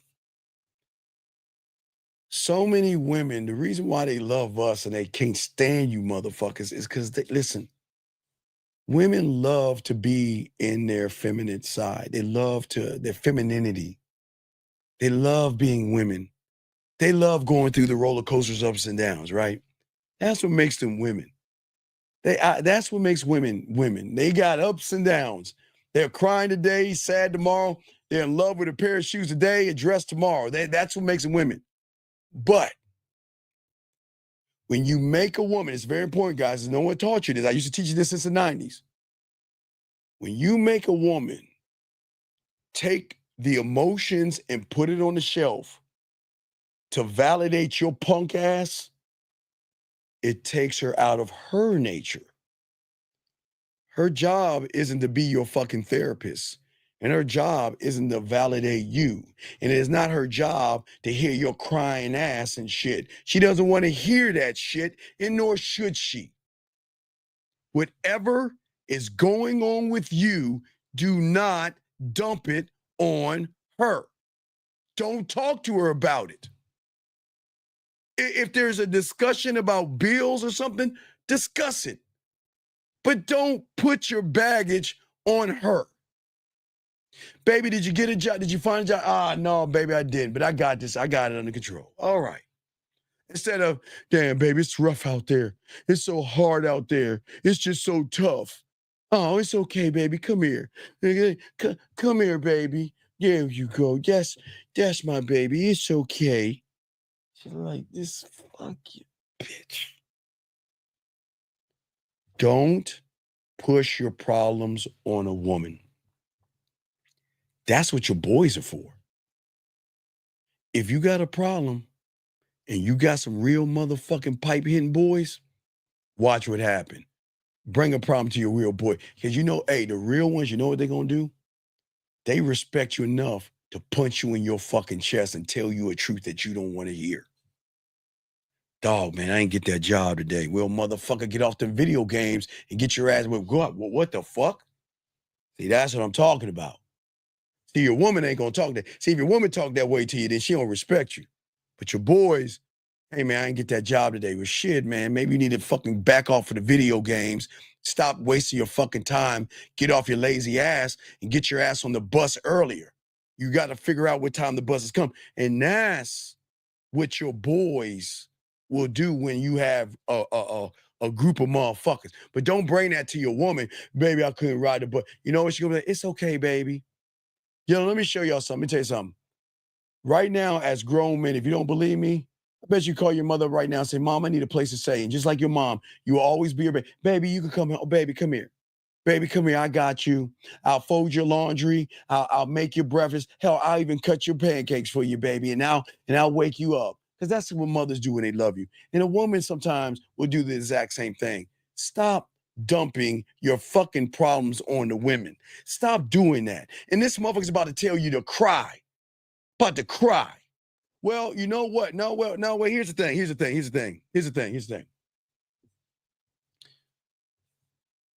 Your boys will give you a ride until they gotta stop giving you a ride. See what I'm saying? See, here's the problem. I see what you're saying. But check this out. You give your boy a ride. Like, all right, you got to interview at 9:00. I'll be there at 8:30.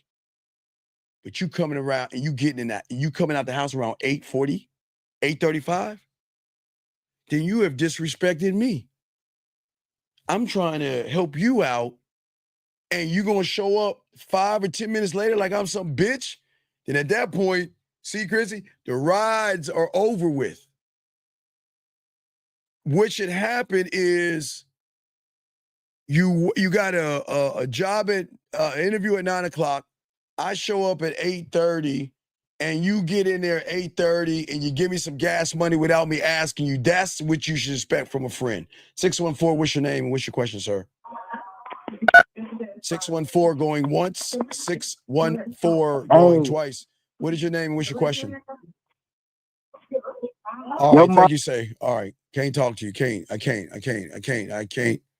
can't talk to you because you're all over the place, sir. Let us continue, guys. Let's keep going. Here we go, guys. And she like, oh, you soft. What's gonna happen if you do this? Your boss do this, what you gonna quit like a girl? He gotta stay mature. He gotta stay locked in. Say, oh, you're not worthy of me. Oh, thank you. Here, I keep it normal. I pay for this. You'll never hear from me again. Thank you, Most High, for showing me who she was.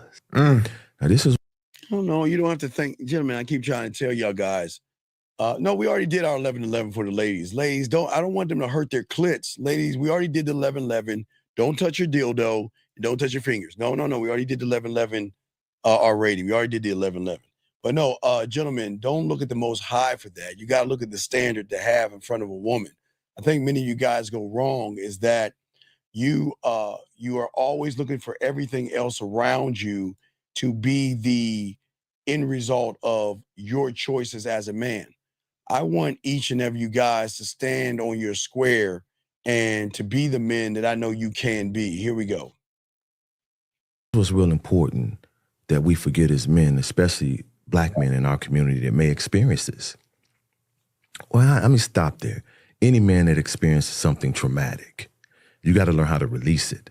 So, okay, wait a second. Wait. Okay. Traumatic.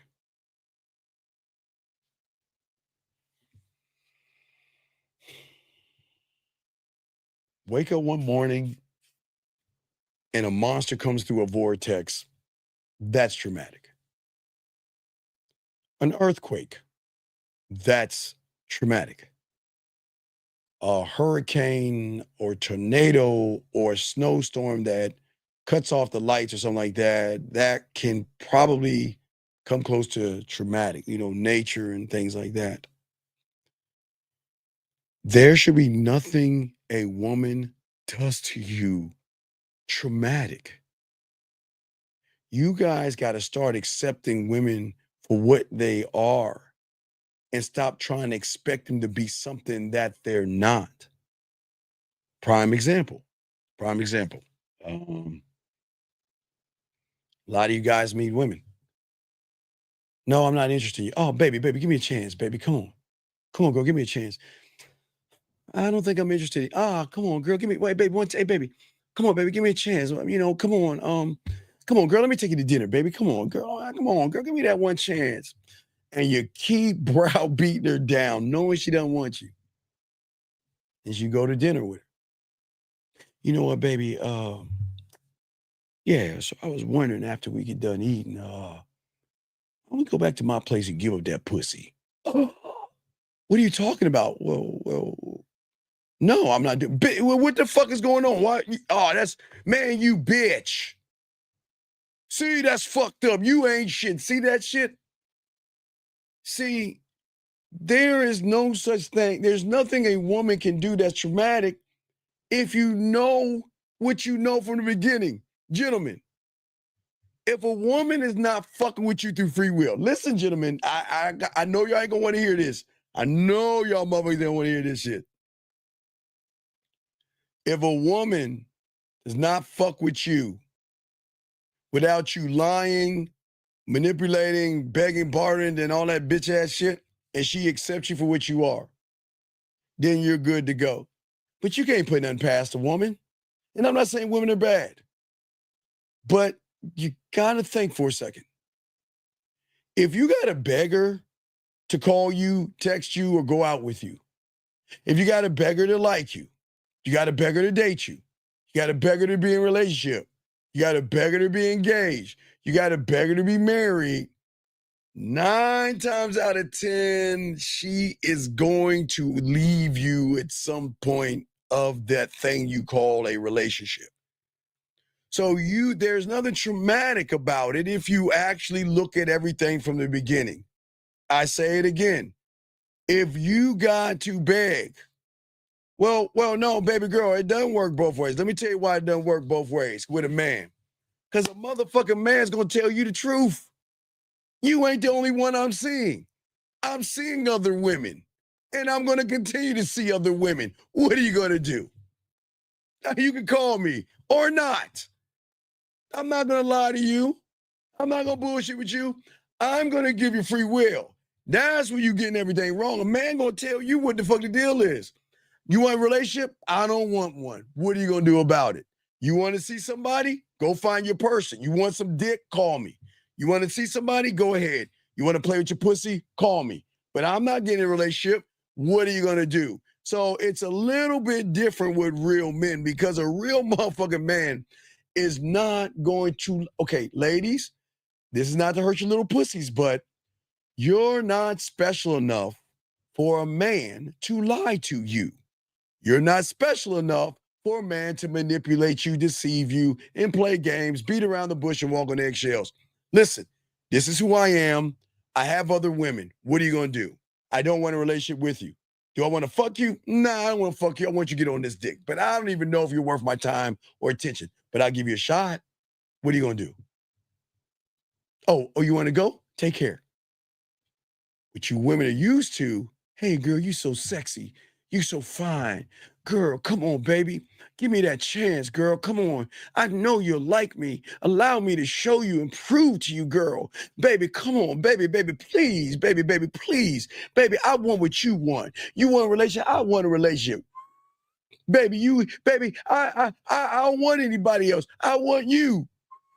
All that bullshit, man. That's the problem. A real motherfucking man, hey, baby girl, a real man ain't gonna lie to you. But the thing is that that's why you will fuck with us faster because at least you know everything that is on the table. Because remember, we had a guy early on in the show. What did he do?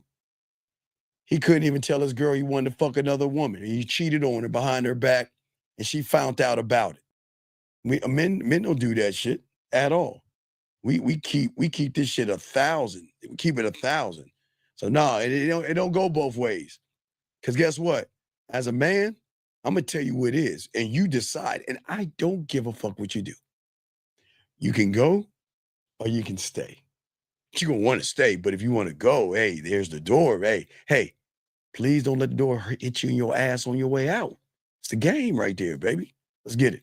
Like, get Jason out. He didn't really know what happened. Get him in the car, get home, and I'm sitting. No. Wait a second. Wait. Hold on. Wait. So I'm a boy for being honest with you. I'm a boy for telling you you ain't the only one I'm fucking. I'm a boy for telling you I don't want a relationship with you. You're a boy for telling you I don't need your pussy. You got to earn this dick. I'm a boy for telling you that you're not worth my time until you make yourself worth my time, and you're not sexy till you.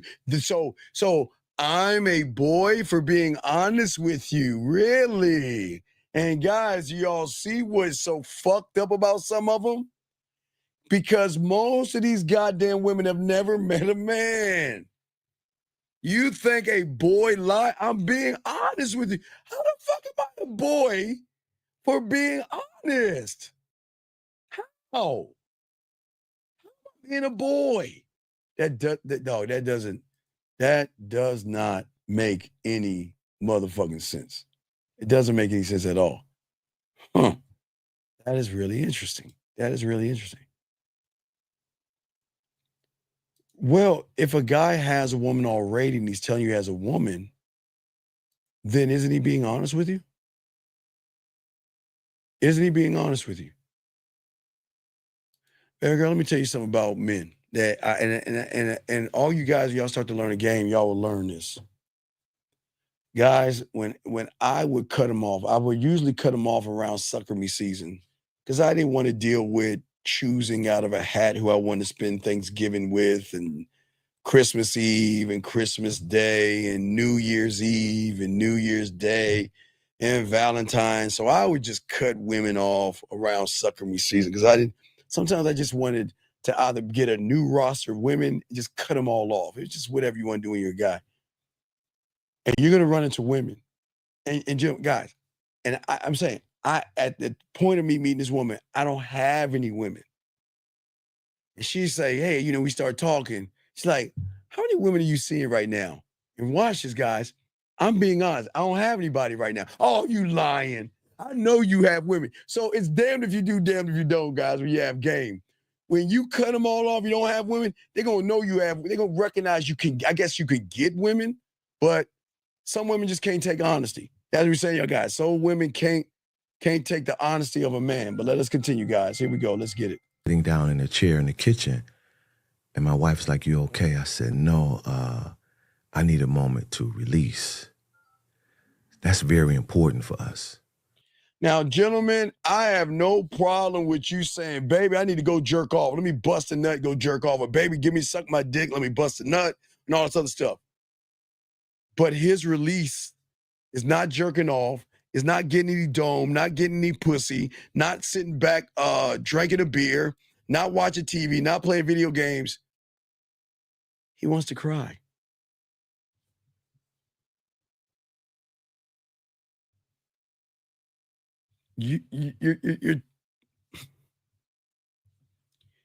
He wants you to be the rock in the relationship, but tell your woman, baby, I need to cry. Baby, give me a second. Let me cry a little bit. Baby, yeah, baby, I got to go cry. Can you just give me a moment? I'm not fucking with y'all. Listen. See, when you're conditioned to only be strong, only stoic, now you're suppressing all these emotions and trauma, and it doesn't release, and it's going to come out the wrong way. I took a moment to cry right then just to release the heaviness of that moment. But I was so thankful that I was a comprehensive man. Gentlemen, women will support you and your tears, but they will never respect you. They'll support you if you're crying. I guess they will, but all this fucking crying, it doesn't, it just doesn't, it doesn't match up. Okay. And you're right. You're right. I mean, again, Antichrist motherfuckers like you want to do everything you can to prevent these young men to learning to love themselves. But unlike your fucking Antichrist ass brand new, I told these young men to worship the Lord or worship who they pray to and learn the game. But apparently you feel threatened by me. I'm not taking them from the religion or God or anything like that. So why would you want them to go away from me teaching them how to be a man? It's crazy, guys. It's crazy. And that's what I keep trying to, gentlemen, remember what I keep trying to tell you guys. And y'all are learning as y'all are watching this, that you will always tell what someone is by what they feel. I am never telling you, if you want to worship God, Allah, Buddha, Yahweh, if you worship elephants, goats, I don't give a fuck what you worship. I don't judge you. Worship, love, pray, do whatever it is you need to do. I will never take you from that. It's not my job. My job is to show you that there is a different world out there, that you can do all those wonderful things that you want to do, but you don't have to be effeminate to a motherfucking woman. That's what I'm saying. I'm not here to stop you from that. I think it's wonderful that you pray. I think it's wonderful that you believe. Believe what you want to believe. Do what you want to do. But the problem is, that's not the problem. The problem is when a woman comes into your world, that you guys start acting more like the woman. That's where the problem is. And then you listen to guys that we're playing right now, right? That is trying to manipulate you through what you study. Gentlemen, study the Bible. Learn the Bible, the Quran. Learn this, whatever you pray, learn it. Soak it in. Pray, worship, do all that. But when a motherfucker is using that shit to say it's okay to cry to women, man, guys, I'm sure in all your religions, there's this thing called an antichrist that comes to you like he's your best fucking friend. Comes to you like he believes in you. He's got your back, but you got to be careful. I'm not saying that he's an antichrist, but it's just odd how somebody is using biblical things to tie in crying and being effeminate and being emotional to a woman. That's what I'm saying. It doesn't make any sense. It does not make any sense. But I want you to see it for yourselves, gentlemen. Here we go. I wasn't hyper masculine. The old me, and I wasn't a killer. Beautiful is doing that. Just listen. Listen to this guy. What this guy is doing is he's talking about fear. If you're staying and listen, beautiful, he's always going to keep tying in religion to everything, because that's a way to try to connect with people and get his rhetoric across. Here we go. Like Tupac said, I ain't a killer, but don't push me. If I wouldn't have had emotional control, I probably would have shot him first. And then like, you just, oh no, you can't, boom, boom, boom, boom, boom, stop dumping at them. Now, whoa, there's no threat. And that's why he cried. That's why he went home and cried. It's important for us as men to practice being more human. Yeah. Releasing the pain and being in the moments and meeting the moments. Yeah. Gentlemen, it's not about being human, okay? Unfortunately, for many of you guys, you are trapped in your own weakness.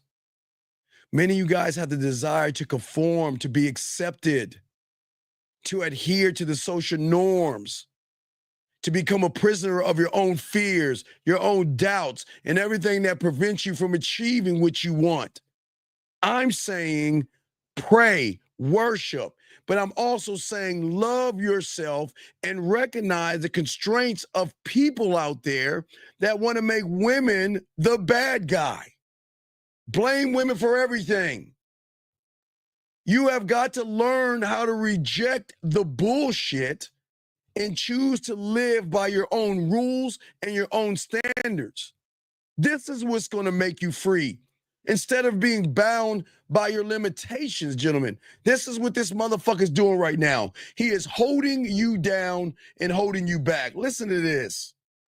Instead of suppressing it, because if not, you're going to blow it when you're supposed to be stable. God.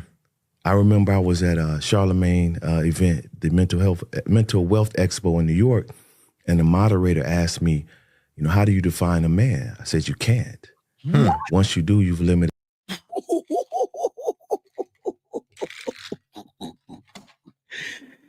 Oh my God. Oh, man, this is killing me. His life. I never let no one define me. Yeah. So, I mean, even a definition of manhood, I'm glad you asked it. It's like, what is it? So what do you do? Because, I mean, we are in a society where there's a lot of like gender fluidity and this is a man and this is not a man. Like, you're not trying to erase. No, I want to be unequivocally clear. Yeah. Okay. I am very masculine. Okay. You can ask anyone around. I'm more masculine. I'm actually, I believe I have a great blend. I know how to go from the lion and the lamb. Yeah. See, when you train in martial arts, you understand. Only time you need to be a lamb is when you tapping on that ass. Hey guys, I will always tell you guys, when y'all fucking, that is the only time that there's got to be some type of submission, because I want to perform to the woman. I always tell you guys, even you shouldn't even be nutting. You should be taking care of the woman. I say in the bedroom, you can be dominant in the bedroom, but also you've got to learn her body, her curves, and everything like that in the bedroom. But he's talking about manhood right now, which is fucking crazy. And he's saying, gentlemen, manhood is an all-encompassing awareness that you have about yourself, who you are in the present, and who you strive to be in the future by believing in yourself, loving yourself, and not allowing the outside world or a woman to label who you are to yourself. Some women are going to call you assholes. Some women are going to call you great lovers. Some women are going to call you selfish and conceited. But as I told all you guys before, you don't want a woman to tell you that you're nice, sweet, kind, thoughtful, and understanding, because a lot of you guys think that's the way to open her goddamn legs. The game is going to always be about your interpretation of how you perceive yourself based on the knowledge that you have gained for yourself. And I'm not talking about book smarts. I'm talking about the game, gentlemen, okay? Okay? It comes down to manhood in the game to understand your perception of your image, and not only your abilities, but when you are around a woman, your sexual abilities, your romantic abilities, your smooth abilities. Everything matters. But see, the problem that most people don't understand is that they think that they can do something else. Okay? All right. So that's what I'm saying to you guys out here. I think we might do a early morning show. Absolutely. Might do an early morning show tomorrow. Just hey, if you have the notifications, you would know. You would know. Here we go. Let's get it. Here we go. You can't just be one all the time. Right. That's why I love MMA. If I'm a great striker and I stay with that, okay, that's just, just say that's masculine attributes. Mm-hmm. And a guy shoots for my legs to take me down and I don't have a ground game, I'm done. Right. Same thing in life. Mm-hmm. If all you can do is provide and protect, and you can't be a nurturer, you're not a gentleman. Nobody's saying, okay, gentlemen. I keep telling y'all a thing about a man. He is a rock, but he's also a great lover. You can be two things at the exact same time. See, people assume that being a man is that it's like my way or the highway, or you're not allowed to think for yourself. No, gentlemen, as I tell you before, there's going to come a time where you got to learn how to be a great lover. You got to learn how to be great in bed. You have to learn how to communicate beyond just regular conversation to go to more flirtatious conversation. What people don't understand is that you can be all things.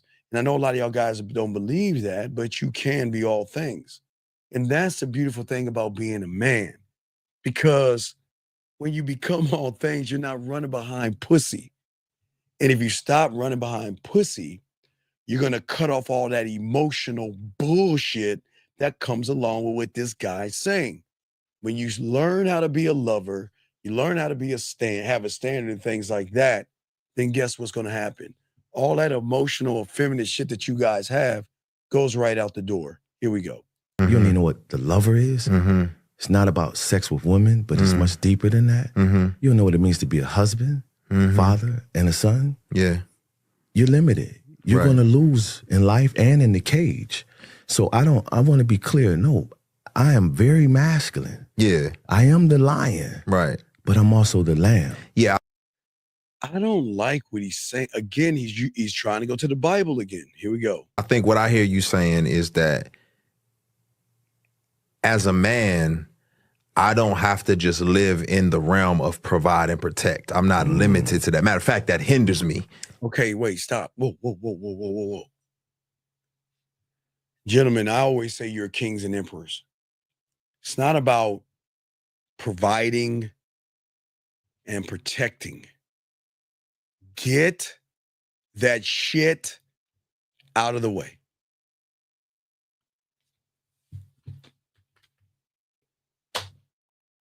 It has to start with, is that motherfucking woman worth your goddamn time?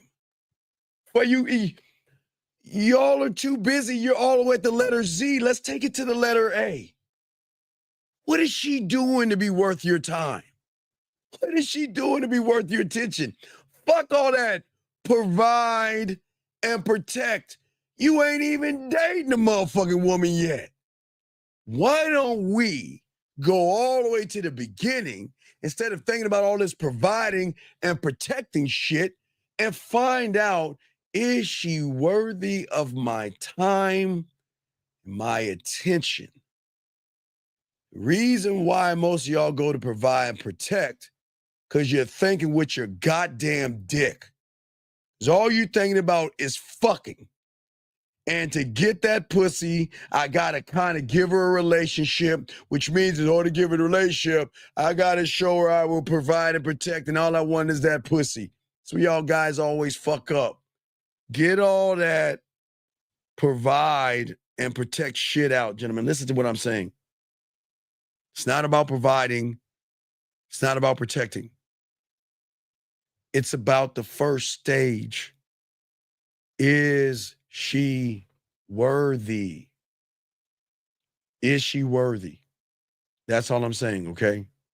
Is she worthy? Is she worthy of my time? Is she going to waste my time? Is she worthy of my attention? Is she going to waste my attention? And if she's not worth your time or your attention, you ain't going to be fucking providing and protecting for her anyway, right? And even if she's worth your time and attention, that's just the beginning. Is she worth your fucking respect? Gentlemen, y'all have to make these fucking women work. Put these women to fucking work. Because if you don't, you're gonna keep thinking and think that they pussy is special. Their titties are special. They're special. And I'm not being mean. You should put them to work. Put them to work. Okay? That's what I'm saying, okay? Well, no. Well, here, Angel, here's the thing. Angel, here's the thing. Check it out, Angel. Listen. You already know most of them ain't worthy if they're making it about your pussy. You already know they ain't worthy. Any man that makes it about your pussy, you already know they ain't worthy. But that motherfucker that makes it about his dick, oh, you probably got to do some work there. That's a different change up. Area code 702, what's your name and what's your question? All right, well, 702, call back. But I'm saying, so yeah, please understand this. So you women know, come on, ladies, come on, ladies. You know every guy out there just trying to fuck you. And you know most of them ain't worthy of your pussy, and that's why you ain't giving them any of your time and attention. See how that works, ladies? You already know that. So come on, we don't need to play games. We don't need to mess around. You already know that. So let us continue. Here we go, guys. Got a question. Lines open. Here we go. What happens, brother? I mean, when you're older, say you're 70 now, you're retired. Well, let's use athletics, for example. Why do you think it's so hard for athletes to retire? Their identity is wrapped up. Yep. And when I speak to professional athletes, the most liberating thing I can tell them is that you weren't created to play this sport. Some of them even start crying because it frees them like. No. For you people who never played sports before, when you are competitive and you have a love for the game, sports and the game, oh my God. Oh. And that's all you did from a toddler for all your life.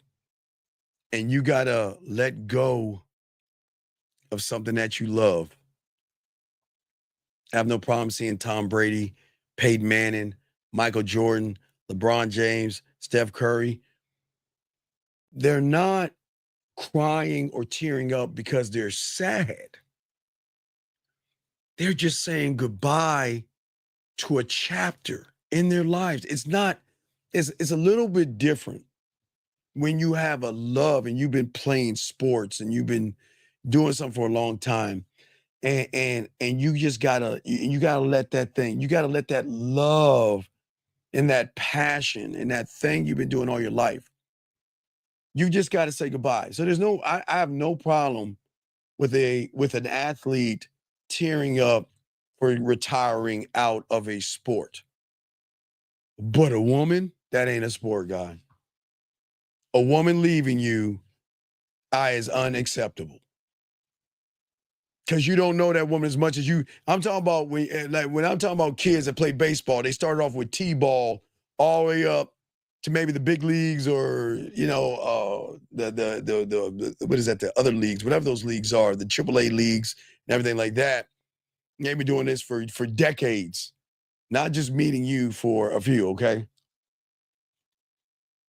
Like you're saying, Steve, I was saying that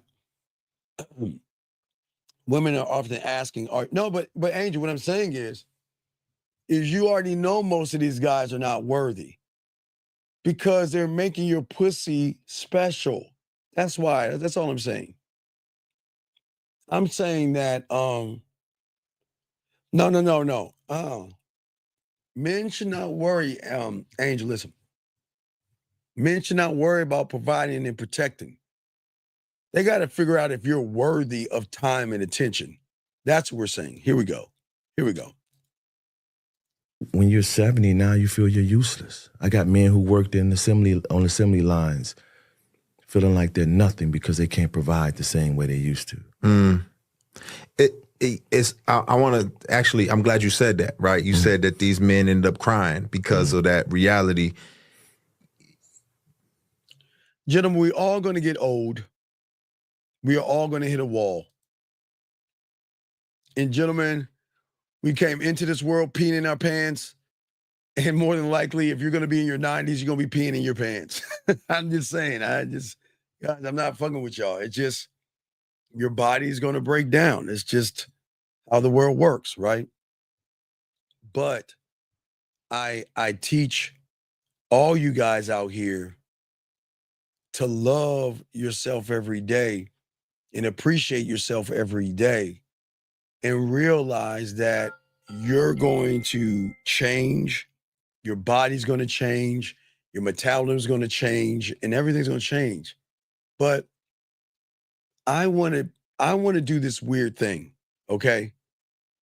I want to prevent this thing that y'all are heading towards right now that nobody wants, not even that motherfucker's gonna tell you.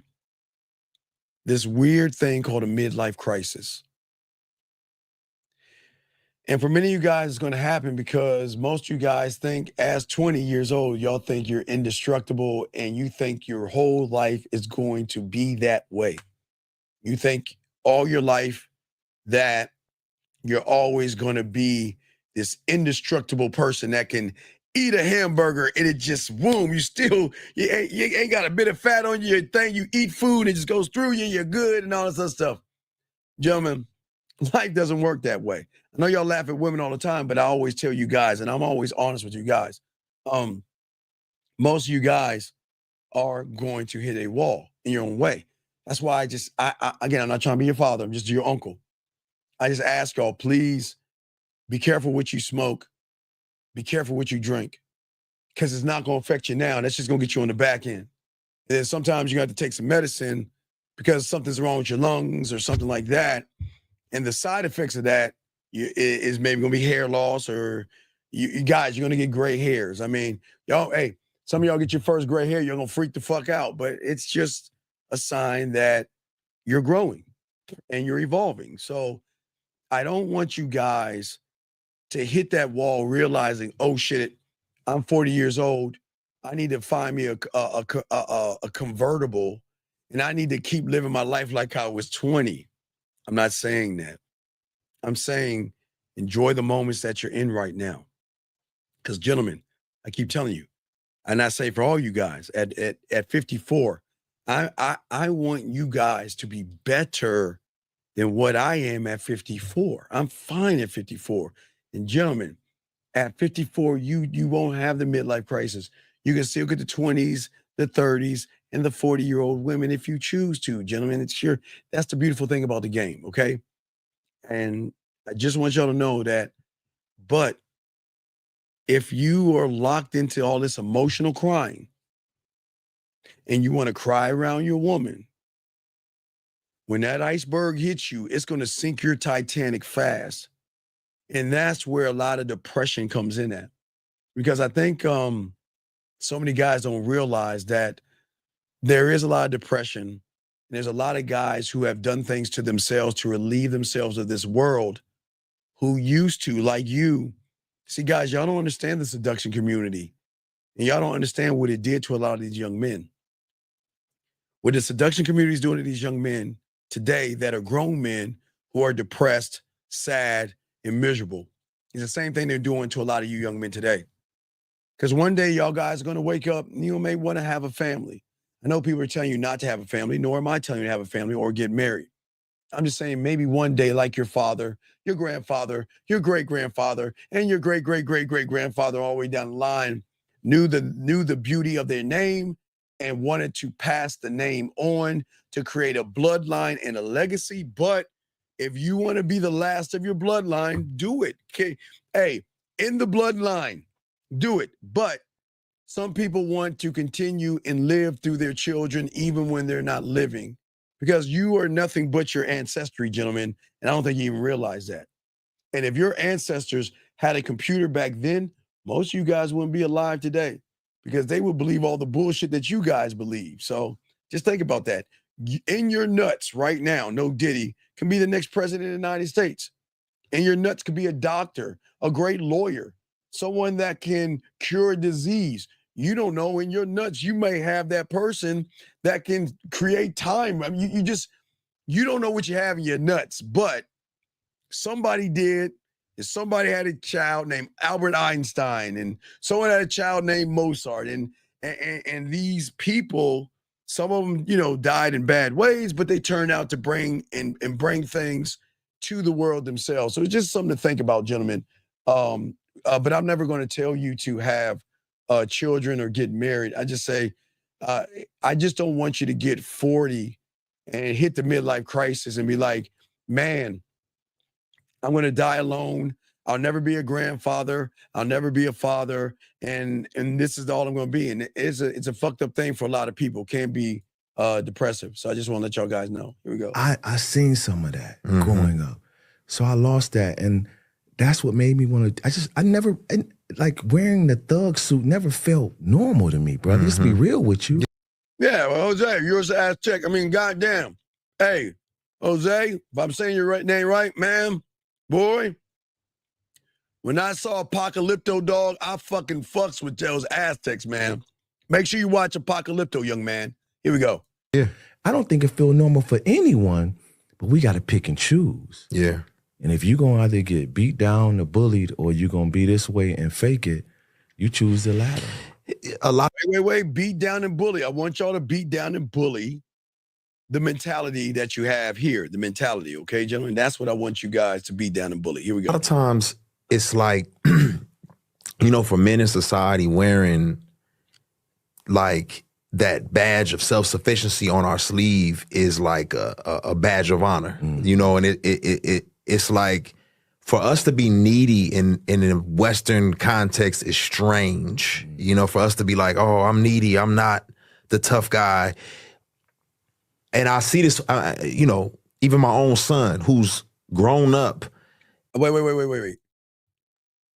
I encourage you to be needy. Listen to me. Yeah, Mel Gibson was the director. That's in my top 5. That, Django Unchained, and No Country for Old Men. Top 5. No Country for Old Men. Anyway, but what I'm saying to y'all guys out here, listen. I'm saying to y'all guys out here, I need y'all to be needy. You will never get this down if you're not needy. But I didn't say need a woman. I said needy. Be needy. Need yourself. Love yourself. Appreciate yourself. Have the need to evolve yourself because a woman is going to need that kind of structure. I need you to need yourself above all things. Don't be complacent and be happy with who you are today. Need to expand, need to grow, need to evolve. Be needy, be selfish. Need this person, not me, but you, like in the mirror. Need that man in the mirror, gentlemen. If you're going to need anything, nobody is going to love you more than you love yourself. Not even your mom can love you more. Your mom really loves you, but God damn it, when you need me, hey, all I need is me. That's the kind of thought process. Let's go ahead and call it X678. What's your name, sir, and what's your question? Hey, Steve, my name is Aaron. My question is, you talk a lot about like self-knowledge, self-understanding. And my question is the reason why I don't know myself because I haven't created myself? As in, like, I haven't created a new meaning for who I am, kind of through your guidance. Is that like where the difference is at? No, the difference is that you believe your thoughts to be truth. You were caught into illusion, and the illusion is that you listen to this enemy in your head that creates your perceptions and your actions and everything that you actually do. Matter of fact, that person, not you, will tell some people to hate me for telling you to love yourself. It's the mind. That's why your mind is the enemy. But the reason why you're not growing is because you choose not to grow. You choose not to be that guy. You rather believe in the mind or the snake oil salesman that's leading you away from a mentor that is trying to show you how to be authentic. You buy into your illusions. And when you buy into your illusions, you actually, gentlemen, you risk, guess what? You risk who you are. You lose sight of your own values. I'm trying to bring you back to your individuality, but you want to run away from that. You don't want to dive into who you are. You want to dive into a woman's perception of what you think you need to be to get some fucking pussy. Well, I mean, she wants a tall guy and she wants a guy that has muscles. I don't give a fuck, but you do. Does that make any sense? It does. So what is your question? I don't understand. What's your question? No, I mean that was my question right there. You know, just I'm trying to get rid of that illusion. You know, But you're not. What are you doing? Tell me, what are you doing to try to break free of that? What are you doing? I'm trying to learn from you. How are you learning? When's the last time we spoke? I think Sunday. What did you do? Who did you talk to this weekend? Did you talk to any women or anything?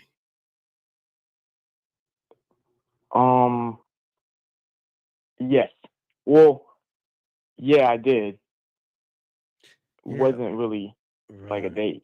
Well, but what I'm saying is that you have it's not a quick fix because okay, again, not to get all your business out there, but think about all the red pill stuff that you listen to, right? Okay. All right, let's think about that, right? How many years of that? At least 2, 3. Right, that's cool. So that means the point you met me, you're in this like Grand Canyon.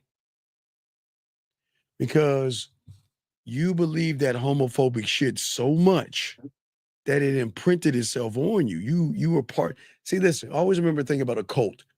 Just because you leave the cult doesn't mean you have left the cult.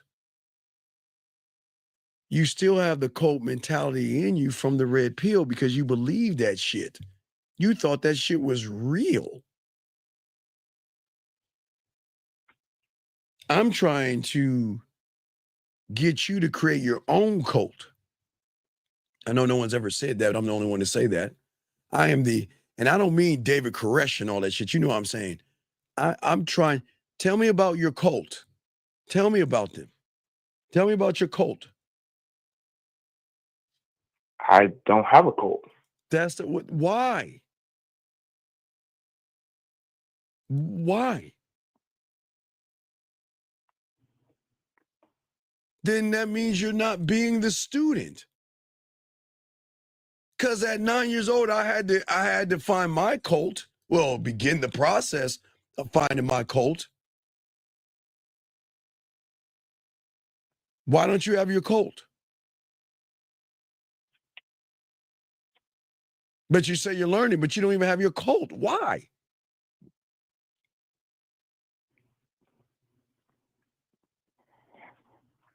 I don't know. Maybe I'm moving. Like I'm not. No, aggressive. again, I'm the not red working how I pill. should. No, the red pill.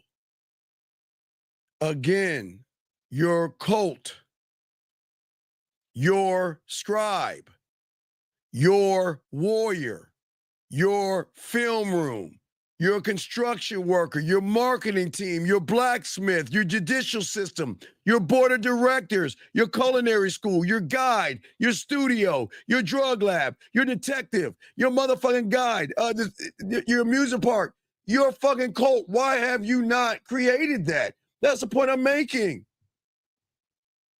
You want to be in the game, but you haven't even started to create A fucking scribe.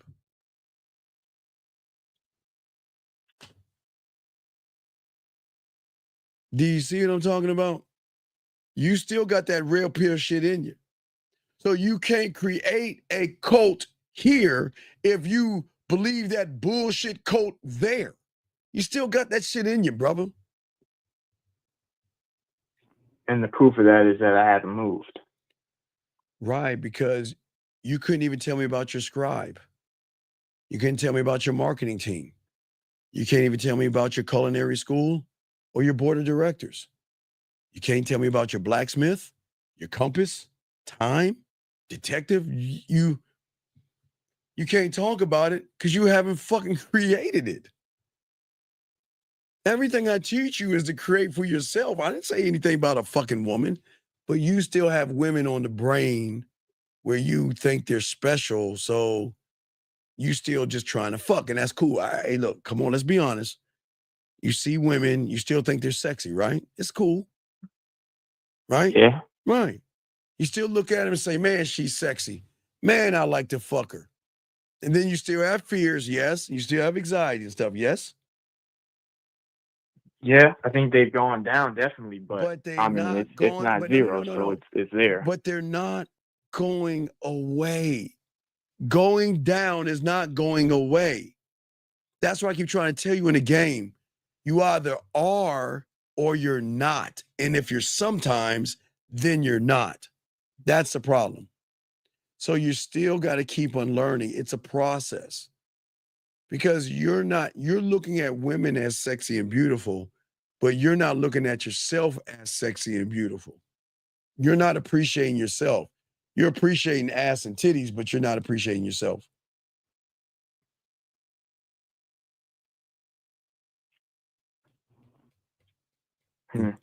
Okay? All right. Thank you. I respect you, brother. Let's talk to me on the back end. Let's talk, okay?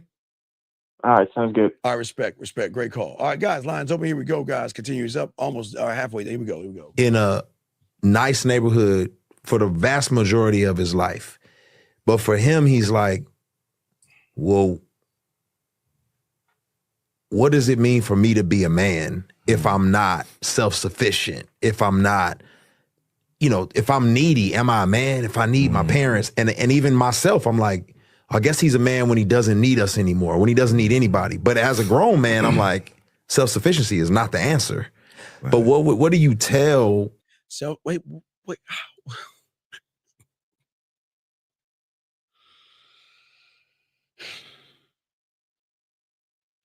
Why do we have to rely on people? Why?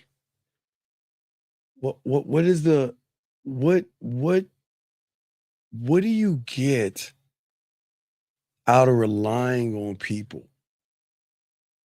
Gentlemen, before all this stuff, a lot of y'all kids don't understand this. So in the 90s, when the internet came out and people didn't know how to edit video.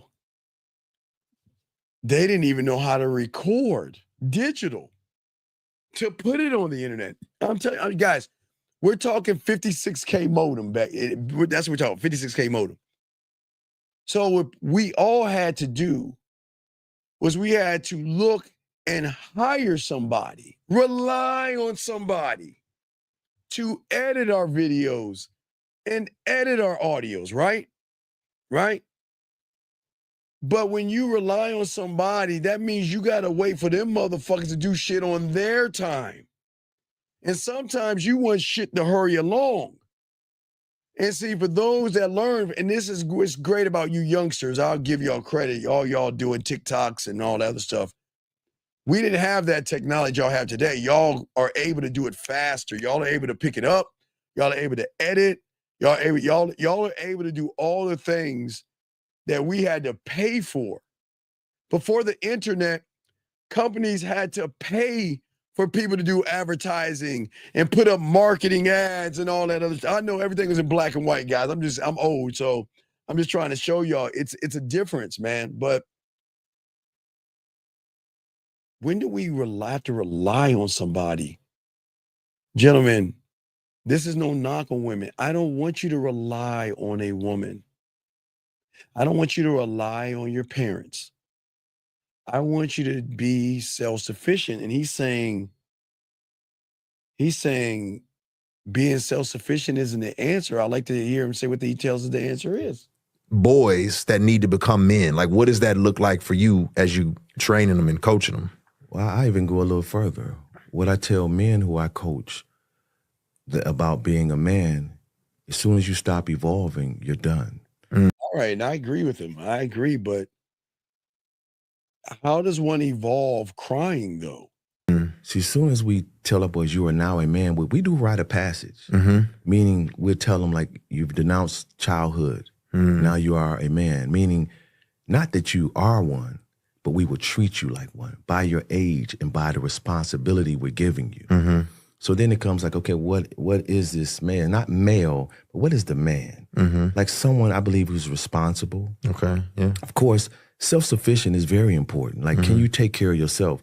But what I hear in you is deeper because not every man can do that. Sometimes it's hard, brother. Sometimes I may get laid off. And gentlemen, listen. I was lucky enough to be a student of the game, and I was lucky enough to I took an account. I'll tell you some of the classes my mentor told me I had to take, and I didn't even see it. I had to take home economics because that showed me how to cook and sew. I had to take typing classes, and I had to take an accounting class. I had no fucking idea why, but I took these things. As I got out into the world and had to be self-sufficient for myself, I had to learn how to manage my money. My biggest hero of all, if y'all know me, I love Scrooge. You know, I like those kind of people. I like Scrooge, Larry David, Simon Cowell, and Mr. Wonderful on Shark Tank. Those are the kind of guys I love because they're all no-nonsense motherfuckers that just don't give a fuck. And Gordon Ramsay. Just tell it like it is. But what I learned, gentlemen, was that as an adult, it was no longer about having expensive things to try to impress people. It's really putting your money away, saving your money, and investing your money. Mutual funds, stocks, bonds, and things like that. You know, your 401k or whatever. It's not about trying to get this expensive suit and I'm just eating fucking crackers or whatever because I spent some money on a suit. It was about trying to live comfortably while you save money for rainy days. Because rainy days, gentlemen, they come all the time. You got to put money away because sometimes your car breaks down, tires pop, things happen, bills need to get paid. So I learned at a young age to save money. Again, I'm a gamer. So I treated myself to video games, but it was when I could afford it. But I would always, if I got 2 checks, I wouldn't even touch the second check. I'll put that right in the bank. And whatever I had on one of them checks had to pay everything as well as food. But see, that's why y'all are lucky. I had to live off of Hamburger Helper, ramen noodles, TV dinners, and cereal. You motherfuckers get 5 for 5 values. And I'm not saying eat all that junk stuff. I'm just saying that stop spending your money on shit that is what we call a float-in. You see what I'm saying? Sometimes if you look in your closet, some things you have that you can't wear anymore because it was a fad. Gentlemen, I want you to wear something that can wear all the time. Don't wear a fad, like the skinny jeans and all that stupid shit that y'all motherfuckers are wearing, having your pants hanging off your ass and whatever the fuck that silly shit y'all are doing. Polos and things that you can wear. You don't have to have expensive things, but you can buy nice things. And you can slowly build up a wardrobe that you can continue to wear throughout the year. And then eventually, as it starts to give you some wear and tear, you can replace that item. And that way, you're saving your money. I know you guys want the brand new phones and all the updates and the apps. If you can't afford it, don't afford it. Get what you can afford. All right. Get what you can afford. But you should never live paycheck to paycheck. I'm not saying, now listen, I'm not knocking if you live paycheck to paycheck. What I'm saying is you just got to take a moment and look at what you're spending your money on. And most of you motherfuckers are spending it on women. Most of your money is going into something that has to do with a fucking woman. And I think that's part of the problem. You know what I mean? You know, it's part of the problem. Tubi, yeah, I've been a gamer since Pong. I've had every system, Atari, Coleco, and television, NES, Nintendo. I've had the Wii, the Xbox, the Dreamcast. Hold on. This is collecting dust. I don't even play it. But look what I got right here. See this, Tubi? Tubi. It's a PlayStation 5, and it's just sitting here collecting dust. I don't even play the motherfucker, but I'm a gamer. But anyway, what I'm saying to you guys is that I want you to treat yourselves because you work hard, but don't waste it on liquor and drinking and things that you could save money on. All the drinking that you do, you know how much money you can save if you drink a little bit here and there? Hell, fuck it. I would even rather you go to the liquor store and buy a bottle of whatever you drink and drink it from time to time instead of keep spending $9 and $14 and $17 and then you got to tip the bartender and things like that. I don't want y'all to do that. I really want y'all guys to actually save your money. But let us continue. Here we go, guys. Here we go. Got a question? Please put a Q. Here we go. And if I feel like I can't call you, that's why we blow our brains out. Yeah. And it's like, no, my man, I'm here for you. The UFC fighter, Patty. Gentlemen, I never want you to get to a point where you feel that you've got to leave this place. And I don't ever make fun of people that do that. It bothers me when you do it because of a woman. That's where it bothers me. Now listen, if you have a chemical imbalance and you're feeling that way, please get help. But if a woman has that much influence on you, I think you might need to back the fuck off and leave women alone for a little while. Because you're not doing anything, but it's like, okay, and I'm not trying to make fun of this. Y'all might laugh at me, but I'm not trying to make fun of this. But every time I watch Titanic, I think Leo on that motherfucking side. I mean, why couldn't we just keep switching back and forth? Like you get the fuck out off the raft and I'll get on the raft, then you switch up, then I'll get off or something. We get cold together. Because at the end of Titanic, Leo floats to the bottom and becomes fish food, right? Oh, thick ass Kate Winslet gets saved, gets to suck, fuck, party, ride horses, and live her fucking life. I'm saying, man, I mean, come on, man. Look, what I'm saying is that I'm not making fun of this. I'm just saying that listen, sure, women and children first and do it like that. But what I'm saying to you is that I want you guys to live too. And I don't want you to put poison in you or doing things to yourself because you're so miserable. Because unfortunately, if you do that to yourself, that person you did it for, she might cry. She might feel bad for a little while, but she's going to go on with her life and meet new guys and live her life. And I'm saying for you guys, I don't want you to do anything bad to you. Hey, when I want you to go 6 feet under? is when you're in your 80s and your 90s and your body just stops working. Now, for the technology we have nowadays, I don't know.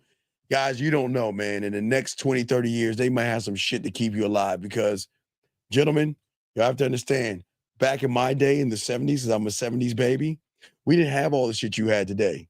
Motherfucker. And can you imagine, guys, you can't imagine what the fuck you're going to see in your 50s. Now, I'll probably be dead by then, so I'll miss out on all that. But I'm saying that if you're going to go when your body decides that it can no longer pump and your lungs can no longer bring in air. Don't do anything to yourself over anybody. Now, if you're going to kill something, what do I keep telling you? Find fear and fuck them up. If rejection's right here, go. Hey, find that motherfucker and fuck him up. I give you permission to destroy fear, fucking torture rejection, torture anxiety. Fuck them up. Waterboard their asses, beat their asses, stomp their asses to the ground. That's the only thing I want you to kill and destroy. But I don't want you to destroy yourself, okay? That's not what we do. You made it. You got to the egg. You won. Don't allow the influence of somebody else to make you feel so depressed that you no longer want to be here. But in the other hand, don't make somebody else make you feel like, well, without you, if I can't have you, no one else can have you. We don't want that either. The greatest man, the toughest man, the baddest man is a man that can walk away. Guys, it's going to fucking sting, but it's okay. I'd rather it sting and you walk away than you do something that is going to either put you in prison or put you 6 feet under. We don't want that, okay? I say that to all my dogs out here. All my dogs out here. Let's go. We continue. Let's continue. Here we go. What's his last name? I think it's Pimblett. Mm-hmm. He had a major fight, brother, and his friend the night before took his own life. After he won, he said, I'd rather you cry on my shoulder than for me to be going to your funeral. Mm. So self-sufficiency, yes, you can't get married, brother. You can't take care of yourself. Right. You know, and the Bible goes even further. You can't even manage his house. Yeah. See, that's what I'm saying, gentlemen. Gentlemen, leave the Bible out of this. Gentlemen, you can worship even if you don't have any money. And you can be self-sufficient and you can still worship. So don't let him use the Bible. I hate when he's doing this. Here we go. So he was already a beast. All these men were a beast. We all dressed. We all got the watches, the cars, the records. We got this, we got that. Why are we still distressed, discontented, and mentally or spiritually in debt? Why are we dying by suicide 3 to 4 times as likely as women? Why are we committing over 90% of homicides in the United States? Because you're creating, he doesn't, gentlemen, I need y'all to just, I say it all the time. I need y'all to understand this, please.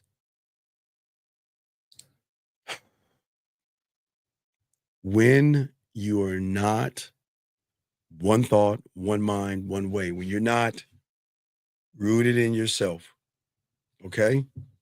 When you're not, and you become emotional, that means you're not balanced. It means you're out of nature. And when you're out of nature, I'm not talking about crime. Crime is more like a choice or a need to get something. I am not talking about crime or as far as robbing somebody. I'm talking about when some of these guys rob women of their lives. Because you see, again, I tell you, you see it all the time. See, he's asking why all these things happen. Is because what the fuck he's doing right now. See, gentlemen,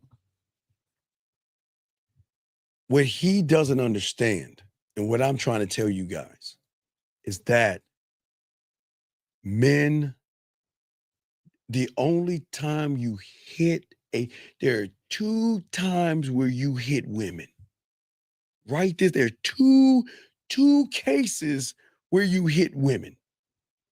Case number one, if she's coming at you like Jason Voorhees with a knife, a bat, or a hatchet, you can defend yourself.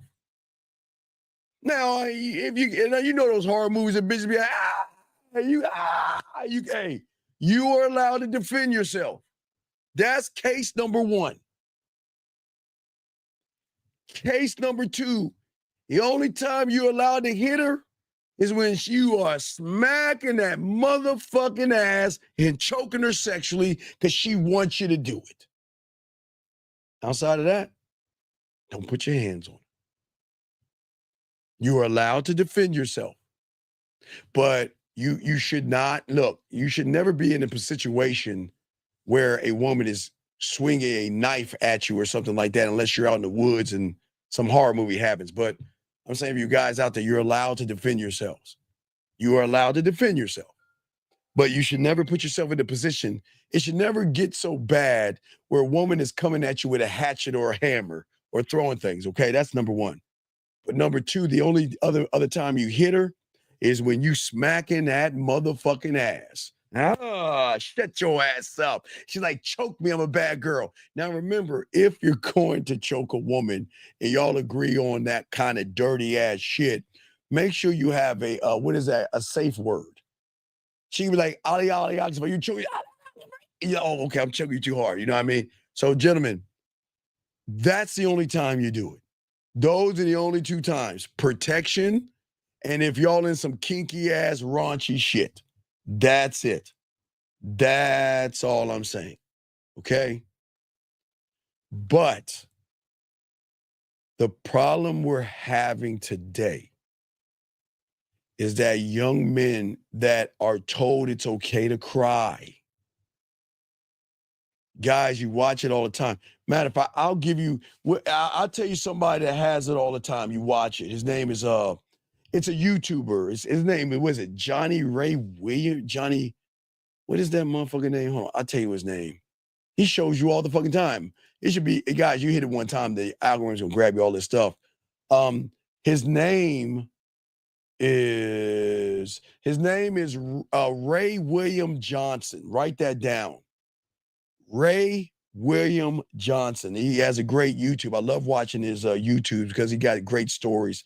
He has stories of crime, stealing, but he also has stories of a lot of what happens when your emotions tie into your femininity. You always see a lot of that stuff. Ray William Johnson does it. There are a lot of shows out there that show you when guys bury women, and they shouldn't be doing that. You should never get to a point where you want to harm a woman to a point where she no longer exists in this world. But that's what I'm here for. I'm trying to take you out of that darkness and out of that anger and out of that resentment and out of that hate to stop and think for a second. I don't want you to go to jail, but I don't want you to hurt. I don't want you to take somebody's child away from them because they don't want to date you, or they're not interested in you, or they choose to be with somebody else. I want you to leave that. I want you to charge it to the game and go on with your life, even though it was sting. That's what I'm saying. But if y'all notice, there's too many young men that this guy in this video, he's creating this shit. He's creating this shit.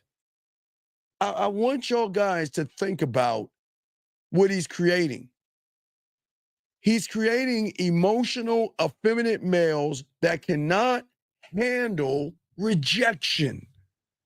They cannot handle no. Guys, hold on a second. Let me show y'all something. And this is not even funny. I used to wait, hold on. Wait. Let me pull this up. Watch.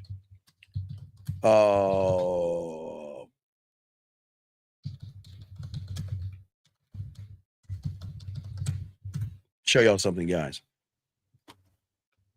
Let me show you what happens when you create the effeminate male.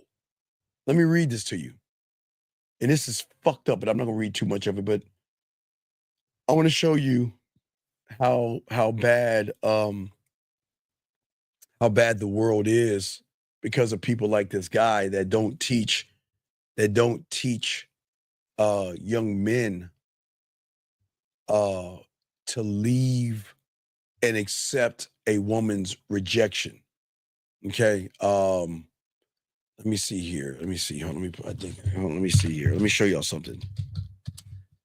Let me show you how bad the world is, because what I'm saying is this is what this guy wants to create. And we're trying to do everything we can to prevent this, because we don't want this to happen to women because they're on edge, okay? This woman was a 22-year-old graduate student, right? And this guy started to grind on her, and he told her no, thank you. And when she left, he shot her because he couldn't handle the rejection. Do you see what I'm saying, gentlemen? I'm saying that, and I'm not saying all women, but there's so many cases out there that these women can't even say no to guys without them trying to do some type of violence to them. In order for us to be greater men, this is why we've got to kill off being emotional. Being emotional triggers yelling, abuse. It triggers obsessing over the woman. It triggers verbally abusing her, physically abusing her. And people don't understand. And it's nothing to laugh about, but this is what I'm trying to tell you guys, all right? All right? This is what I say of all you guys out here. Wait a second. You say, what do you think that the guys can do? This is what this show is about.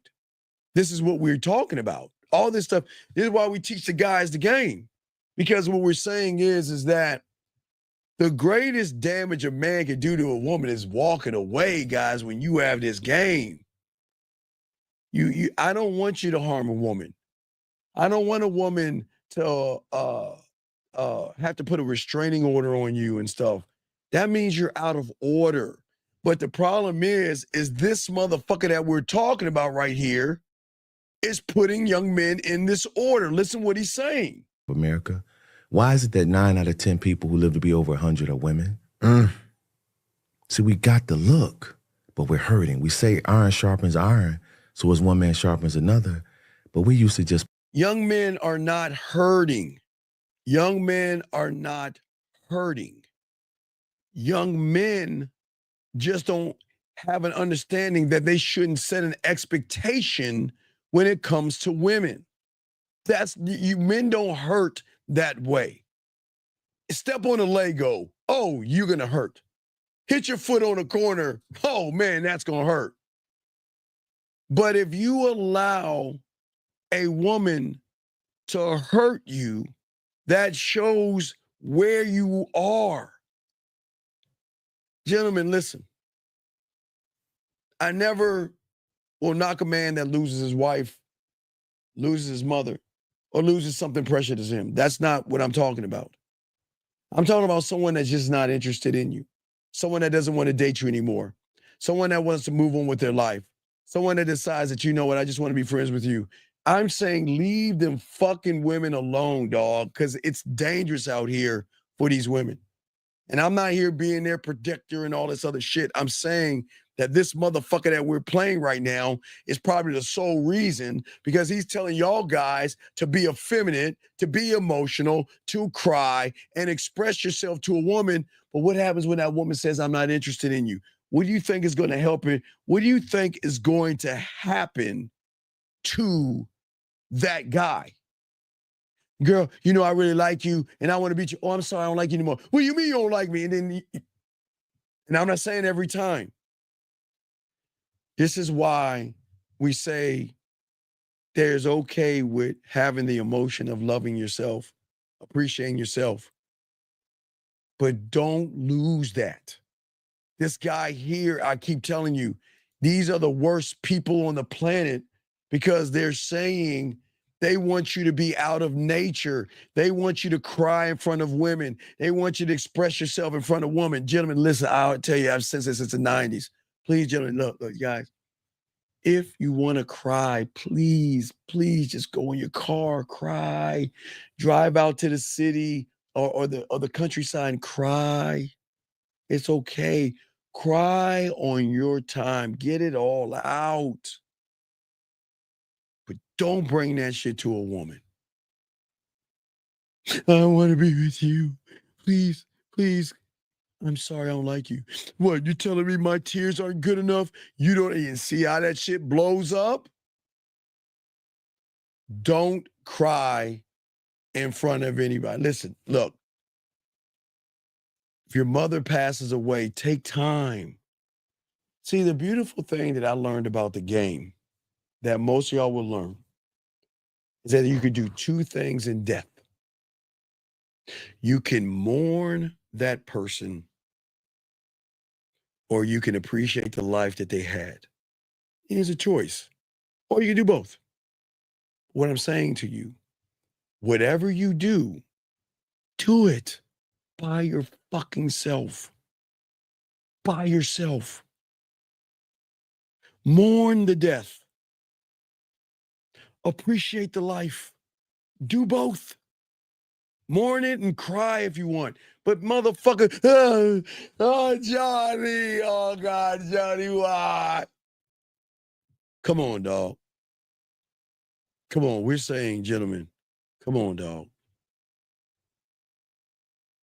If you want to cry, do it on your own time. Show strength. And again, I understand, look. Sometimes the love for your parents is too much. You're welled up. That's fine. And look, that's cool. That's cool. And I'm not saying you're a weak person for doing that. Because some of y'all aren't at a stage where you can handle that. Guess what? People are going to come into our lives. And people are going to go out of our lives. No parent wants to outlive his children. Please understand that. All of our parents, our grandparents are going to go away eventually. And so will we. That's how life works. But these are the chances and moments that you guys can appreciate what you have. Your parents, you're gonna appreciate it. That's what I'm just saying for you guys out here. But this motherfucker here, man, listen to this shit he's saying. We almost done, but listen to what he's saying. Polishing each other. We want polishing partners. We don't want someone to come and take that sword out the sheath and say, let's get that edge sharp, brother. We're going to sharpen this. Here come these sparks. And so I studied briefly Iaido, which is the art of the sword or the katana. And what was interesting is that the harder you swing this sword, the less likely you can cut what's in front of you. It was when you allowed the sword to cut. But gentlemen, we don't want you to swing anything, okay? All right? We don't want you to swing anymore, all right? Okay? That's what I'm saying to you guys. I don't want you to swing anything, okay? Don't swing a sword at somebody. Don't swing your fist at somebody, okay? Protect yourself. But he's trying to tie all this shit up the wrong way. What does swinging a sword got to do with anything? Let's see what the fuck he's saying. Freely, where you're able to slice what's in front of you. Especially what we deal with mentally. Like you know this, brother, we wear trauma like a badge of honor. Like we don't brag about, man, I stay in a safe neighborhood. It is no gunshots. No, if your trauma's not matching mine, you're less. Gentlemen, okay, listen. Everybody's going to go through, and I say everybody's going to go through trauma. Somebody's going to go through things that's going to happen in your life. Gentlemen, I know this is going to shock you,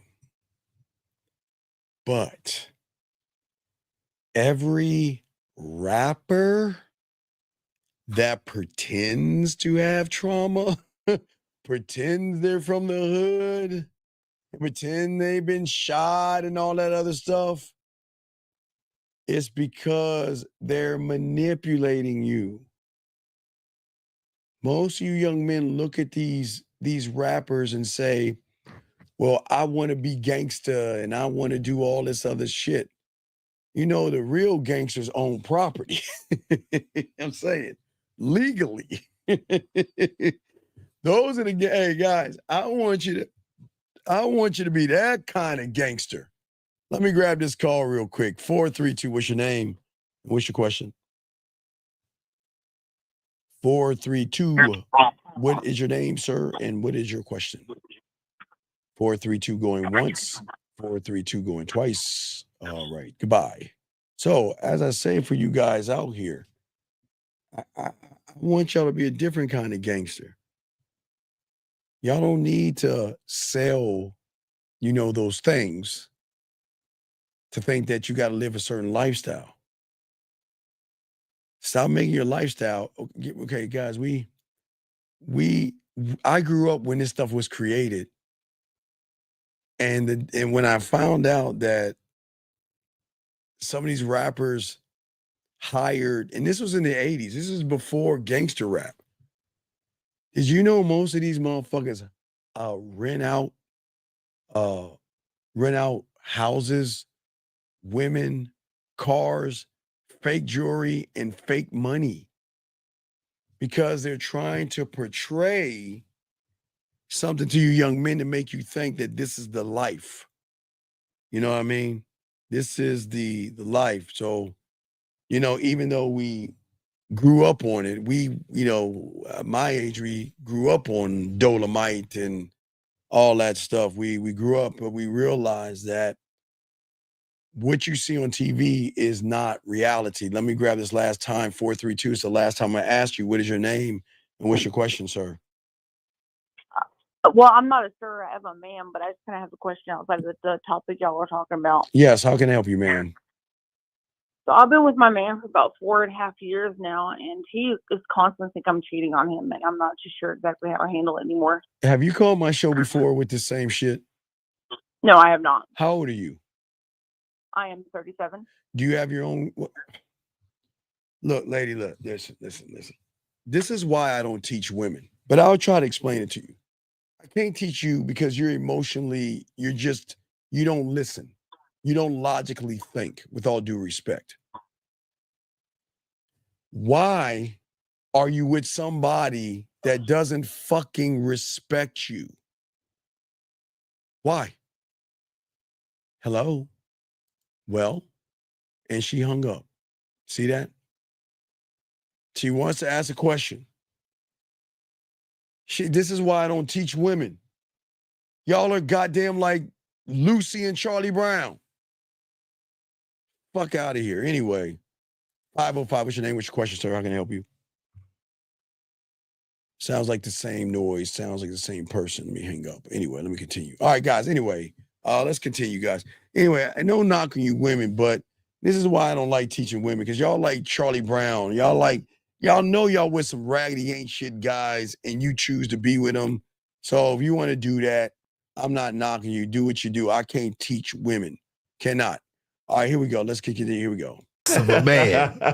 Exactly. Yeah. Like, where's that coming from? Yeah. 50 Cent got props. Why? I got shot, 9 times? Yeah.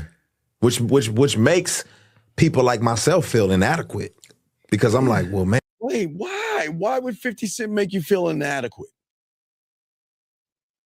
And you know what's so crazy?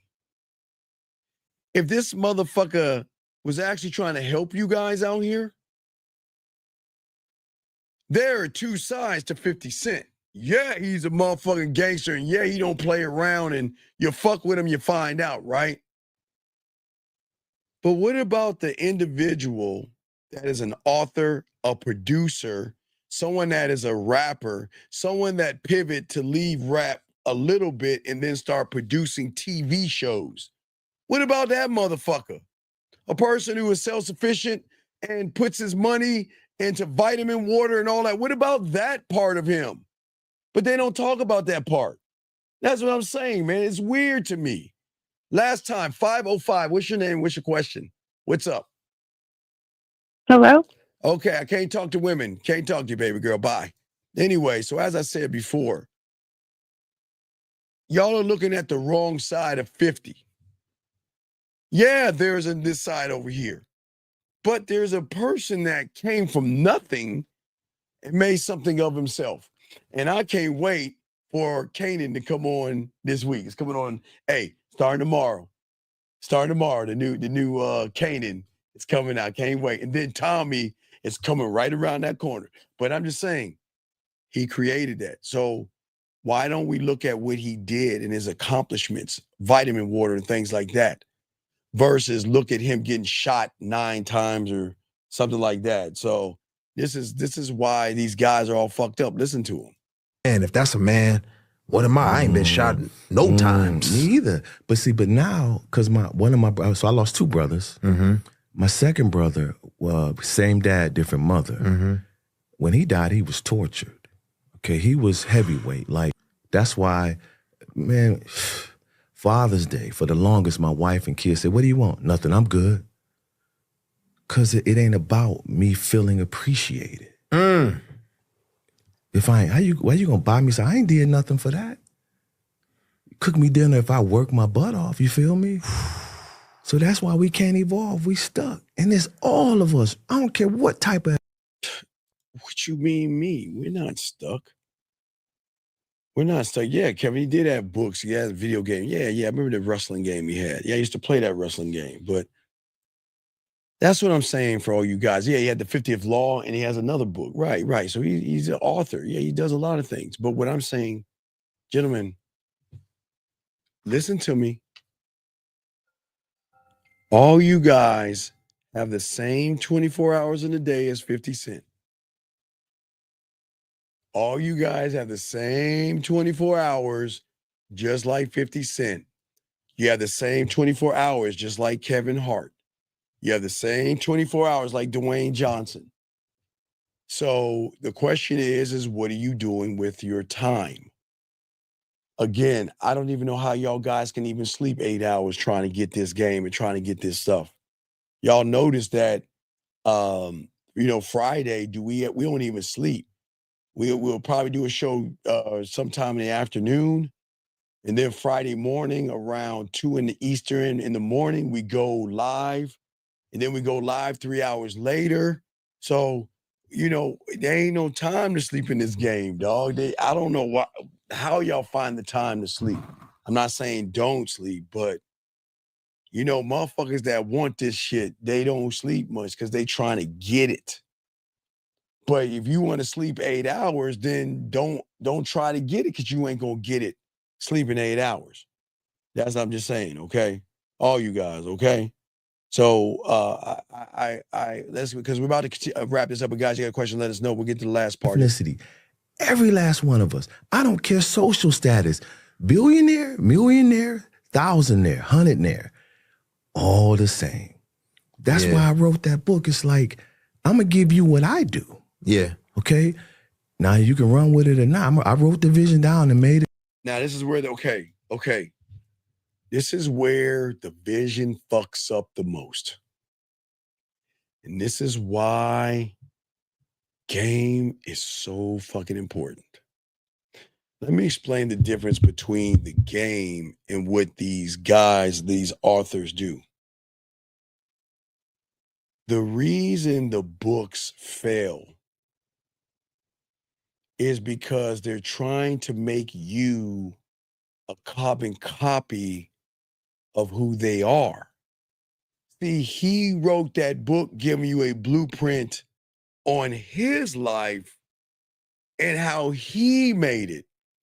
And the reason why that shit does not work is because the rule of the game is this. Never, ever try to make people like you. Since I've been doing this way past the 90s, damn near almost in the 80s and everything, I've been doing this shit for a long time. And I never want you to be me. Think like me, because if you think like me or be like me, you can only be the second best me. One thing I've always said, and one thing that those have game, well, I can say for myself, but the fellas, they all have their own way of saying it. And I always like to show you guys this, is at the end of the day, if you want to know what I'm trying to do, I have no problem to tell you this. I wholeheartedly believe, and I've always been teaching this. This is the reason why there's nobody else like you in the world. This thing right here. I'm only one that talks about it. This is the thing right here, which you see right there on the screen, is your marker. That thing right there says that there will never be another one like you on this planet, right? So if that's the case, then why would you want to learn somebody else's language when you can learn your own language? That's what the game teaches you. The game doesn't say be like me. The game will teach you that I'm going to show you how to access you so you can create a world, laws, rules, codes, principles, narrative, mission statements, legacy statements, vision statements that fit nobody else but you. But real quick, you want to know why the manosphere all fucks up? Because they got this one way of thinking, cult mentality. We're all going to teach you how to know FAP, and we're all going to teach you how to look smacks, and we're all going to teach you how to be a high value man. That ain't going to fucking help you, because what you're doing is you're taking your problem and you're putting a rug over it, trying to hide and cover up what you actually are by a gimmick. All that being going your own way and all that other shit. Why isn't it still around? Because it faded the fuck out and everybody's waiting for the next phrase to pop up. That's what we're saying to y'all guys out here, okay? You said, what does it mean to have your own language? It's a beautiful thing because it's yours. Gentlemen, since I've been on the internet telling y'all this, podcasting before anything, or really MP3s, I think it was called. It was like podcast or something. I always told you guys that as long as you don't kill anybody, you follow the law of the street, and if you melanin like me, join the 100 Club, and you'll never get a ticket, and also do your job at work. That's it. And then that means outside of those three things, you create a standard in how you move as a man. You create the standard of how you talk to a woman. You create the standard and the bylaws of what a woman needs to do to be worth your time and your attention. You are allowed to create your world and your universe your way. But what this guy is doing that we're talking about, he's saying be like him and cry. Be like him and be emotional. Unlock the femininity in you. I'm saying that when you're one thought, one mind, one way, there's no emotions. I mean, it's thinking not emotion. You're being emotional. Let me give you an example. When you are thirsty and you grab something to drink, is there any kind of emotional feeling when you grab your cup? No. When you grab your remote control, is there any kind of emotional feeling in your remote control? No. When you grab your favorite cologne to put it on your body, is there an emotional connection to that? No. When you grab your car keys, do you have an emotional connection to that? No. When you grab your wallet, open a door, brush your teeth, turn on the shower, do you have an emotional feeling where you feel fear, anxiety, worry, you're depressed or anything like that? Not at all. So you know what that means, gentlemen? That means you kind of got the blueprint down. You just got to stop making women special. And you've got to stop making these expectations for women. That, yeah, I want to fuck her, but because you want to fuck her, it doesn't mean she wants to fuck you. Just because you want some pussy doesn't mean. Remember, we had a guy yesterday. A woman just brought up she likes dick, and the first thing he wants to say is, well, let's go back to my place and fuck. She didn't say nothing about his dick. So what I'm saying, gentlemen, if in 99% of your life, from grabbing a bowl, eating cereal, washing your dishes, watching TV, driving your car, Now, I would say the first time you should have a little anxiety is when you drive for the first time, but now you guys should know how to drive pretty well, so you should be fine, as well as ride a bike. But what I'm saying to you guys out here is that think about it. It's a thinking man's game. So I'm not trying to break your brain, but it will break your brain. Why don't I feel the way I feel like I feel when I get around a woman? Because if you think about everybody's emotions, feelings, crying, and all that, it always has something to do with a woman. Isn't that amazing? But if you can just wake up from that, because women are not bad, it's just your standards are bad, which allows her to be badder, meaning that she doesn't have any structure on you until you lay one down and say, listen, I'm not going to yell. I'm not going to scream. Matter of fact, I think I got the best one. I mean, I always got it in two parts. So y'all got to excuse me. I always keep telling y'all I will make it one, but I want y'all to take a photo of this. You know, please take a photo of this. Let me see if I can find it. I want you guys to take a picture of this.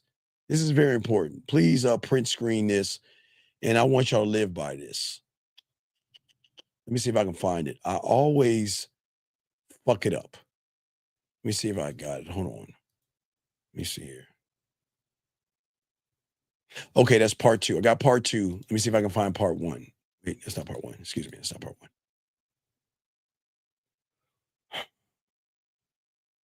I got part two. I got to find part one. Excuse me, guys. I just got to find part one. I next time I'll have them together. Yeah, I got to excuse me. I didn't even think I was going to show you this shit. So bear with me. Because I want y'all to where it was screen printed or whatever. Just this is the mindset that I ask all you guys to have. Where is part? You know what part one is? I bet you part one's here. Hold on a second. Fuck, that's not it. Hold on. That's not it. Ah, here he is. I got part one. I want to make sure part one. And then part two is here. Okay, I'm gonna show you part one and I'm gonna show you part two. Okay, you ready? All right, guys, I want y'all, guys, all my dogs, everybody listening. This is the beauty of having an unconditional love to set a standard that nobody's ever going to teach you. This is from us because it's ours. I created it. It's ours. So I want to show you the standard. Okay, so I got part one and part two. So here we go. Here is part one. I want y'all to screen print this and understand this. I just want y'all to read this. Okay. I don't think y'all can read that, can y'all? Shit. Y'all can't read that. Hold on. Let me see if I can. Well, let me see if I can. Can y'all read that? Let me see if I can save that. Let me see if I can save that. Can y'all read that? Yeah, I don't think I can read that. Hold on. Let me see if I can. Let me see if I can stretch that out for you real quick. I know it looks like it's pretty bad. But let me see if I can stretch that motherfucker out. Okay, if y'all can't read it. Okay, y'all can read it. Okay, well, just give me a second. Let me see if I can blow that bitch up for you. Let me see if I can blow that bitch up for you. Give your boy 1 second. All right, maybe it's too small. Shit.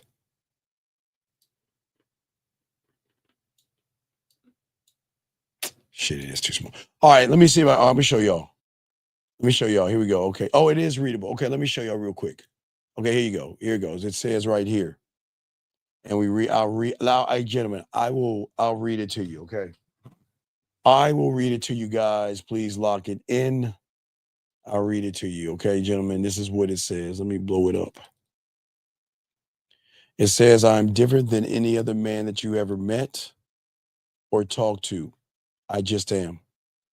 I've created my own universe and I have complete control over everything in my universe. It is full of positivity, growth, and great energy. And I live in the moment. And I enjoy the hell out of every single day I wake up. Okay, gentlemen, that's part one. I have them all broken up, but let me give you the part two. Part two. It's part two. Real quick. Real quick before we wrap this joint up. Part two of the standard. Wait, I had it on the end. Sorry, gentlemen. Here we go. Here's part two of the standard. Here we go. You can see that better. Will you see that right there? I enjoy the hell, okay, out of every single day I wake up. And I'm very, very selective about who I allow inside my universe because I won't allow anything or anyone to ruin what I have created, gentlemen. Y'all see that right there? This is how, as a man, the mindset should be when y'all are students of the game. Because when y'all talk to women this way, you have already lined everything out from the beginning saying, you're not no sucker. You're not going to take advantage of me, okay? All right? And what I'm saying for all you guys out there, dog, do you see the bitch in there? What do you think it is? Rick, are you fucking serious, Rick? Rick, what do you fucking think? Do you not see the woman replying back? Do you not see the woman replying back? The fuck? Are you like 15 years old, motherfucker? I'm sorry, gentlemen. But anyway, guys got a question. Go ahead and ask it, Q. We're going to wrap this up. But guys, we're going to have a show tomorrow, I guess. We'll talk more about this tomorrow, 1 o'clock. Time to go get me some kibbles or something like that. But gentlemen, we all did a great job. Y'all got any other questions about this? But gentlemen, this is not a knock on this guy. It's just that we have to be careful about who we follow and who we listen to. Because the more you guys out here follow people that are saying that for many of you guys who don't show you the appreciation, the love, and understand that you need as men, you're never going to get that, okay? All right. So we just want to make sure that you guys lock that in. Guys, last question. If you have one, let me know. We're about to wrap this up. It's time to get some kibble. All right, for my guys out here. Okay, we got y'all covered, guys. All right. So anyway, guys, last round of questions, guys. Hey, guys, make sure y'all lock in to Carrie K. Zaggin. 1950 and myself. We're always myself, Lucario, Miles, Dre, motherfucking Taekwondo, Rosebud. We are all doing the same thing, trying to show you guys out there that you can live your life differently if you choose to. The choice is yours, okay? All right, the choice is yours. All right.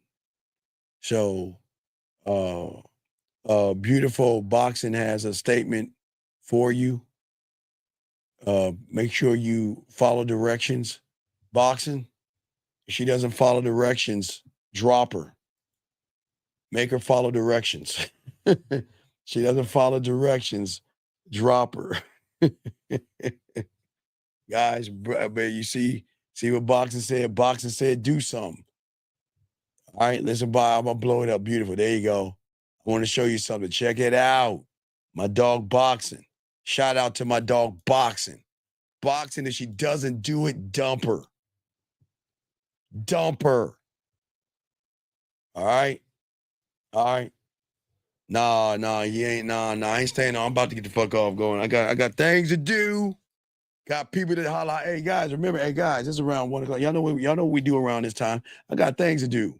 You get your ass over there and listen what Boxing says, young lady. You get over there, Boxing. Put a emoji of a boot so you put your foot down. You better get on it. Hey, you better get on it. All right, guys. Hey, I appreciate y'all guys, man. Garrett, ladies, appreciate y'all joining us, guys. We're gonna talk about I didn't really have a favorite woman when I was growing up. I just watched it. I didn't have a favorite. I liked anyone who tried to be, I didn't like Hulk Hogan. So anytime I rooted for everyone who tried to be the Hulkster. I didn't like that motherfucker. Anyway, so no. So all you guys out here, If you need me, get at me at themanmindset@gmail.com, themanmindset@gmail.com. But don't forget, don't get at Kerry K. Zaggin, my dog 1950. And we'll have a show tomorrow sometime. I don't know when and where, but we'll have one, guys. Make sure y'all get the notifications to lock that in. And matter of fact, hey, Kevin, we'll be getting that new that wrestling 25. Oh, wait, we are in March, so that motherfucker will be dropping pretty soon. I'm definitely gonna get that because 50 talking shit. And I'm gonna get him in a cage match live on the air. Whenever I get a chance, I'm gonna fight him live, and I'm gonna beat his ass live, and I'm gonna make him bleed. We're gonna do that live, and I'm gonna fuck him up because he talking about he gonna beat me in wrestling and shit. So we're gonna lock that in. That question right here. Is there another website you go for them food? Oh, my food candles. No. No. Guys, I don't want you to I forgot where I got the food candles. I still got them motherfuckers around. Trying to see, do I have any? I don't know. I don't know what I did with my food candles. I don't know what I had them. I don't know where I put them at, but I had food candles. Yeah. So I'm just saying, I don't know, big dog. All right, but guys, last round of questions. If y'all have them, guys, we got y'all. Last round of questions, gentlemen. But y'all did a good job, gentlemen. We appreciate all you guys. We want y'all to appreciate yourselves. And yeah. I got an interview at 8:00 on IG. I mean, I think it's 9 East. I'm gonna try to do a show tomorrow. I gotta fucking cut the grass tomorrow, man. I gotta fucking cut grass tomorrow, man. God damn, I gotta cut the grass tomorrow. So I'm gonna do that. I'm gonna do a live. No, you can't have a curry goat candle. Yeah, guys, here's the link. We're gonna be live at 8:00. I know 50's gonna be on. 50's gonna be on there. 50's gonna be on there. Okay. So yeah.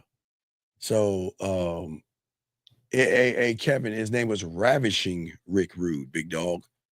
But he wasn't ladies' man as what's his name? The Balboski. Hello, ladies. Wait, you saying they're sold out of curry? You said curry candles? Hey. There are no more curry goat candles. I think this curry goat aficionado has bought them all. So there are no more curry goat candles. So they're all gone. No more curry goat candles. Maybe y'all can trying to think with some naan. Man, I had some Indian food the other day and the shit burnt my bitch ass. Told them mild. I'm a little bitch, and the mild to them is like dragon fire and shit. So I took a little of the meat, grabbed a little bit of the naan, grabbed a little bit of the rice, took a little bite.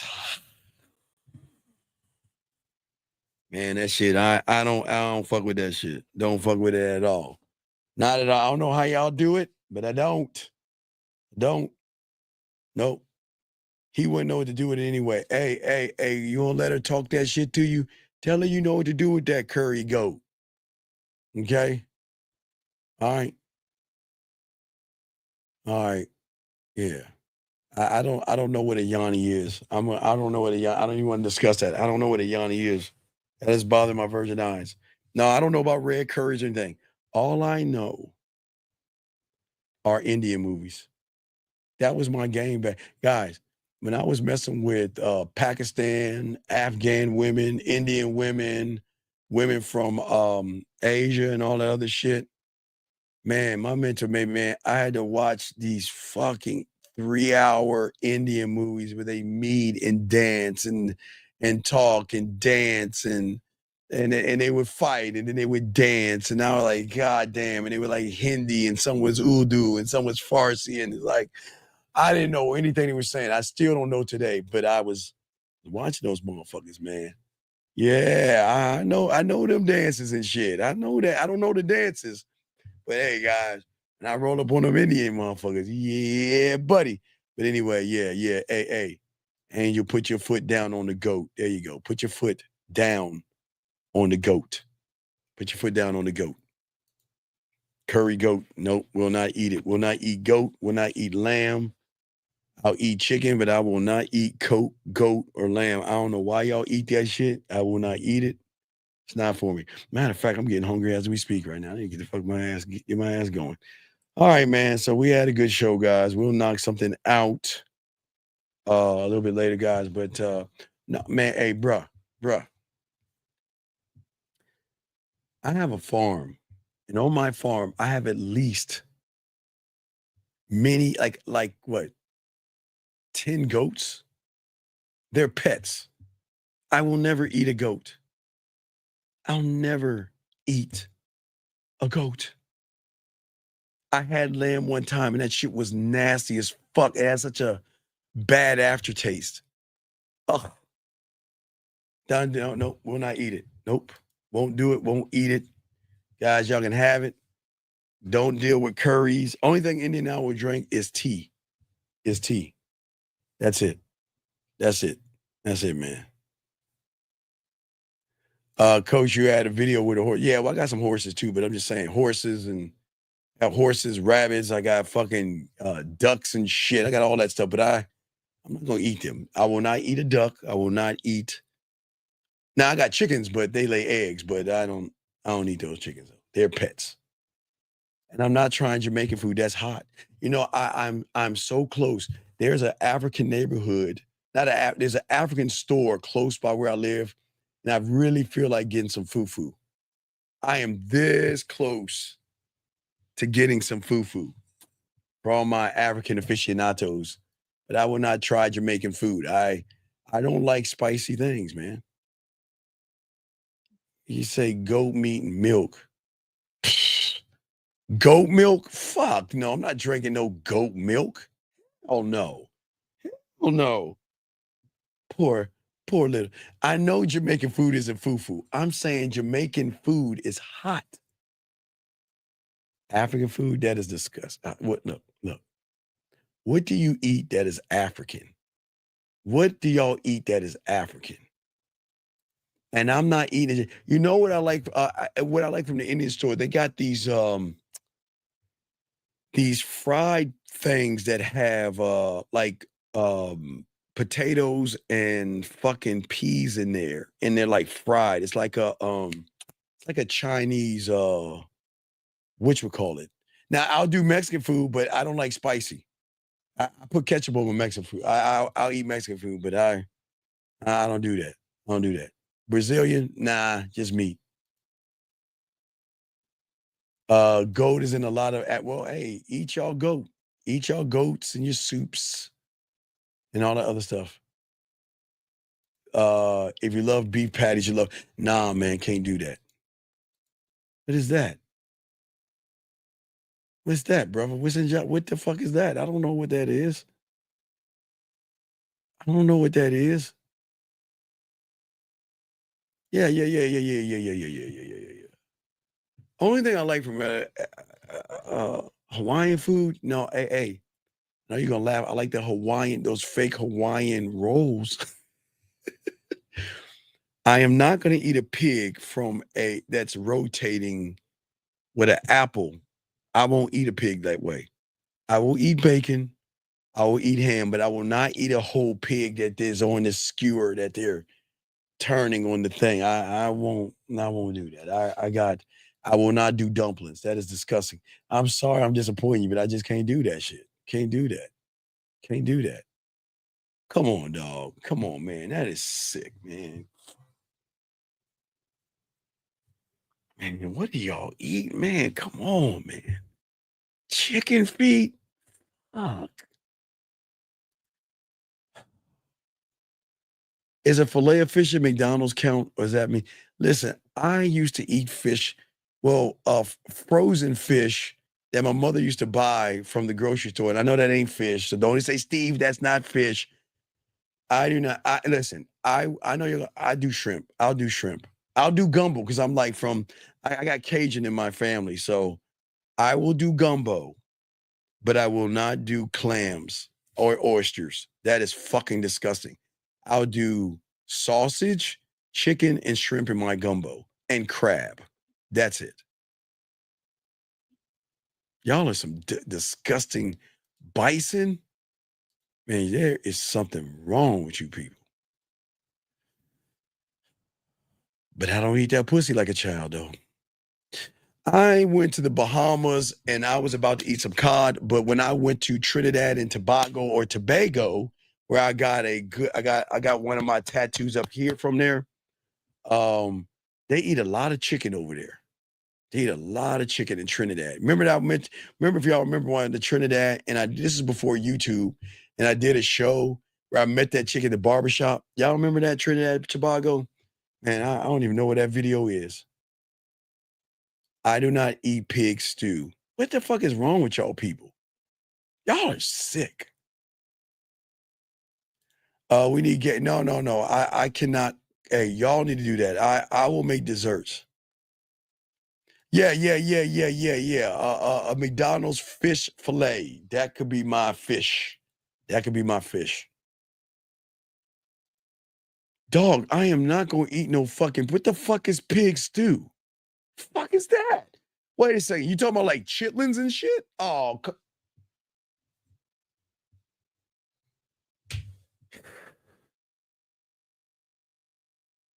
I'm gonna let y'all. We going to y'all are some sick ass dog. No. Oh hell no. Wait. Yeah, come on. Everybody eats KFC at one time. Hold on. Wait, I saw something disgusting. Where is it at? Hold on. Before I go, bruh.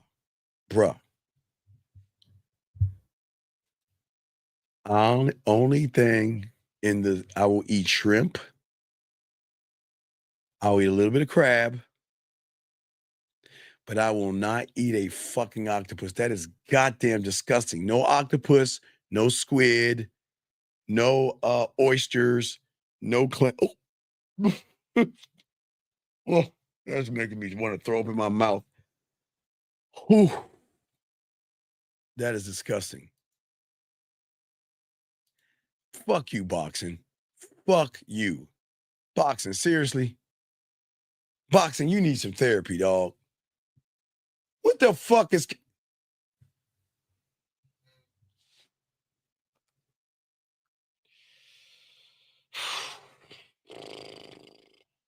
I'm just letting y'all ride on that shit.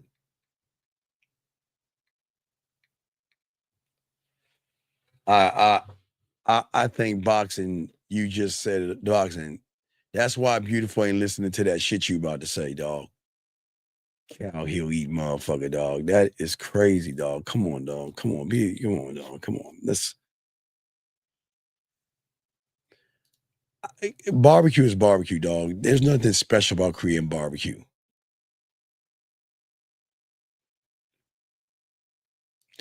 You said I'm not a fan of cow foot, but not the worst thing. Come on, dog. What the fuck does that what does that taste like? What does that taste like? Okay. All right. Look. All right, maybe I can do a little. Look. I have dabbled in an oxtail or two. I can kind of fuck with the soul food a little bit, but not too much. I can do some oxtails over some rice. I can. It's been a while. I've had oxtails in 35 years. Wait. The last time I had an oxtail was in 1990. Some of y'all wasn't even born. That's the last time I had oxtails. But yeah, I remember my oxtails. Yeah, I can do that. I ain't fucking with no ham hocks. I ain't fucking with no cow feet. What is wrong with y'all? Come on, dog. Well, I mean, oxtails is not that bad, dog. Hey, says the one that you eat all kind of goats and all kind of stuff. Fuck. Indian eating ass. Sitting over here talking to y'all about food and shit. Wait. Hold the fuck up. I'm 54, man. What do y'all think? I'm 54. Yeah, the night. What the fuck? Wait, hold on, dog. Oh, yes. 90s. The 90s. Yes. Yes. I am old. I ain't that fucking old. God damn it. Hey, don't worry. Y'all motherfuckers gonna get 50, 53 in a while. Fuck y'all. I'm old. I'm old, but nah. No neck bones. I've had gizzards. I've had my parents are Cajun and shit, so I've had that. Yeah, hey, DC Go-Go, Chuck Brown, EU, Rare Essence, baby. You already know. You already know. I used to listen to. I used to have black Mickey Mouse shirts, Georgetown Hoya caps. I used to have starter jackets with Georgetown, and Dallas Cowboys. Didn't fuck with the Redskins. Yeah. I used to listen to Go-Go. Yeah, you did. Hey, you used to go to the Go-Go. Yeah, hell yeah. Yeah. Gizzards are good fried. Dirty rice, I don't want to know what's in there. Yeah, these motherfuckers don't know about the 80s and 90s, man. Yeah. Nah, man, I'm from DC. I'm not from dog. I am from the DMV. Born in DC, lived in Maryland, lived in Virginia. That was my little spot. I'm the East Coast over there. I wasn't from India or wherever the hell she's from. And I wasn't, no, you ain't from Africa. Who is the one boxing? I don't know, you eating like fucking cow and shit. You must be like Haitian or some shit. Yeah. Shit. Yeah, we eat a lot of pork in that motherfucker. Yeah, we pork eating motherfuckers, man. Still eating that shit. All right, 260. All right, guys. So we got this. And last question. When you was in DC, well, yeah.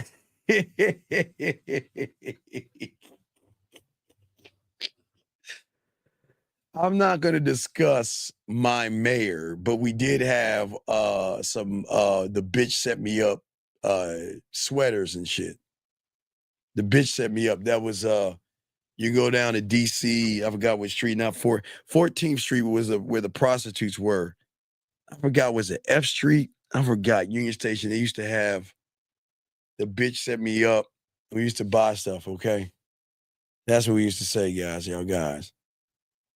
Baltimore. Hey, Jazz, my dad was from Baltimore. Well, he lived in Baltimore. So I stayed in an apartment. He stayed in an apartment called Sutton Place. Look it up. It's called Sutton Place. And my sister and I used to walk from Sutton Place. Now, I want you to look at the logistics of that. It's in Baltimore. It's called Sutton Place. We would walk from Sutton Place to the harbor. Do you know how fucking far that is for kids? That's a couple of miles. We would walk from Sutton Place to the Inner Harbor. I don't even fucking want to know how many miles that is, but that's what we used to do. Used to do that all the time. Anyway, so, all right, guys, we're about to wrap this up, man. Appreciate y'all, man. Nice chopping it up with y'all, man. Get at us, man. I don't know what a pit beef sandwich is, but eat that shit, yo. Eat that shit. Eat that shit. But anyway, yeah, stand up, all you guys. Appreciate y'all. Appreciate yourselves. We'll holler at y'all sometime tomorrow. We'll try to get it. I got to cut the grass in the morning. So after I cut the grass, I'm gonna be out 2 hours out there cutting grass. So I'll try to do a show after I cut them fucking acres. I gotta fuck all that grass, man. Time to cut grass, man. Time to cut grass. So it's all respect, guys. We will see y'all guys sometime tomorrow, but definitely we have an interview tomorrow night. And I'll try to do a few hours sometime in the afternoon. Okay, guys? So make sure y'all get the notifications. We'll fucking holler at y'all later, man. We out this bitch.